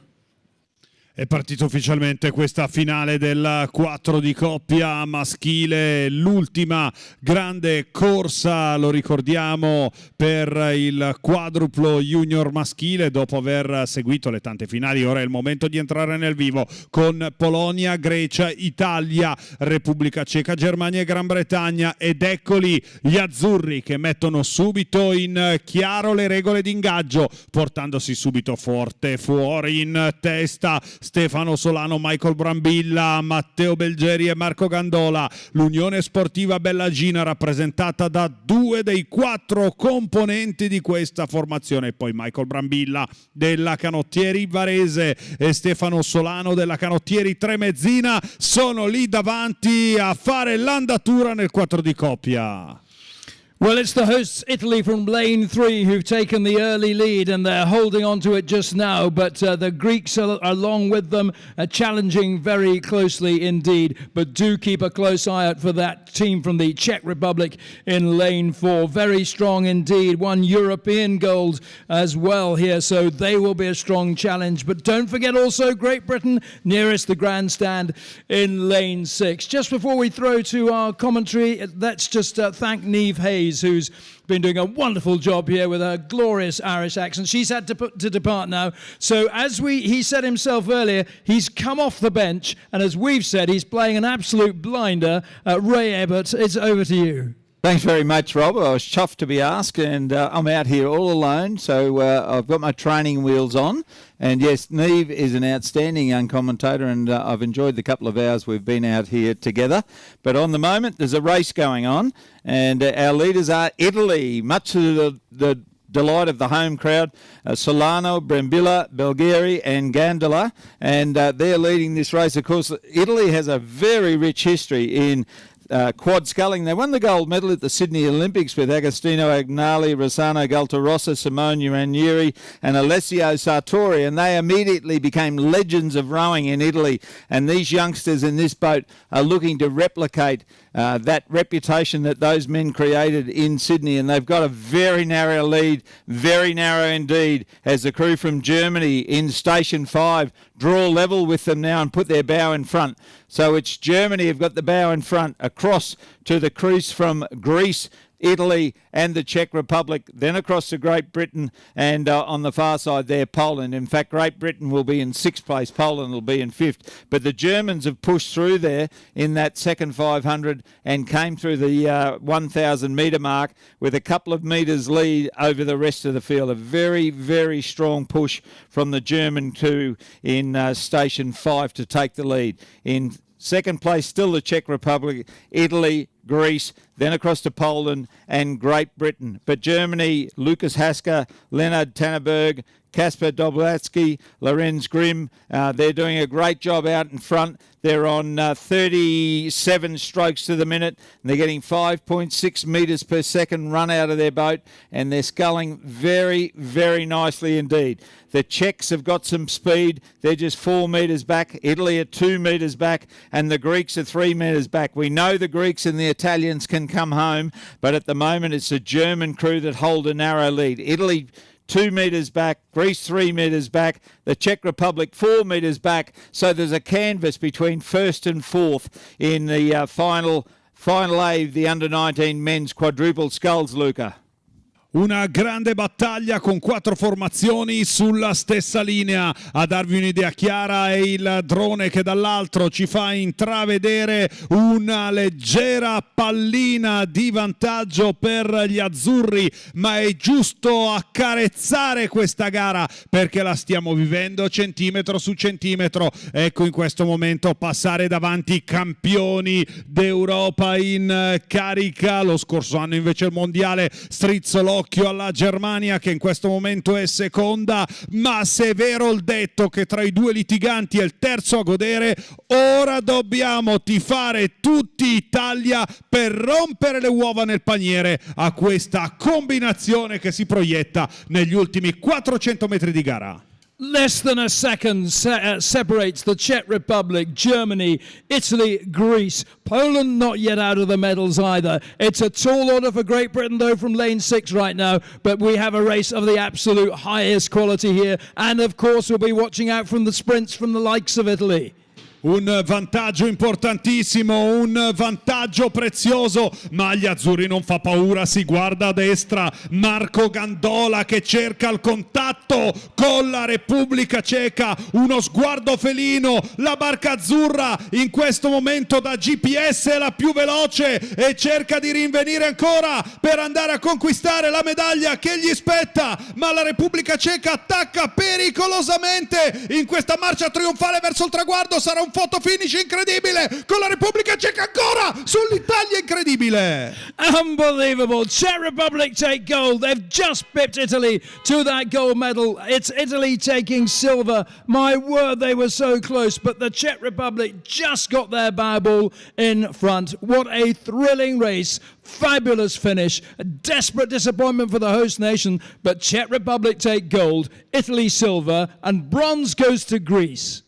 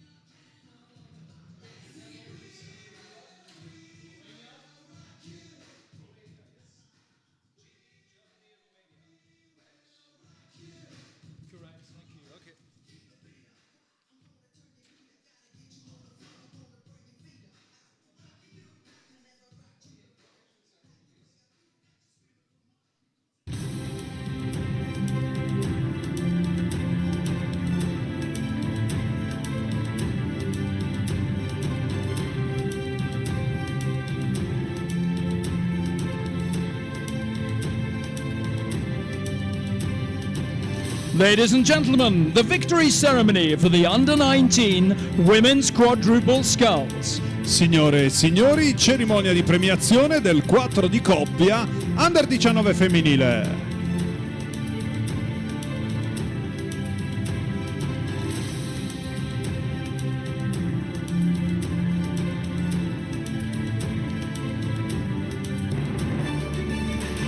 Winners of the bronze medal. Vincitori della medaglia di bronzo.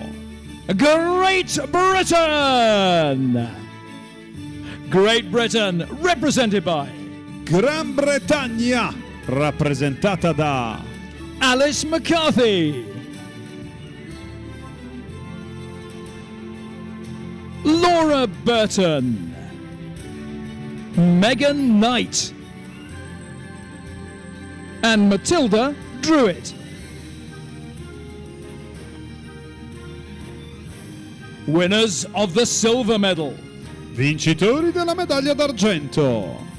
Germany! Germany represented by Germania, rappresentata da Sandrine Bartos, Marlene Zukunft, Lea Beckermeyer, Charlotte Luster,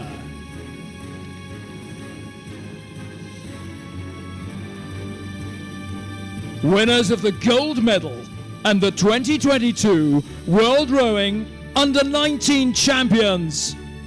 Vincitori della medaglia d'oro e campionesse del mondo Under 19 2022. Romania! Romania represented by Romania, rappresentata da Andrea Todirica, Julia Valentina Nadelciu, Delia Mirabella Gradinaciuc, Anna Maria Matran.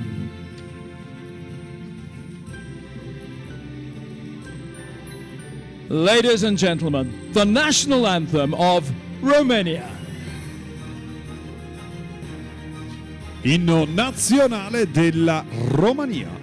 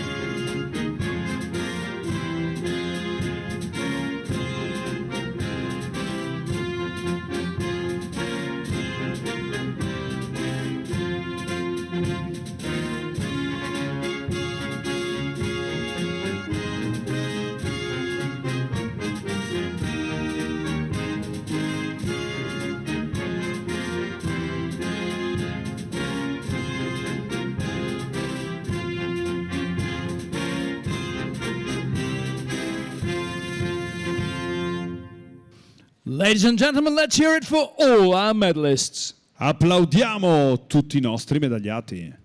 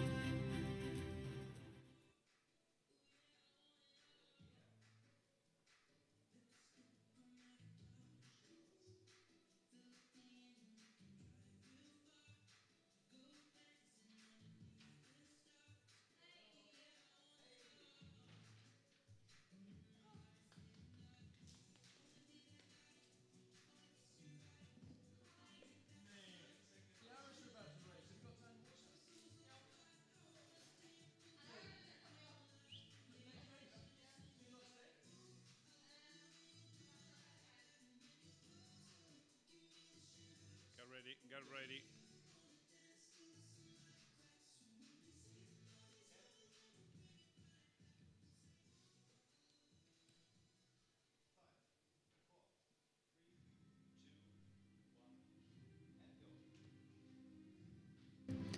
Ladies and gentlemen, the final of the Under-19 Women's Double Sculls. Ed ora, signore e signori, la finale del doppio femminile.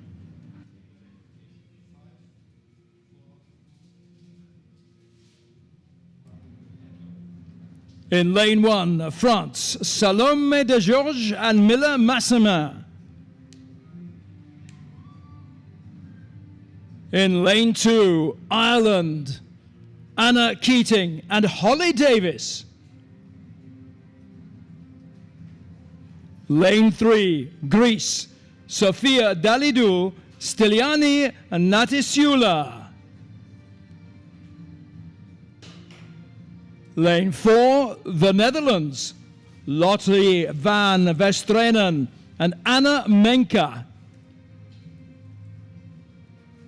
Lane 5, Germany, Paula Lutz, Helena Branca.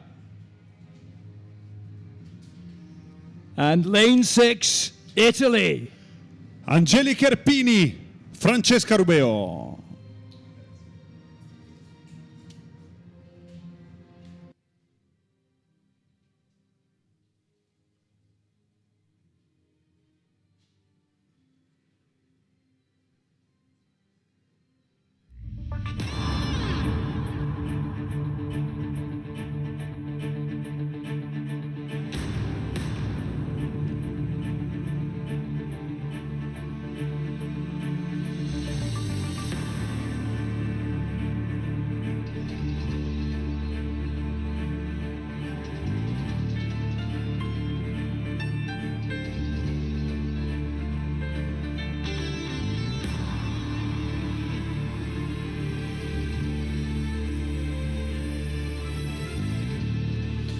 underway in the final of the women's double sculls with France, Ireland, Greece, the Netherlands, Germany and Italy. Ed eccoci quindi in gara con questa grande attesa finale, la finale femminile del doppio che vede Francia, Irlanda, Grecia, Olanda, Germania che vogliono lottare insieme alle azzurre per le medaglie iridate under 19. Devo ammettere che la partenza esplosiva della Grecia fa abbastanza paura insieme alla Olanda che con la Germania cerca di fuggire via, ma la Grecia continua lì a fare la differenza cercando di volare ancora una volta per un equipaggio ellenico, partenza decisa, ma le azzurre sono lì per la seconda posizione. Greece getting off to a really powerful, strong start here. They're just holding the lead in the early stages. They're going to work really hard here, but they are the team to beat. They set a World Championship best time here on this lake just the other day in these women's double sculls, but they've got the reigning world champions from the Netherlands, or at least Lotte van Vestrenen from the winning boat from Plovdiv in Bulgaria in 2021. But Raimondo, what a shame that Niamh isn't here to see this Irish boat of Anna Keating and Holly Davis. They've proved to be so strong, and here they are contesting the A final. The Irish team overall, Rob, has been doing a fantastic job, and I mentioned earlier in the day about the great job Antonio Morigiovanni is doing in Ireland, but at the moment it's another expat Italian coach, Gianni Postiglione. His crew is leading. The Greek crew, as you said, Daladou and Natsioula, who are leading, and their time earlier in the week of 6:57.95 might be under threat here because conditions are ideal to post a fast time, and they've got out of the blocks early, and they're 15 metres in front of the nearest crew already, and that's Germany in second place, Lutz and Brenke in station 5. And the wind is getting stronger. This commentary box here at the 1,000 metre mark's got a bit of a wobble up. I might need the seasick tablets later.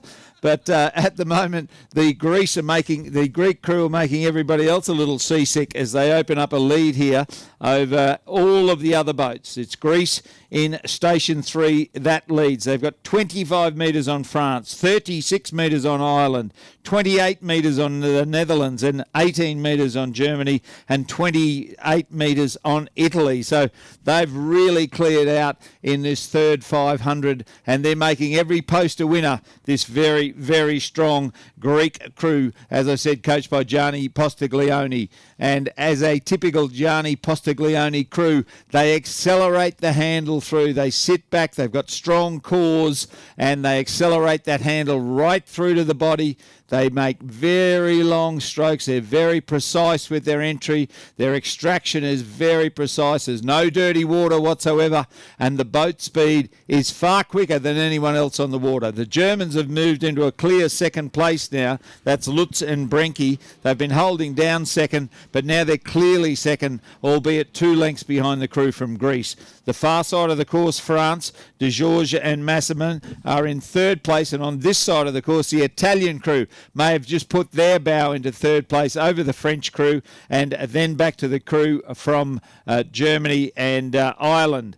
But at the moment, the Greeks are making every post a winner. They've got clear water over themselves in front of Germany, and then the fast-finishing Italian crew have moved into the bronze medal position, and the other crew, 3 crews have got it all to do, headed by the Netherlands in 4th, France in 5th, and Ireland in 6th place. But at the moment, it's a Greek crew leading out strongly over Germany. They're on 37 strokes to the minute, the crew from Greece, and they're clear of the Germans. And in third place, the improving Italian crew. They're on 35. The Greeks down to 35, but still got the best boat speed on the course. But it's Greece leading Germany, and Italy have moved into the bronze medal position, Luca. Ma che spettacolo! Allora, per tradurla letteralmente da quello che stava dicendo il mio collega Ray dai 1000 metri, stava dicendo che Angelica Erpini e Francesca Rubeo si sono spostate in una posizione da medaglia, ossia sono in questo momento terze al passaggio dei 1000 metri, una bella azione decisa per il duo dell'Aniene, un equipaggio che abbiamo già visto su questo lago alla Schiranna, di Varese durante i campionati europei. Ai campionati europei furono quinte alle spalle della Grecia che vinse il titolo continentale e ancora la Grecia che vuole confermare il suo valore. Un equipaggio greco sicuramente cresciuto, passando addirittura per il record del mondo, non possiamo dimenticarlo, proprio qui a questo campionato del mondo durante le qualificazioni, ed ora la voglia di andare verso il traguardo. Lì nel mezzo però c'è anche la Germania, quindi Grecia, Germania e Italia per le prime 3 posizioni, con le azzurre arrembanti. Bello incisivo il colpo in acqua per questa formazione che dopo aver rappresentato l'Italia agli europei è cresciuta sicuramente tantissimo. 2 ragazzi giovani, belle, sorridenti, che hanno voglia di regalare una gioia all'Italia, ma anche di prendersi un successo che meritano davvero, e il GPS ci fa sorridere ancora di più perché la velocità delle azzurre è ancora maggiore rispetto alle avversarie. Queste le proietta ovviamente verso una posizione che conta.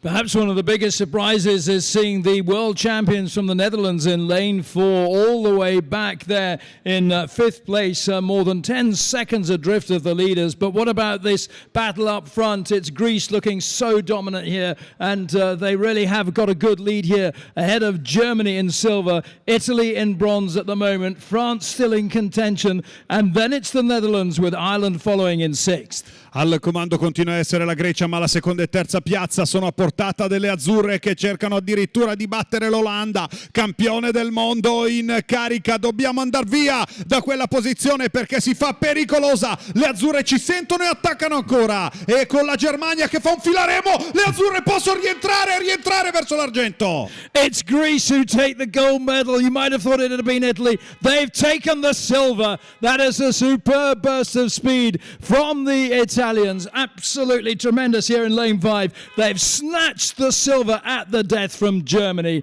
So Greece take gold. It's silver for Italy, bronze for Germany, and Greece yet again beating their previous World Championship best time set here this week on this course, 6:57.4. They are astonishing. A new World Championship best time from Greece.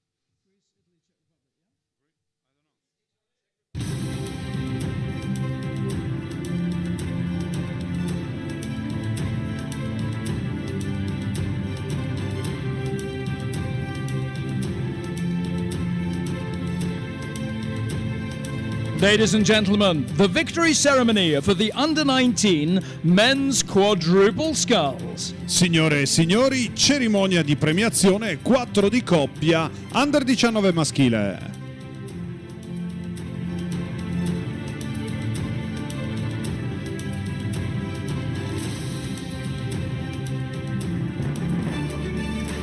Winners of the bronze medal. Vincitori della medaglia di bronzo. Greece. Greece represented by Grecia rappresentata da Panagiotis Adam,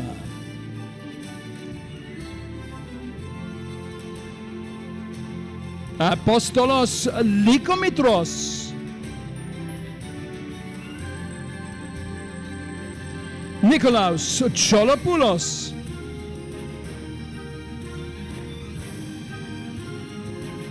Dimitrios Papazoglou.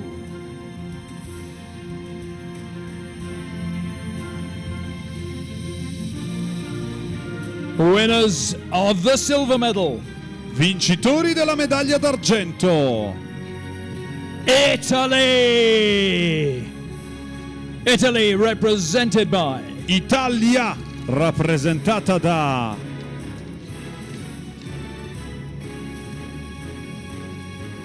Matteo Belgeri, Michael Brambilla, Stefano Solano,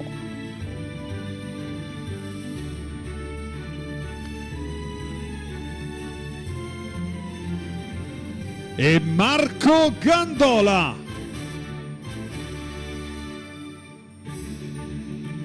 winners of the gold medal and the 2022 World Rowing Under-19 Champions. Vincitori della medaglia d'oro e campioni del mondo Under 19 2022. The Czech Republic. The Czech Republic represented by Repubblica Ceca rappresentata da Thomas Panchatek, Krzysztof Janacz,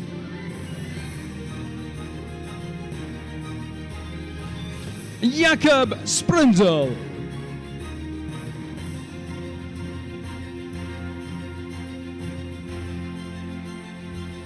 Andrei Percival,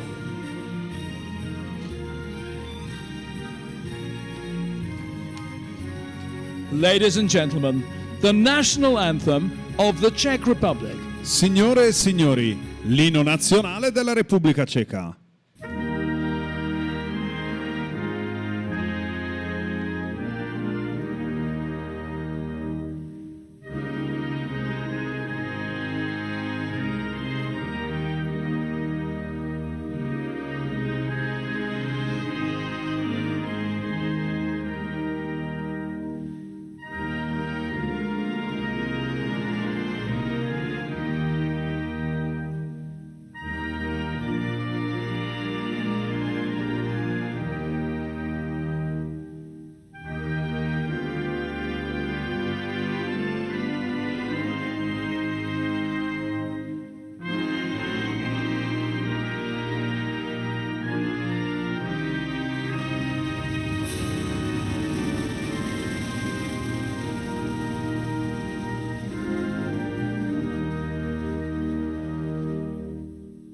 Ladies and gentlemen, let's hear it for our medalists. Applaudiamo i nostri medagliati.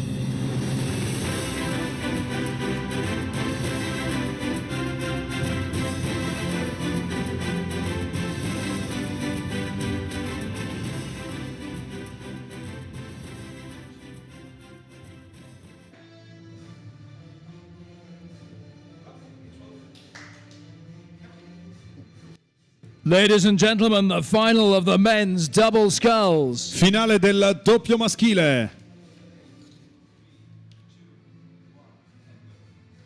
In lane 1, Switzerland, Andrei Zedka and Ivo Löpfer. Lane 2, Croatia, Marin Somljanovic, Ivan Talaya. In lane 3, Turkey, Ahmet Ali Kabadai and Halil Khan Karoglu. Lane 4, Germany, Ole Hanach and Jakob Geyer.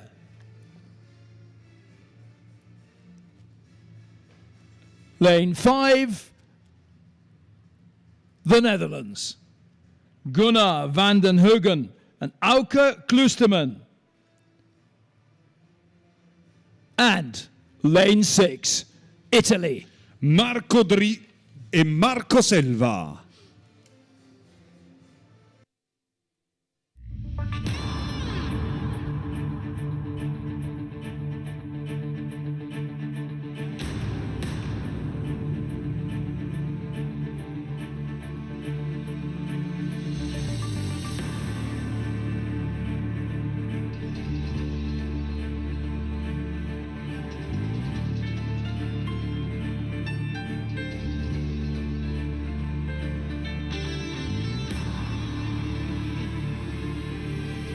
All 6 boats cleanly away at the start and the final of the men's double sculls with Switzerland, Croatia, Turkey, Germany, Netherlands and Italy.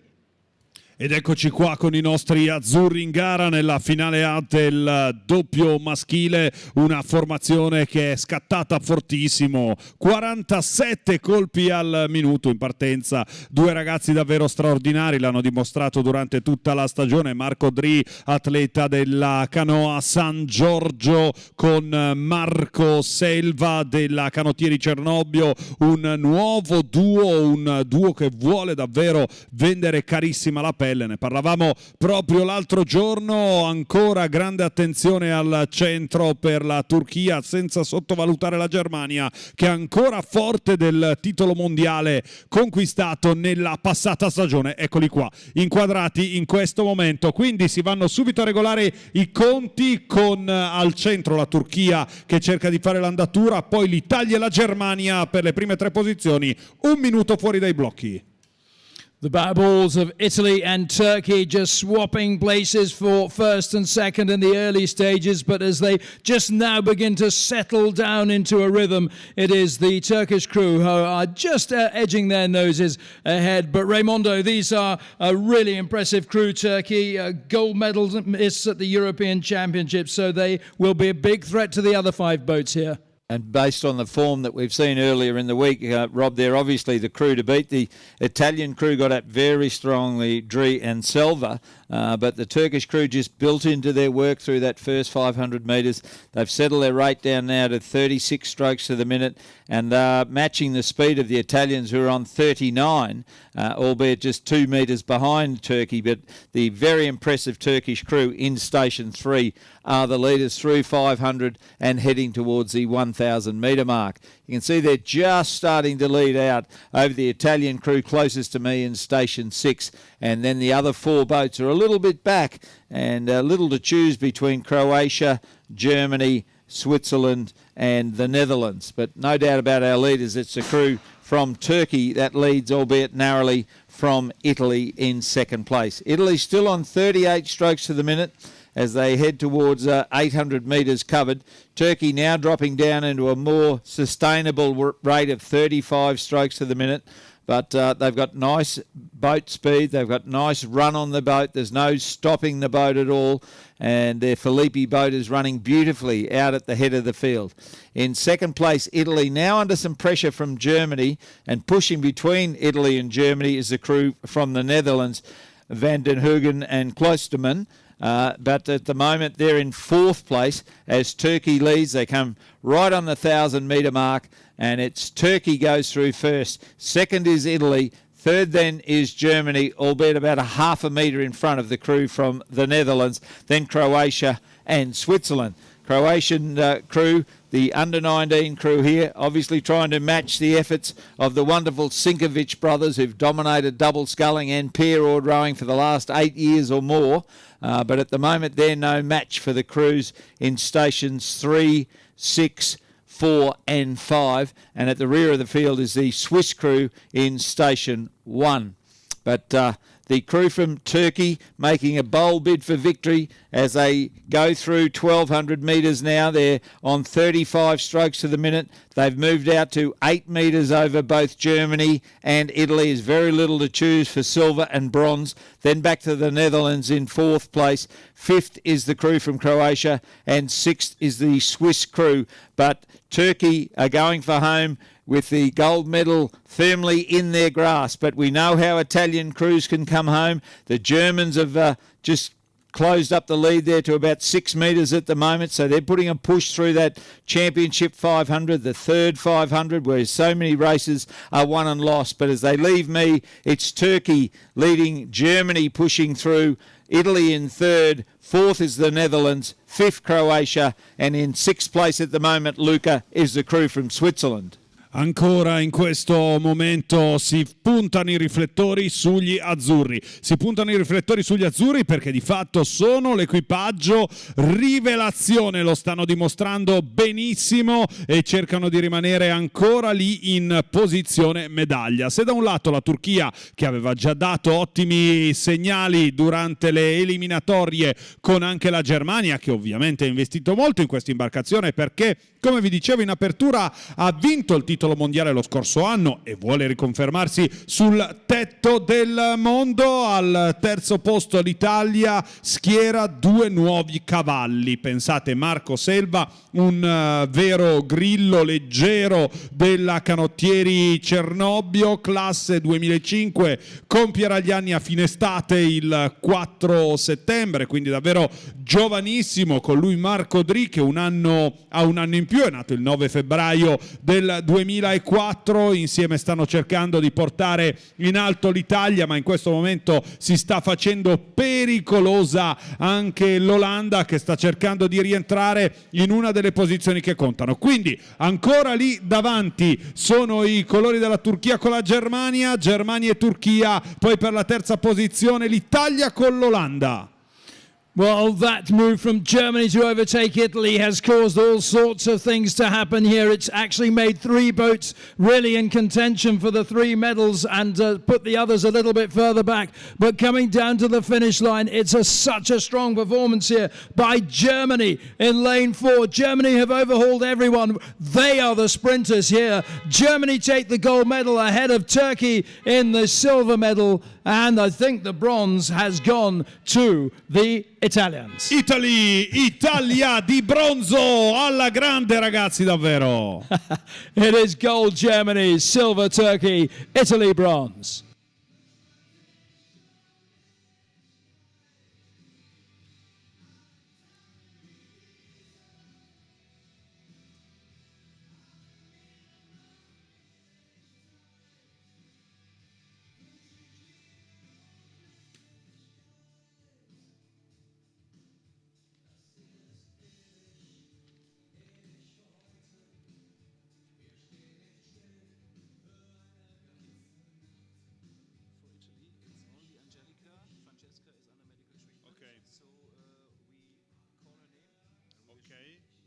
All the best.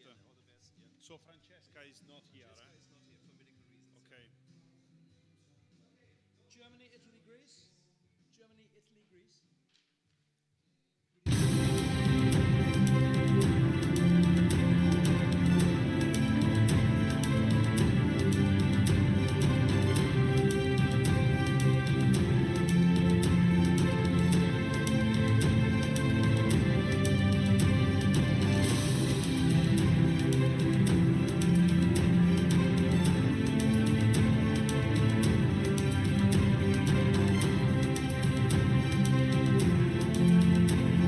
Ladies and gentlemen, the victory ceremony for the Under-19 Women's Double Scull. Signore e signori, cerimonia di premiazione doppio Under-19 femminile. Winners of the bronze medal. Vincitori della medaglia di bronzo. Germany. Germany represented by Germania rappresentata da Paula Lutz,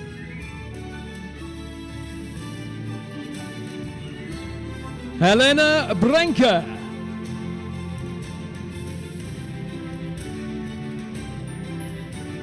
winners of the silver medal. vincitori della medaglia d'argento. Italy. Italia.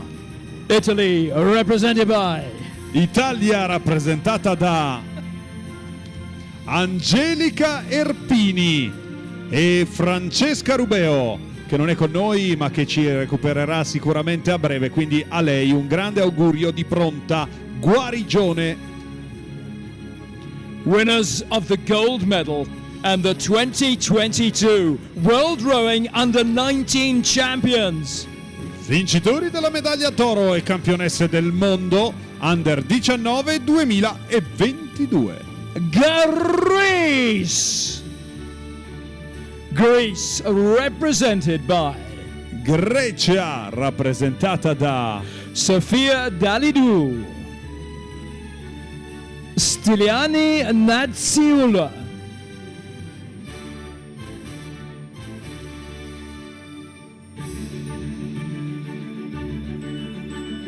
ladies and gentlemen, the national anthem of Greece. Signore e signori, l'inno nazionale della Grecia.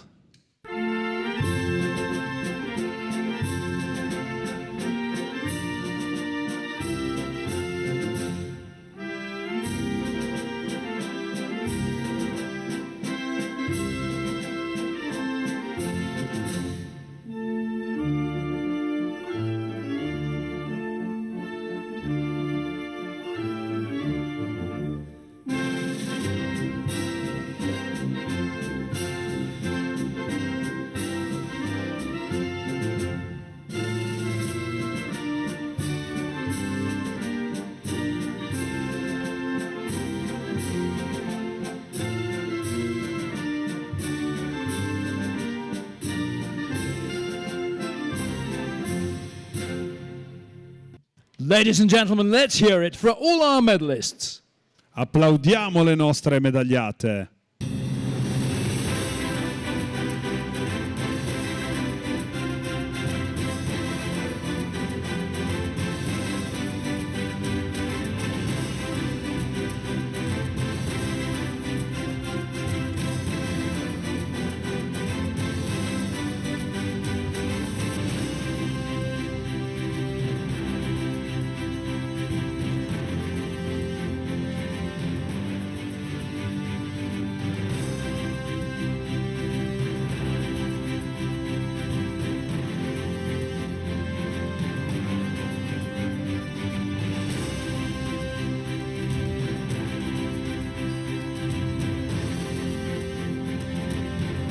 Ci ha raggiunto anche Francesca Rubeo, che salutiamo davvero di cuore, è bello vederla con l'argento al collo.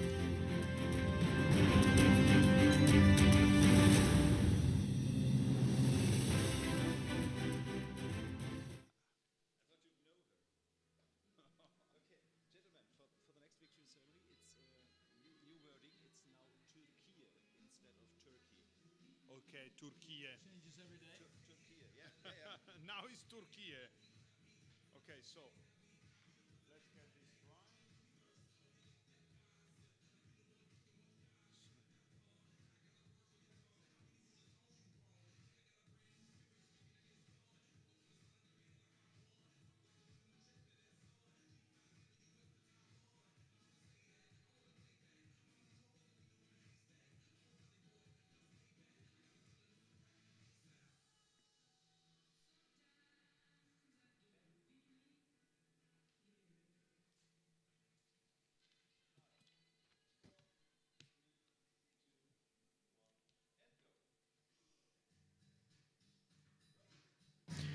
Ladies and gentlemen, the final of the Under-19 Women's 8. Signore e signori, la finale A dell'8 junior femminile.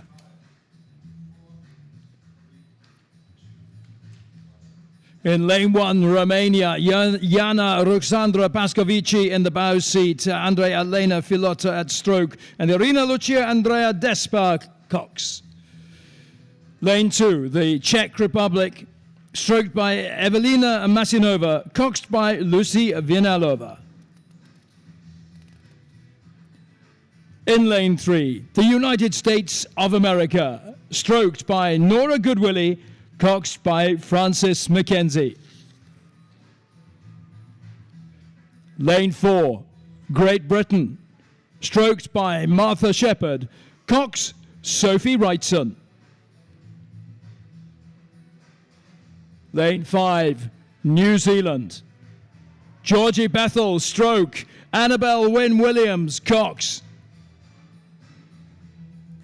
And lane 6, Germany, Michelle Leban at stroke, Emma Lowry Mena, cox.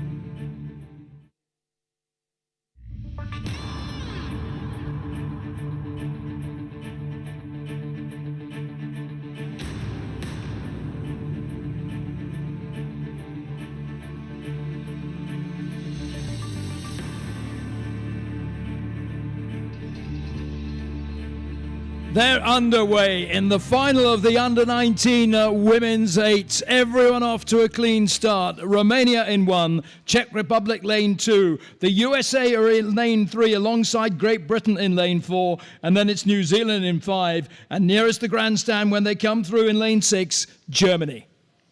Ed eccoci in gara con la grande finale dell'ammiraglia femminile con Romania, Repubblica Ceca, Stati Uniti d'America, Gran Bretagna, Nuova Zelanda e Germania. Partenza esplosiva per la Germania che vuole a tutti i costi andare a prendere la testa di questa corsa, ma ovviamente gli Stati Uniti non ci stanno. Gli Stati Uniti d'America che in questo momento cercano di trovare il giusto giro, forti del titolo mondiale conquistato nel 2021. Le immagini che confermano Germania insieme agli Stati Uniti, ma ovviamente una gara tutta da costruire e sicuramente potrebbe giocare il jolly sia la Gran Bretagna che la Repubblica Ceca. USA and Germany are pretty much bow ball to bow ball, but there's very little to separate these teams at the early stages. Czech Republic have got something to say there as well, as have Great Britain. They're looking very strong as they come down these first 400 meters. This is anybody's race. Of course it is at this stage, far too close to call, but never write off the USA, never write off any of these teams. Romania, always such a danger, always such a strong boat in the women's 8. Ray, I wonder what you're expecting to see here. Well, based on the form we saw earlier in the week, Rob, you would think that the USA and Great Britain would fight out the race. Their heat wins were absolutely outstanding. But the Germans are making a bold bid here in the early stages. They led very, very early, but the USA have worked their way through such a rich history in women's 8 rowing in the United States, all based on their college system. And was it 2006 to 2016, the USA won the senior women's 8 year after year after year after year. It became a bit boring as a opposition team manager, I can tell you. But they're making a bold bid for victory here. Great Britain near second, but the Germans closest to the grandstand side of the course are okay at the moment. They're handling these slightly choppy conditions quite well. No one handling it as well as the United States, however. So it's the United States of America heading towards 850 metres. They're leading. They're 6 metres in front of Germany. Great Britain a further canvas or so back, about level pegging with the Czech Republic, then follows New Zealand and Romania. So the Great Britain crew just underrating the USA just a touch, but they had a very, very fast second 1,000 in their heat win the other day, Great Britain. USA on 35 and Great Britain about 36, and they're now in first and third positions as Germany continue to hand on to second place, and then on the far side there, the crew from the Czech Republic, and don't write off New Zealand or the crew in lane 1, Romania, as yet, because there's still 975 metres to go, and the USA have only got the best of a canvas lead over Germany in station 6. Normally, you've learnt the right to be in Station 6 and Station 1 because you're the last qualifiers. You finish third or second in your repechage, and you're in those outside lanes. Lanes 3 and 4 are the highest ranked crews. That's why they're in those lanes, and they earned those lanes a couple of days ago by winning their heats. But at the moment, Great Britain, no match for the United States of America. It's USA leading from the crew from Germany. Pushing through is New Zealand there as well, and Great Britain are in about the bronze medal position at the moment. New Zealand, you should never write them off, and they're level pegging with the Czech Republic, and Romania are back in 6th place. So order is restored. It's a USA in a women's 8-oared boat, and they're out in the lead as they've done on so many occasions at this level, under 23 level, and senior A level over the last 20 years or more. As I hand back to Luca, it's the USA narrowly from Germany, Great Britain and New Zealand. Stati Uniti d'America li abbiamo sentiti nominare più e più volte. USA, and yes, yeah, they flying home here on Lake Varese o Lago di Varese. Un vantaggio prezioso per gli Stati Uniti d'America, forti del titolo di campioni del mondo conquistato lo scorso anno a Plovdiv in Bulgaria con il tempo di 6:34:51. Ora attacca forte la Gran Bretagna Bretagna la vedete all'esterno insieme alla Repubblica Ceca, che è molto lontana per la Germania. La terza posizione invece è letteralmente a portata, quindi potrebbe provare a rientrare, seppur si trovi a gareggiare in corsia numero 6, la corsia che gli permette di fatto di essere anche più vicina al pubblico in gran supporto e sostegno, quindi Stati Uniti, Gran Bretagna e Germania. USA saying catch me if you can to the chasing pack of Great Britain, Germany, New Zealand, Romania, the Czech Republic. As Ray said, they have such a strong pedigree in the women's 8 USA, all the way through from juniors up to the senior level. They are never to be overlooked. They are always to be feared. USA, Great Britain and Germany in the medal positions. Non cambia più nulla, ancora una volta i colori degli Stati Uniti d'America, fare da rullo compressore, poi la Gran Bretagna e la Germania all'esterno, ultimo attacco disperato della Romania. USA coming through to take the gold medal. There is no doubt about that. The question mark holds over who is going to get silver, who is going to get bronze. It's the USA take gold. Great Britain take the silver. The bronze medal is too close to call at this moment, but it is a superb race from the USA with a World Championship best time of 6 minutes 12.16. Great Britain not far behind to take the silver, and Germany take bronze.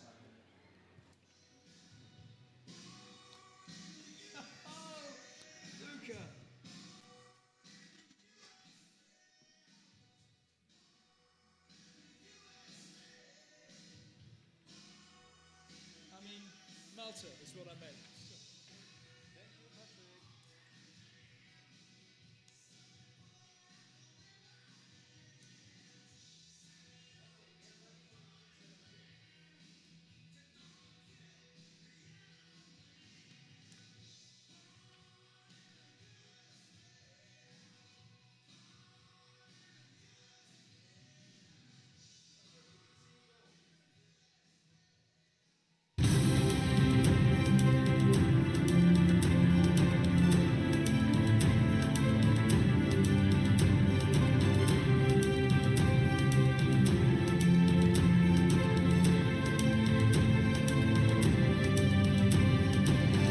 Ladies and gentlemen, the victory ceremony for the Under-19 men's double sculls. Signore e signori, cerimonia di premiazione doppio Under 19 maschile.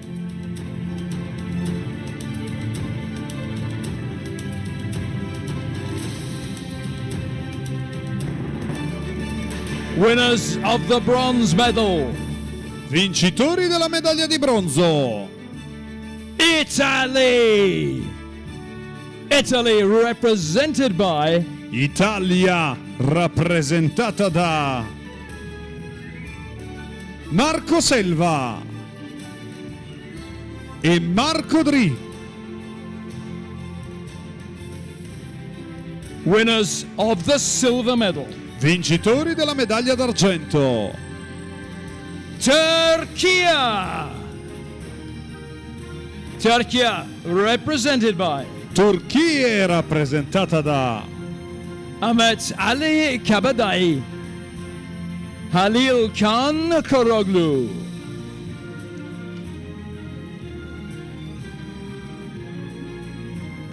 winners of the gold medal and the 2022 World Rowing Under-19 Champions. vincitori della medaglia d'oro e campioni del mondo Under 19 2022. Germany! Germany represented by Germania rappresentata da Ole Hanak, Jakob Geier,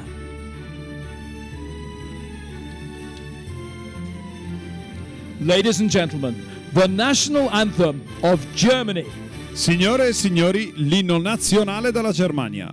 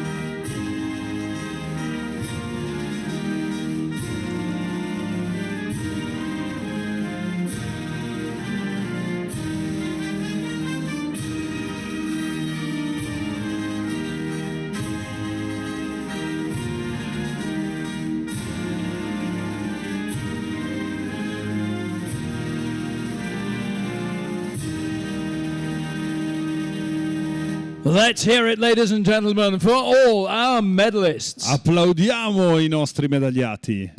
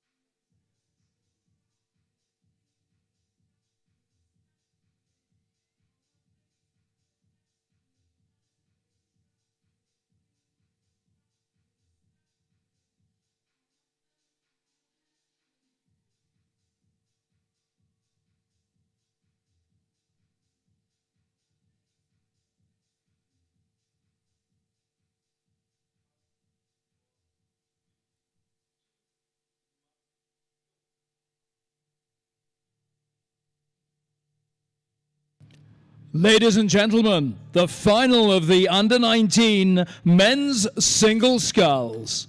La finale A del singolo maschile.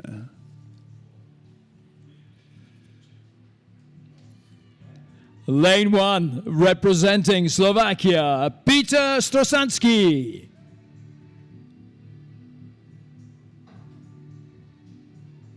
Lane 2, representing Belgium, Boris Telderman.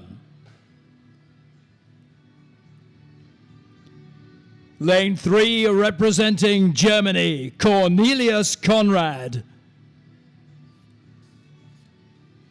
Lane 4, representing Italy, Marco Prati.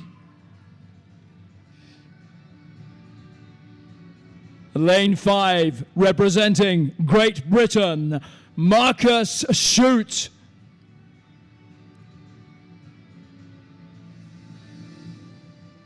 And lane 6, representing China, Wu Jiwei.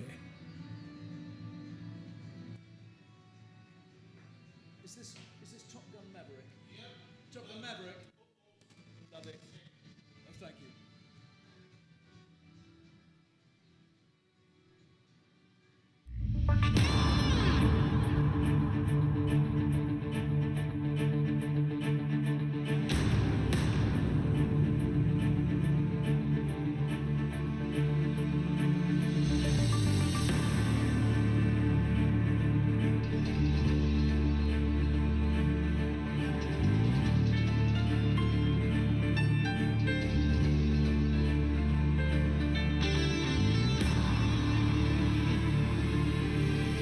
They're underway in the final of the men's single sculls. Strosanski of Slovakia, Telderman of Belgium, Conrad of Germany, Prati of Italy, Shute of Great Britain, Wu of China. It's a strong start from all 6 boats. I don't think you could call any of these 6 athletes mavericks, but they're all capable of becoming Top Guns.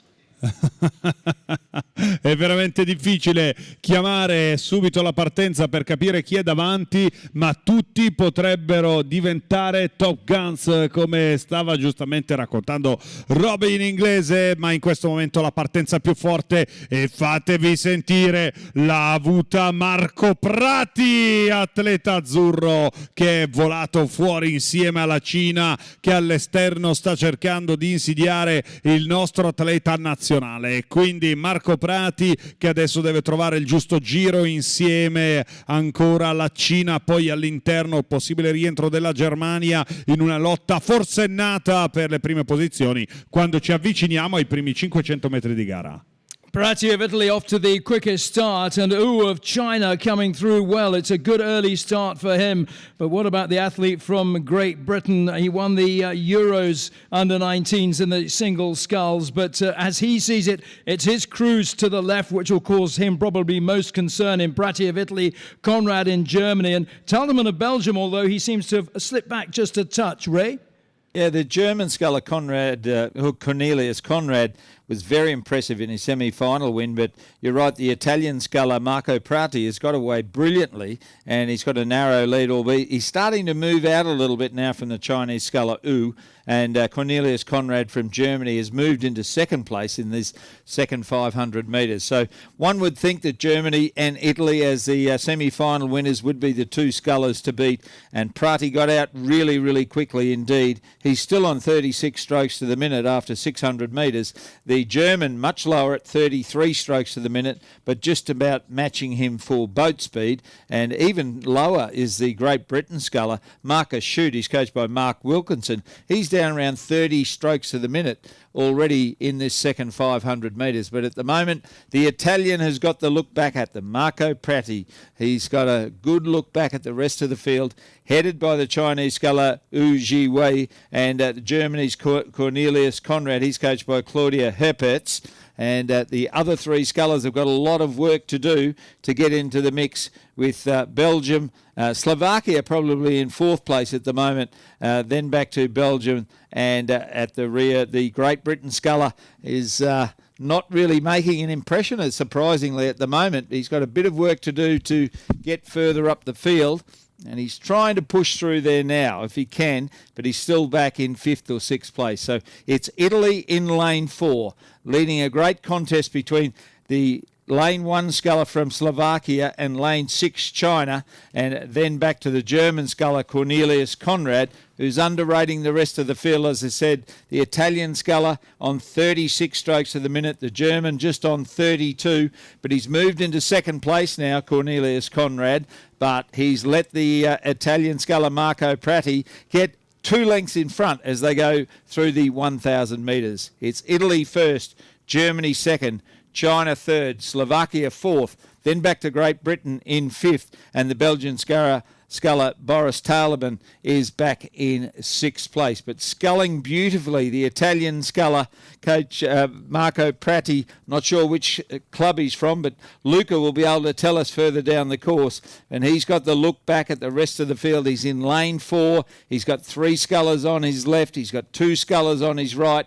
And at the moment, he's feeling very happy with himself indeed. The Chinese sculler Wu Jiwei and the German sculler Cornelius Conrad are in the hunt for the medals, and that's about the end of the section, along with the Slovakian sculler Peter Strakansky over in lane 1. He's still some chance of getting into the medal hunt, but as they left me, it was the Italian Marco Prati that's leading, Luca.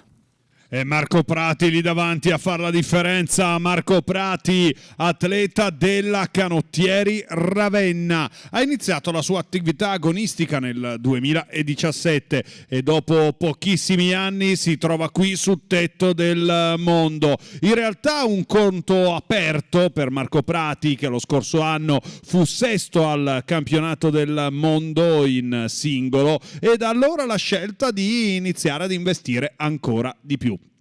Se pensate che il primo titolo italiano nel singolo l'ha vinto proprio nel 2021, è praticamente un ragazzo che è sbocciato nelle ultime 2 stagioni. Ai campionati europei la scelta di gareggiare a bordo del 4 di coppia, ma ora il gran ritorno in singolo e Marco Prati, il ravennate, un talento che ancora vuole far parlare di sé, potrebbe realizzare uno dei sogni più importanti della vita. Marco Prati lì davanti alla Germania, per la terza posizione invece continua a essere la Slovacchia.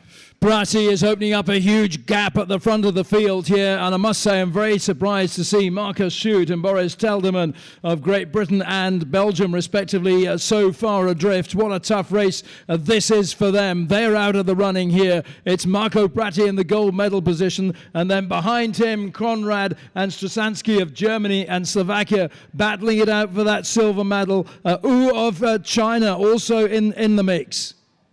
Sembra come una macchina della Formula 1, Marco Prati va veloce sul rettilineo e continua a accelerare, quasi come se ne avesse ancora nel serbatoio. Non sente l'acido lattico, anche se di fatto spruzza dalle orecchie, ed eccolo in chiusura in una corsa solitaria, una di quelle corse che gli permette di gustare ogni centimetro. Incrementa ancora il numero dei colpi, siamo a 37 al minuto. Marco Prati, il re del mondo, dall'Italia, da Ravenna, campione del mondo. This is a crazy pace set by the Italian gold medalist in the men's singles sculls, absolutely blasting the rest of the field away. They are only just coming through the line now. Taking the silver medal from lane 3 is Germany, and out in lane 1 the bronze medal goes to Strasansky of Slovakia. That was brutal, that was sensational,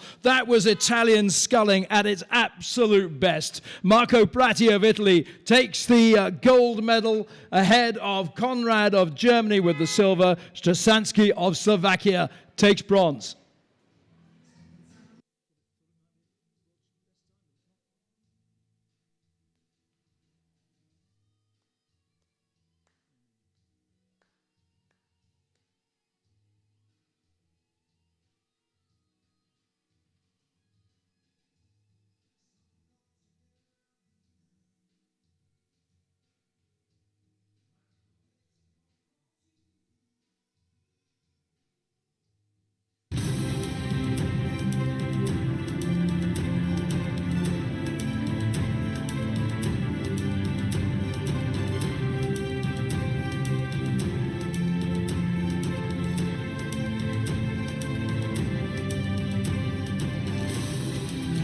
Ladies and gentlemen, the victory ceremony for the Under-19 Women's 8.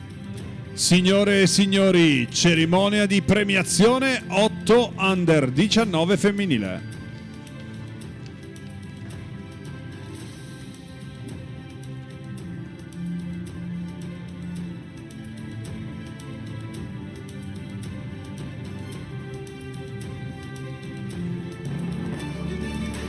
Winners of the bronze medal. Vincitori della medaglia di bronzo.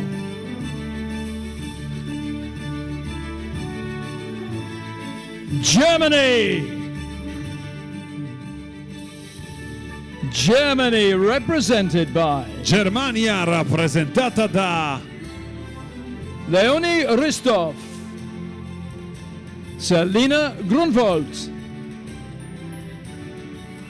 Chorven Stina Schneider, Lily Vaske, Janina Krober,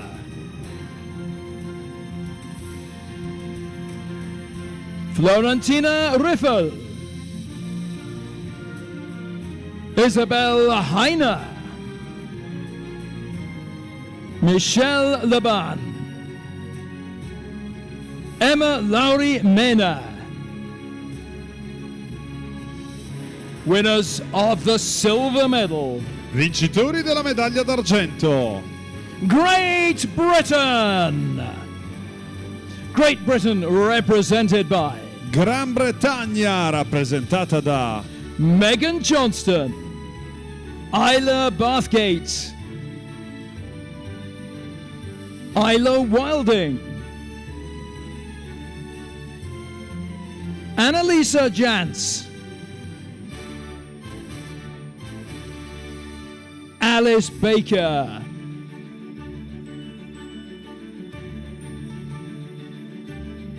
Isabel Labres Diaz, Madeline Greenstock,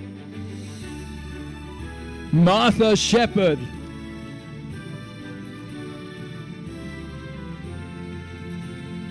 Sophie Wrightson, winners of the gold medal and the 2022 World Rowing Under 19 Champions, Vincitrici della medaglia d'oro e campionesse del mondo Under 19 2022. the United States of America. The USA represented by Stati Uniti d'America, rappresentati da Eugenia Rodriguez Vasquez, Lily Pember, Sarah Bradford, Quincy Stone, Eleanor Bijo, Phoebe Wise,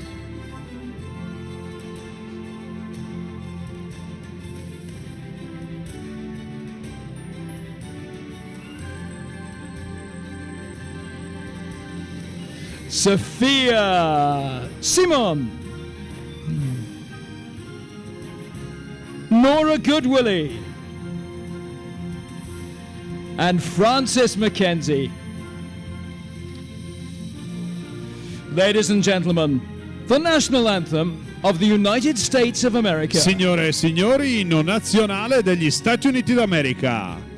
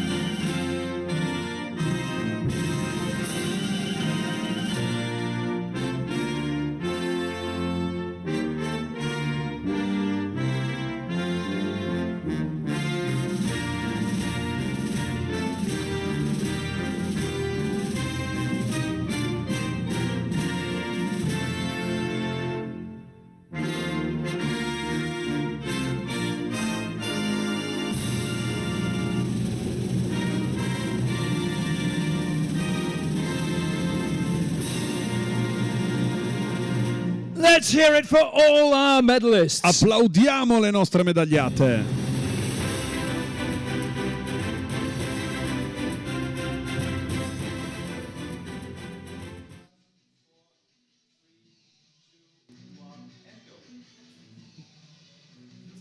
Ladies and gentlemen, next on the course is the final of the Under-19 Women's Single Sculls. Ed eccoci con la finale A del singolo femminile. In lane 1, representing Hungary, Luca Pada.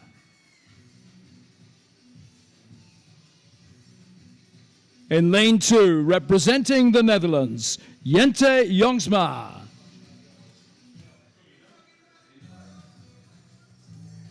Lane 3, representing Germany, Rebecca Falkenberg. In lane 4, representing Greece, Ekaterini Goku. In lane 5, representing Switzerland, Lina Kuhn. And in lane 6, representing Italy, Aurora Spirito.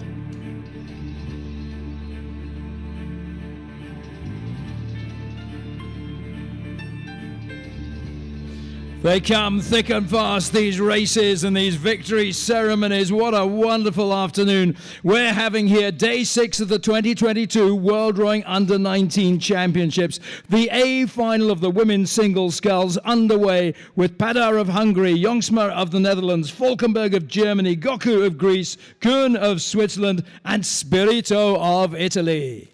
And Spirito of Canottieri Gavirate. Siamo in gara con questa finale, la penultima del nostro programma, il singolo femminile. Con grande attenzione ovviamente dobbiamo guardare al centro del percorso Germania, Grecia e Svizzera, ma l'Italia, Aurora Spirito, è sempre lì verso la quarta posizione, quindi qualora riuscisse a rimanere in contatto può dare buone speranze al pubblico della Schiranna.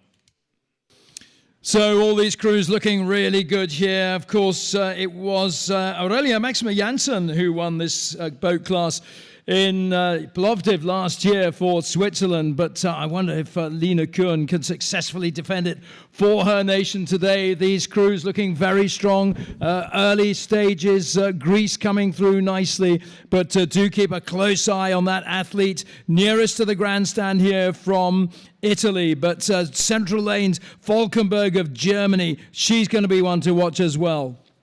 Yes, I was thinking the same thing about the Swiss sculler, Rob, having won it last year, Switzerland as a nation, and Lena Kuhn was an early leader, but at the moment it's a Greek sculler who's taken the lead, Goku. Katerina Goku, coached by Gianni Postaglione, has got a very narrow lead over the Swiss sculler in second place, then back to the German sculler Falkenberg, and you would imagine the Greek and German scullers would be the scullers to beat. As we repeatedly say, they've earned the right to be in lanes 3 and 4 because of their earlier performances, but we never write off the Italians when we're here in Lago di Varese, whether it be on the Varese course or the Gavirate course, as Luca was just saying, Aurora Spirito. What a wonderful, inspirational name for a sculler representing her home country here on Lago di Varese, a member of the Gavirate Rowing Club.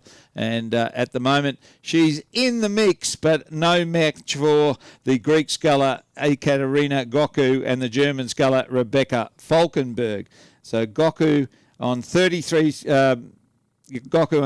strokes to the minute, got the best boat speed, she's got the lead, and she's 12 metres in front of the Swiss sculler in second place, Lena Kuhn, then back to the German sculler, Rebecca Falkenberg, and the remaining scullers have got a bit of work to do, headed by the Italian Aurora Spirito, then follows Jente Jongsma of the Netherlands, and Luca Pedar of Hungary is back in sixth place. But as they come towards me at the 1,000 metre mark, the sculler from Greece, coached by Gianni Postaglione, and typically long at the back, accelerate the handle through from square off, very efficient, very strong acceleration of the handle right through to the body, but very long strokes at the front and the back, and she's got clear water, a good length of clear water between herself and the rest of the field, headed by the Swiss sculler and the German sculler in a battle for second, third. So it's Greece through the 1,000 metre mark, Switzerland in second, Germany in third, Italy a very close fourth, so the encouragement from the crowd will help her. In fifth is the Netherlands, and in sixth place is Hungary. But Ekaterina Goku has got 2.5 lengths lead as she left the 1,000 metre mark behind. The Swiss sculler, Lena Kuhn, is clearly in second place. The battle for third and fourth now, Falkenberg of Germany being put under extreme pressure by Spirito of Italy, then follows Jongsma of the Netherlands and Pedar of Hungary. But they're into the third 500, the championship 500, where so many races are won and lost. And this Greek sculler, Ekaterina Goku, she's not looking to lose this one, that's for sure. She's on 33 strokes to the minute. She's about a point higher than the rest of the field. The Swiss sculler on a similar rating, but Goku for Greece, trying to get the gold medal to take home to Greece to add to the collection. And we'll hand back to Luca with the remainder of the race. Ancora una corsa esplosiva per l'atleta greca, una nazionale che veramente si è presentata in grande spolvero, e ovviamente non possiamo dimenticare che in regia c'è un grande staff tecnico, e nello staff tecnico, per dare una curiosità, c'è anche Renato Gaeta, che è stato allenatore a Varese, a Monate, oggi è il direttore tecnico della Canottieri Luino, quindi veramente una varesinità anche alle spalle di questi successi. Dicevamo, la Grecia lì davanti a fare l'andatura, per la seconda posizione la Svizzera, poi la Germania, ma Aurora Spirito continua a essere molto vicina e potrebbe andare all'assalto, quindi per favore Schiranna, preparatevi, perché al passaggio dei 1500 metri dobbiamo tutti insieme iniziare a far sentire che l'Italia ha un cuore grande e spingere Aurora verso il traguardo, e lì terza al passaggio. You may have gathered that Aurora Spirito of Italy has begun her sprint. She's just come up from outside the medal positions into the bronze medal position and outdoing Rebecca Falkenberg of Germany, who falls outside now. But it's Goku of Greece who is leading the way by a handsome margin ahead of Lena Kuhn of Switzerland in second place, Spirito of Italy in third. Aurora Spirito è lì per la terza posizione. Aurora Spirito che, oltre a remare alla Canottieri Gavirate, nel suo tempo libero, non so esattamente dove riesca a trovarlo, pratica anche sedile fisso allo Sport Club Renese, quindi un'atleta poliedrica, un'atleta davvero di grande spessore tecnico ed agonistico, e sulla scia di Marco Prati vuole scrivere una nuova pagina importante del canottaggio locale e nazionale. In questo momento Aurora cerca in tutti i modi di cambiare marcia. Lei, nata nel 2005, una vera stellina dopo il quarto posto in 8 lo scorso anno, ora in singolo rincorre quelle che sono le medaglie. Al centro continua a essere la scena della Grecia, l'Italia si gioca addirittura la seconda posizione insieme alla Svizzera. We're definitely going to be hearing that wonderful Greek anthem again. Goku is way ahead. There is acres of clear water between her and the chasing pack, and the chasing pack is where there's a fabulous battle developing for silver and bronze. Spirito doing everything she can to try and overhaul the Swiss, but there is the hooter. Goku comes through for Greece to take gold, and the silver goes to Italy. What a superb move from Aurora Spirito of Italy. She sprints through from fourth to third and then to take silver, and the bronze medal will go to Lena Kuhn of Switzerland. It is a phenomenal performance from all these athletes, but not least Goku of Greece to take the gold medal ahead of Spirito of Italy in silver, Kuhn of Switzerland bronze.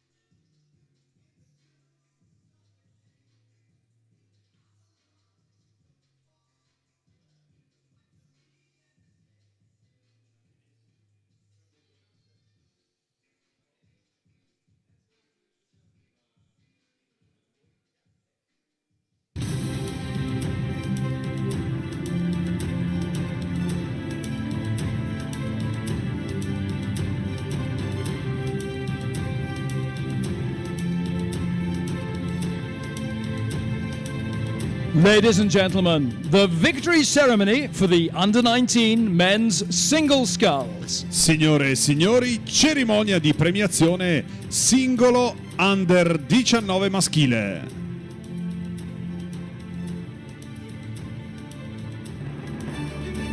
Winner of the bronze medal, representing Slovakia. Vincitore della medaglia di bronzo dalla Slovacchia, Peter Strozanski.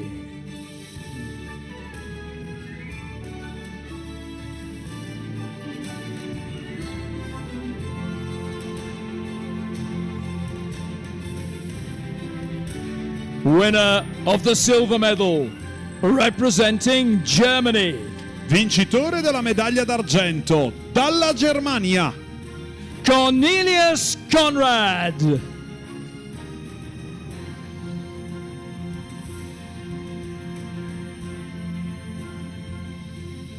Winner of the gold medal and the 2022 World Rowing Under-19 champion representing Italy, vincitore della medaglia d'oro e campione del mondo Under 19 2022 dall'Italia, Marco Prati!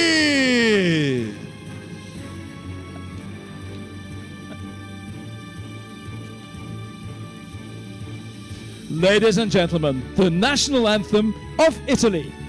Signore e signori, inno nazionale italiano.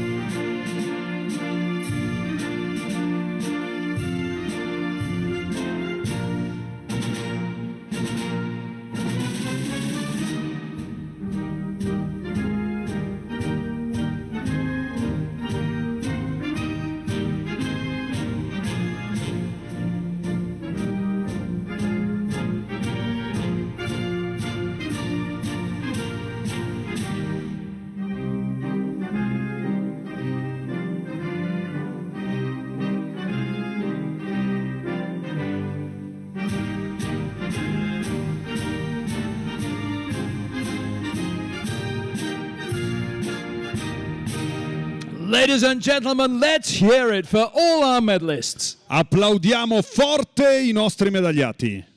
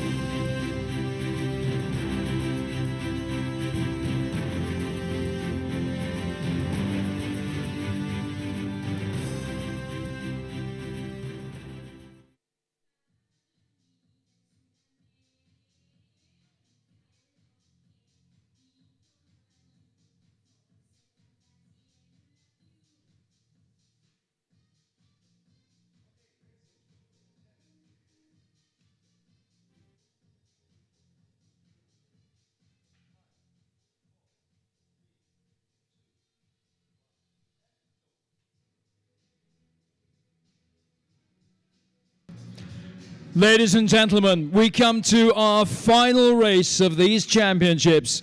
It is, of course, the final of the Under-19 Men's 8. Signore e signori, siamo arrivati alla fine con l'ultima finale, lotto maschile. Partiamo dall'Acqua 1 con il capovoga Francesco Garruccio e il timoniere Leo Bozzetta, l'Italia. In lane 2, China. Stroked by Bin Xiao, coxed by Zhang Fan. Lane 3, Germany. Stroked by Paul Stern, coxed by Lina Mistera. In lane 4, France. Stroked by Harry Fisher and coxed by Lucie Mercier. In lane 5, Great Britain. Joseph Olangudoy, stroke. James Trotman, cox. And in lane 6, the USA, John Patton at stroke, Adam Kassler, cox.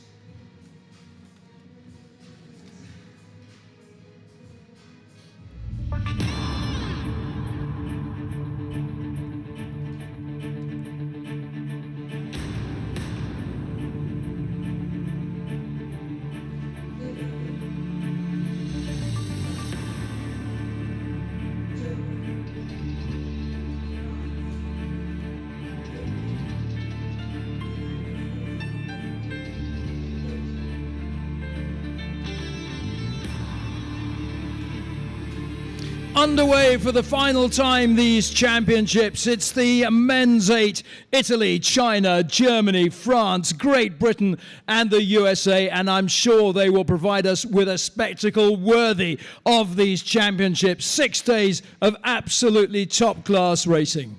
6 giorni magici che giungono alla fine con l'ultima grande giornata di finali di questa kermesse iridata.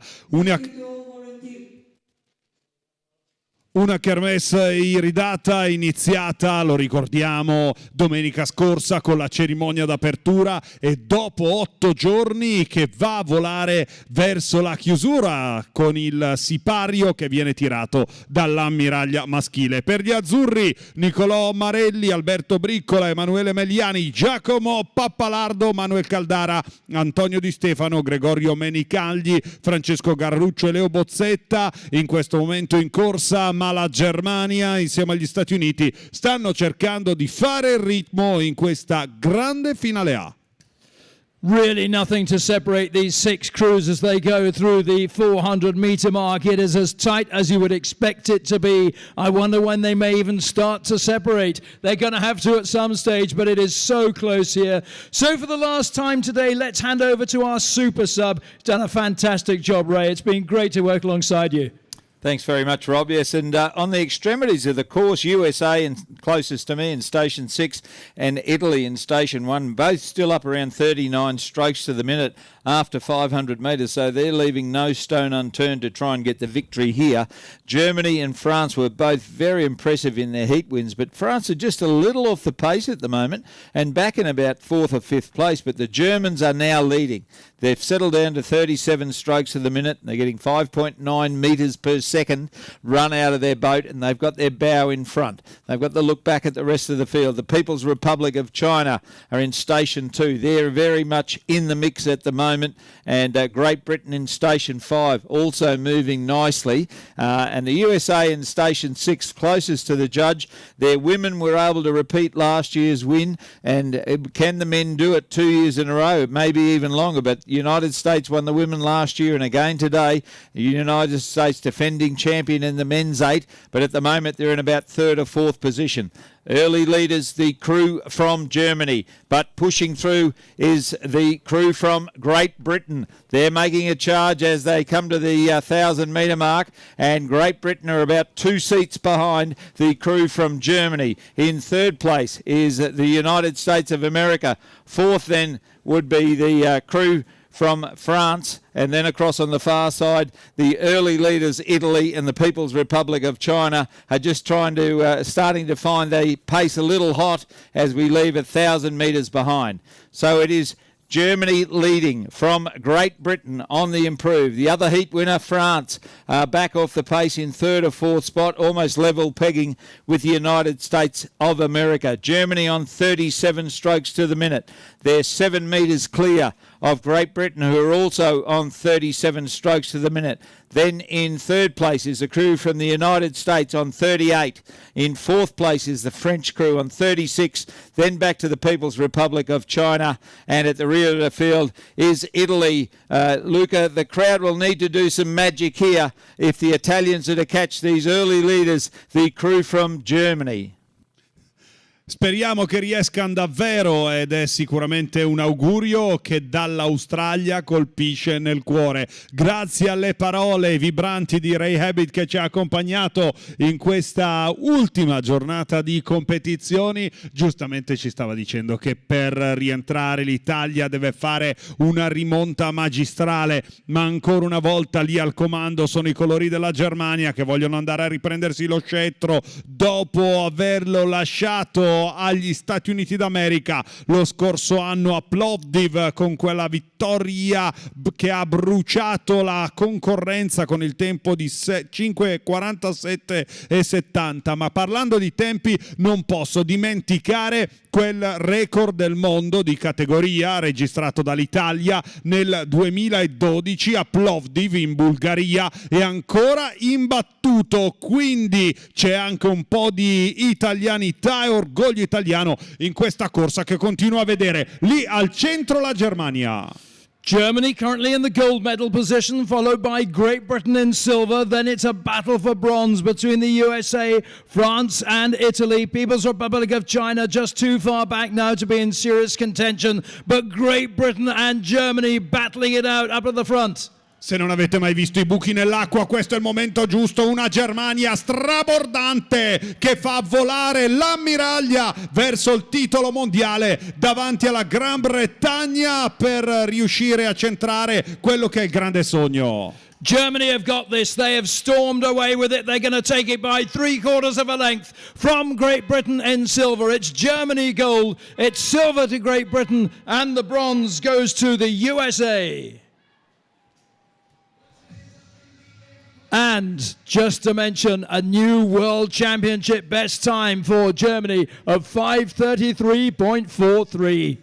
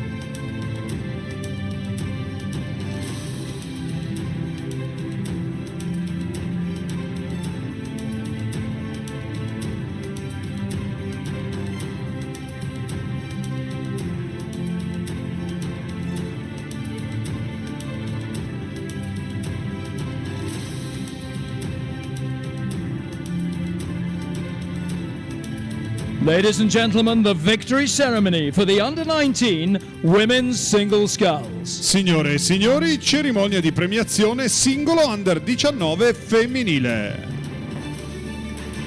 Winner of the bronze medal, representing Switzerland. Vincitore della medaglia di bronzo dalla Svizzera, Lina Kuhn.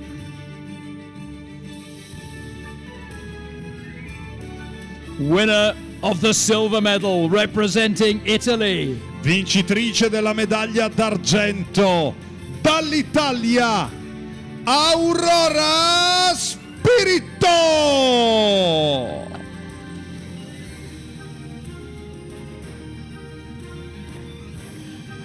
Winner of the gold medal and the 2022 World Rowing Under-19 Champion, representing Greece. Vincitrice della medaglia d'oro e campionessa del mondo Under 19 2022 dalla Grecia, Katerina Goku.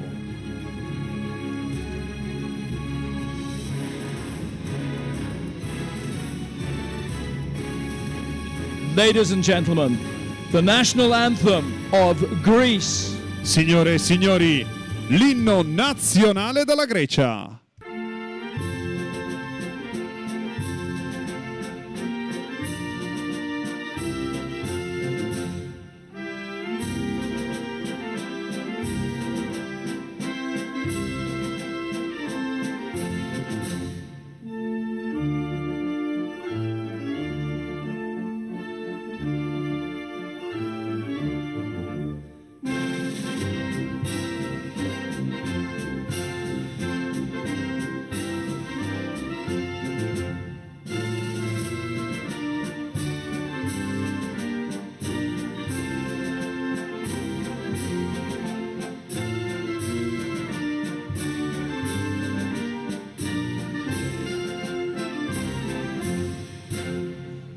Ladies and gentlemen, let's hear it for all our medalists. Applaudiamo tutte le nostre medagliate.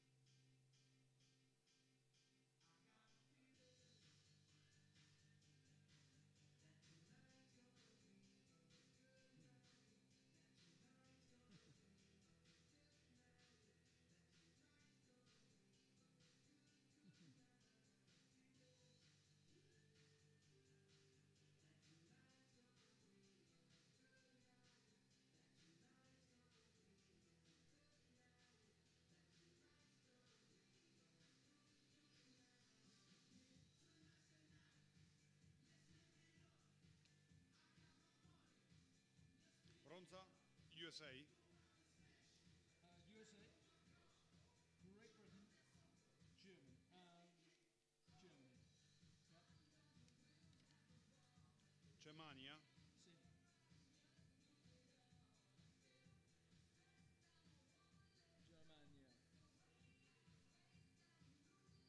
Germania. Lumpy, water there. What we do? Ladies and gentlemen, the victory ceremony. We do the victory ceremony first and then this, or when the athletes are on the pontoon, we do the closing. Oh, I think there's quite a gap. Just leave that towards her. But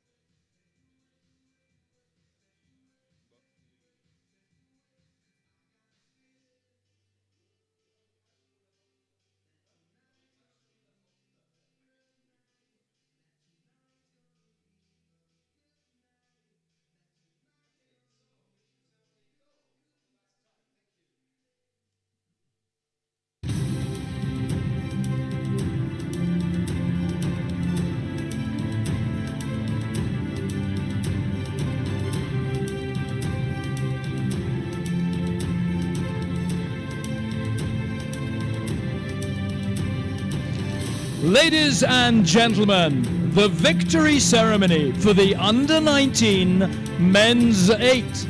Signore e signori, cerimonia di premiazione 8 Under 19 maschile.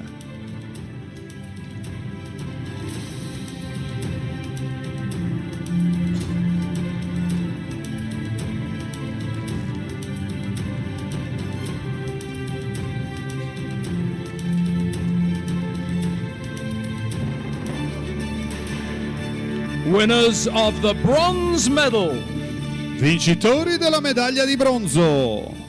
the United States of America.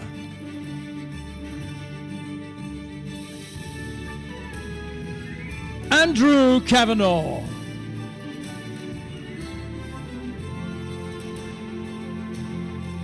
Davis Kelly.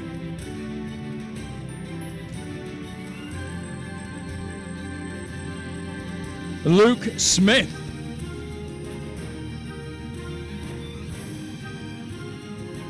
Travis O'Neill. Jordan Dykmer. Owen Finnerty.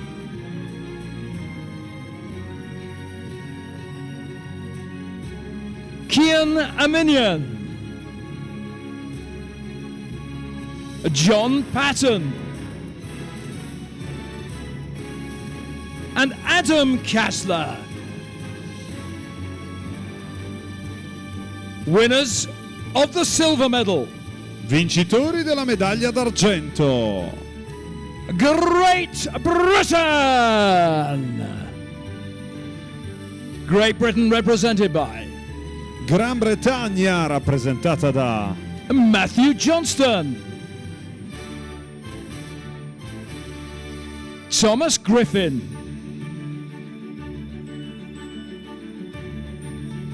Hilton Harvey, Zachary Day, Maximilian Peel,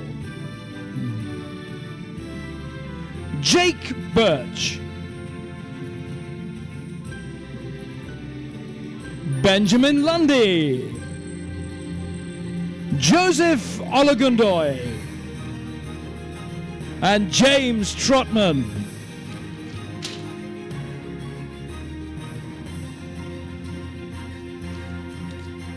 Ladies and gentlemen,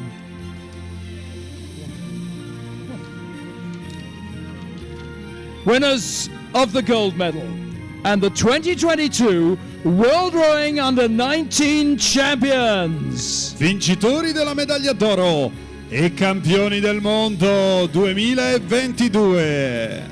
Germany.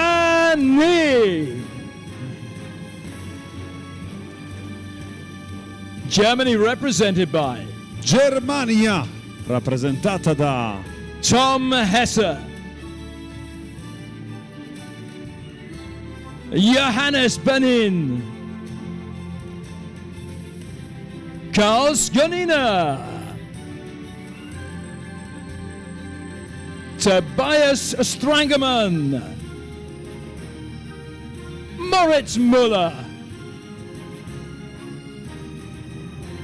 Aaron Fuchs, Leonard Goetz, Bolston, and Lina Mistera.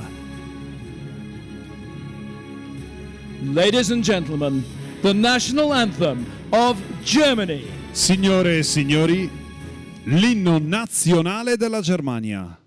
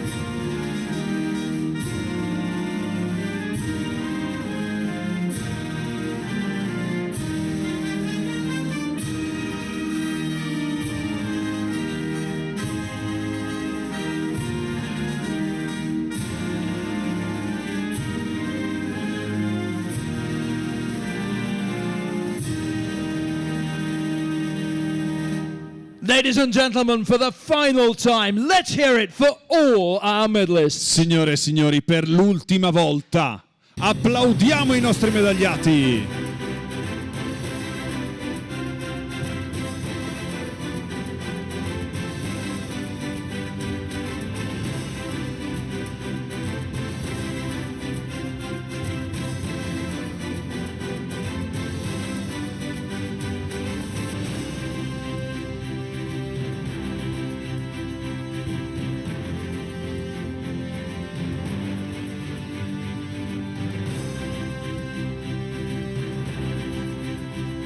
So, ladies and gentlemen, please do stick around for our all-important closing ceremony.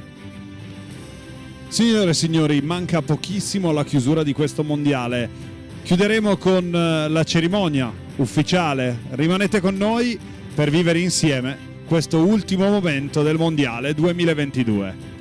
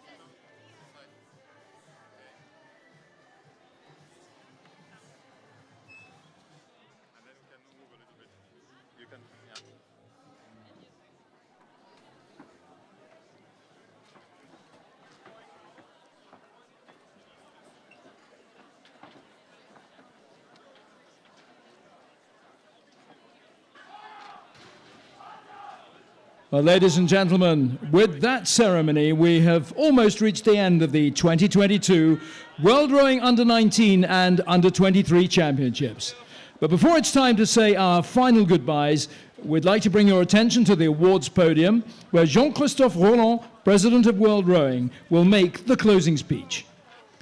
Con questa cerimonia abbiamo quasi raggiunto la conclusione dei campionati del mondo Under 19 ed Under 23 2022. Prima di salutarvi tutti vorremmo richiamare l'attenzione sul palco delle premiazioni, dove Jean-Christophe Roland, il presidente World Rowing, terrà il discorso di chiusura. Ladies and gentlemen, dear rowing friends, this World Championship would not been able to be staged without the contribution, without the huge dedication from a lot of contributors, a lot of actors. It requires a huge amount of work to ensure that our athletes have the appropriate conditions to perform.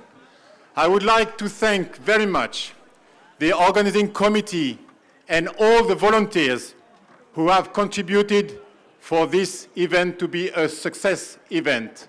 Thank you to all the volunteers. Grazie to all volontari.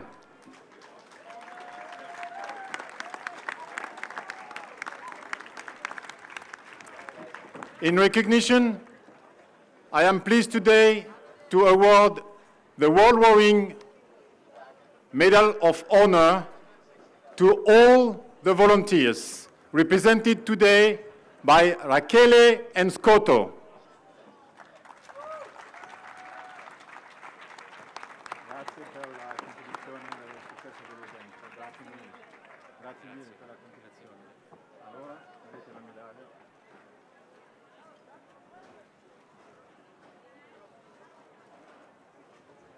Vieni qua che c'è il microfono.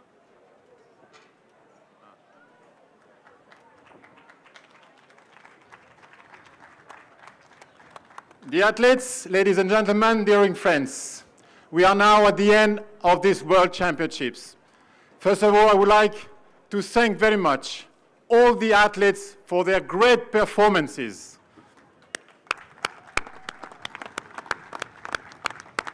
You have shown the best values of our sport, and we are all very proud. I really hope that you have achieved your own expectation and that you will remember this championship as a great experience, as a fantastic experience for the rest of your life. Thank you again to the organizing committee. Thank you again to all the volunteers.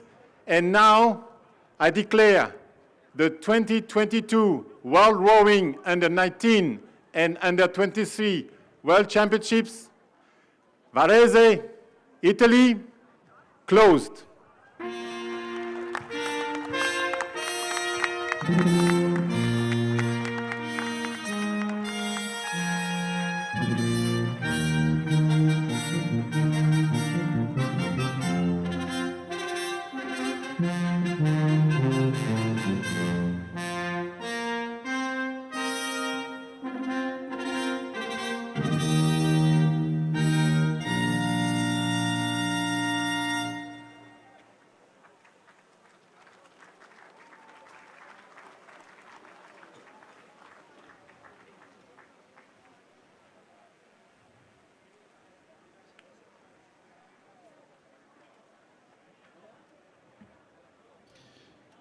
So, ladies and gentlemen, Jean-Christophe Roland now hands over the World Rowing flags to the Secretary General of the 2023 World Rowing Under-23 Championships, Plovdiv, Daniel Hristov, and to the Executive Director of the 2023 World Rowing Under-19 Championships, Paris, Jean-Pierre Bremer, accompanied by the French Rowing Federation President, Christian Vandenberg. Jean-Christophe Roland ora consegna la bandiera World Rowing al segretario generale del campionato del mondo Under 23 2022 di Plovdiv, Daniel Hristov, e al direttore esecutivo del campionato del mondo Under 19 di Parigi 2023, Jean-Pierre Bremer, accompagnato dal presidente della federazione francese Christian Vandenberg. Ladies and gentlemen, the national anthem of Italy. Signore e signori, l'inno nazionale italiano.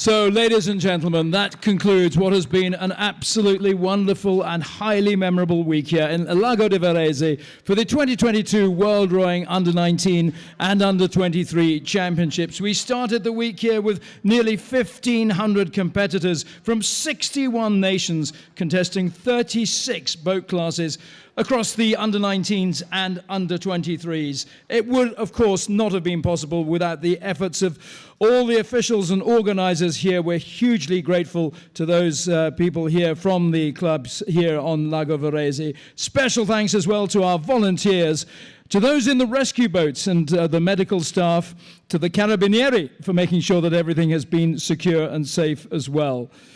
And on a personal note, for our sports presentation team led by Sebastian Franke and Michael Heiner, and our DJ Malta Brauer, who deserves a special mention and a special round of applause as well. And of course, last not but least, I'd like to just go through and acknowledge my fellow commentators, Colleen Saville, Neve Hayes, Tim Van Fleet, Thomas Cadet, and Andrea Proska, and the granddaddy of them all who joined us today, Ray Ebbett. It was great to hear from him. And, of course, finally, a huge thank you to my friend and colleague up here in the Finnish Tower, the voice of Italian rowing, the legend that is Luca Brogini. Thank you very much, Rob. You know, I'm pretty sad that he's finished, to be honest. Goes too quickly, doesn't it? It really does. You're exactly right. Let me start the other way around, and I want to do this time in English. First, I want to thank you. You've been amazing as usual, so thank you very much to the English voice of rowing, Rob Curling. One of the many. Grazie davvero di cuore, a nome mio personale, ma soprattutto a nome dell'intera città, a nome della comunità remiera italiana. Sono state 8 giornate davvero fantastiche. Abbiamo iniziato 8 giorni fa con la cerimonia di apertura e siamo arrivati oggi a tirare il sipario su una kermesse davvero dei record. Impossibile senza la grande macchina organizzativa di Varese, a partire da tutti i volontari che potrete riconoscere ancora una volta sul campo con le loro maglie fluorescenti gialle. Quando li vedrete, stringetegli la mano, abbracciateli e salutateli. È l'occasione per dire grazie di cuore a tutti i volontari. Senza tutto questo non sarebbe possibile. Ed infine, ovviamente, un arrivederci al prossimo anno. È stata un'esperienza straordinaria. Grazie per essere stati con noi. Un abbraccio di cuore e viva Varese e viva il canottaggio nella città giardino.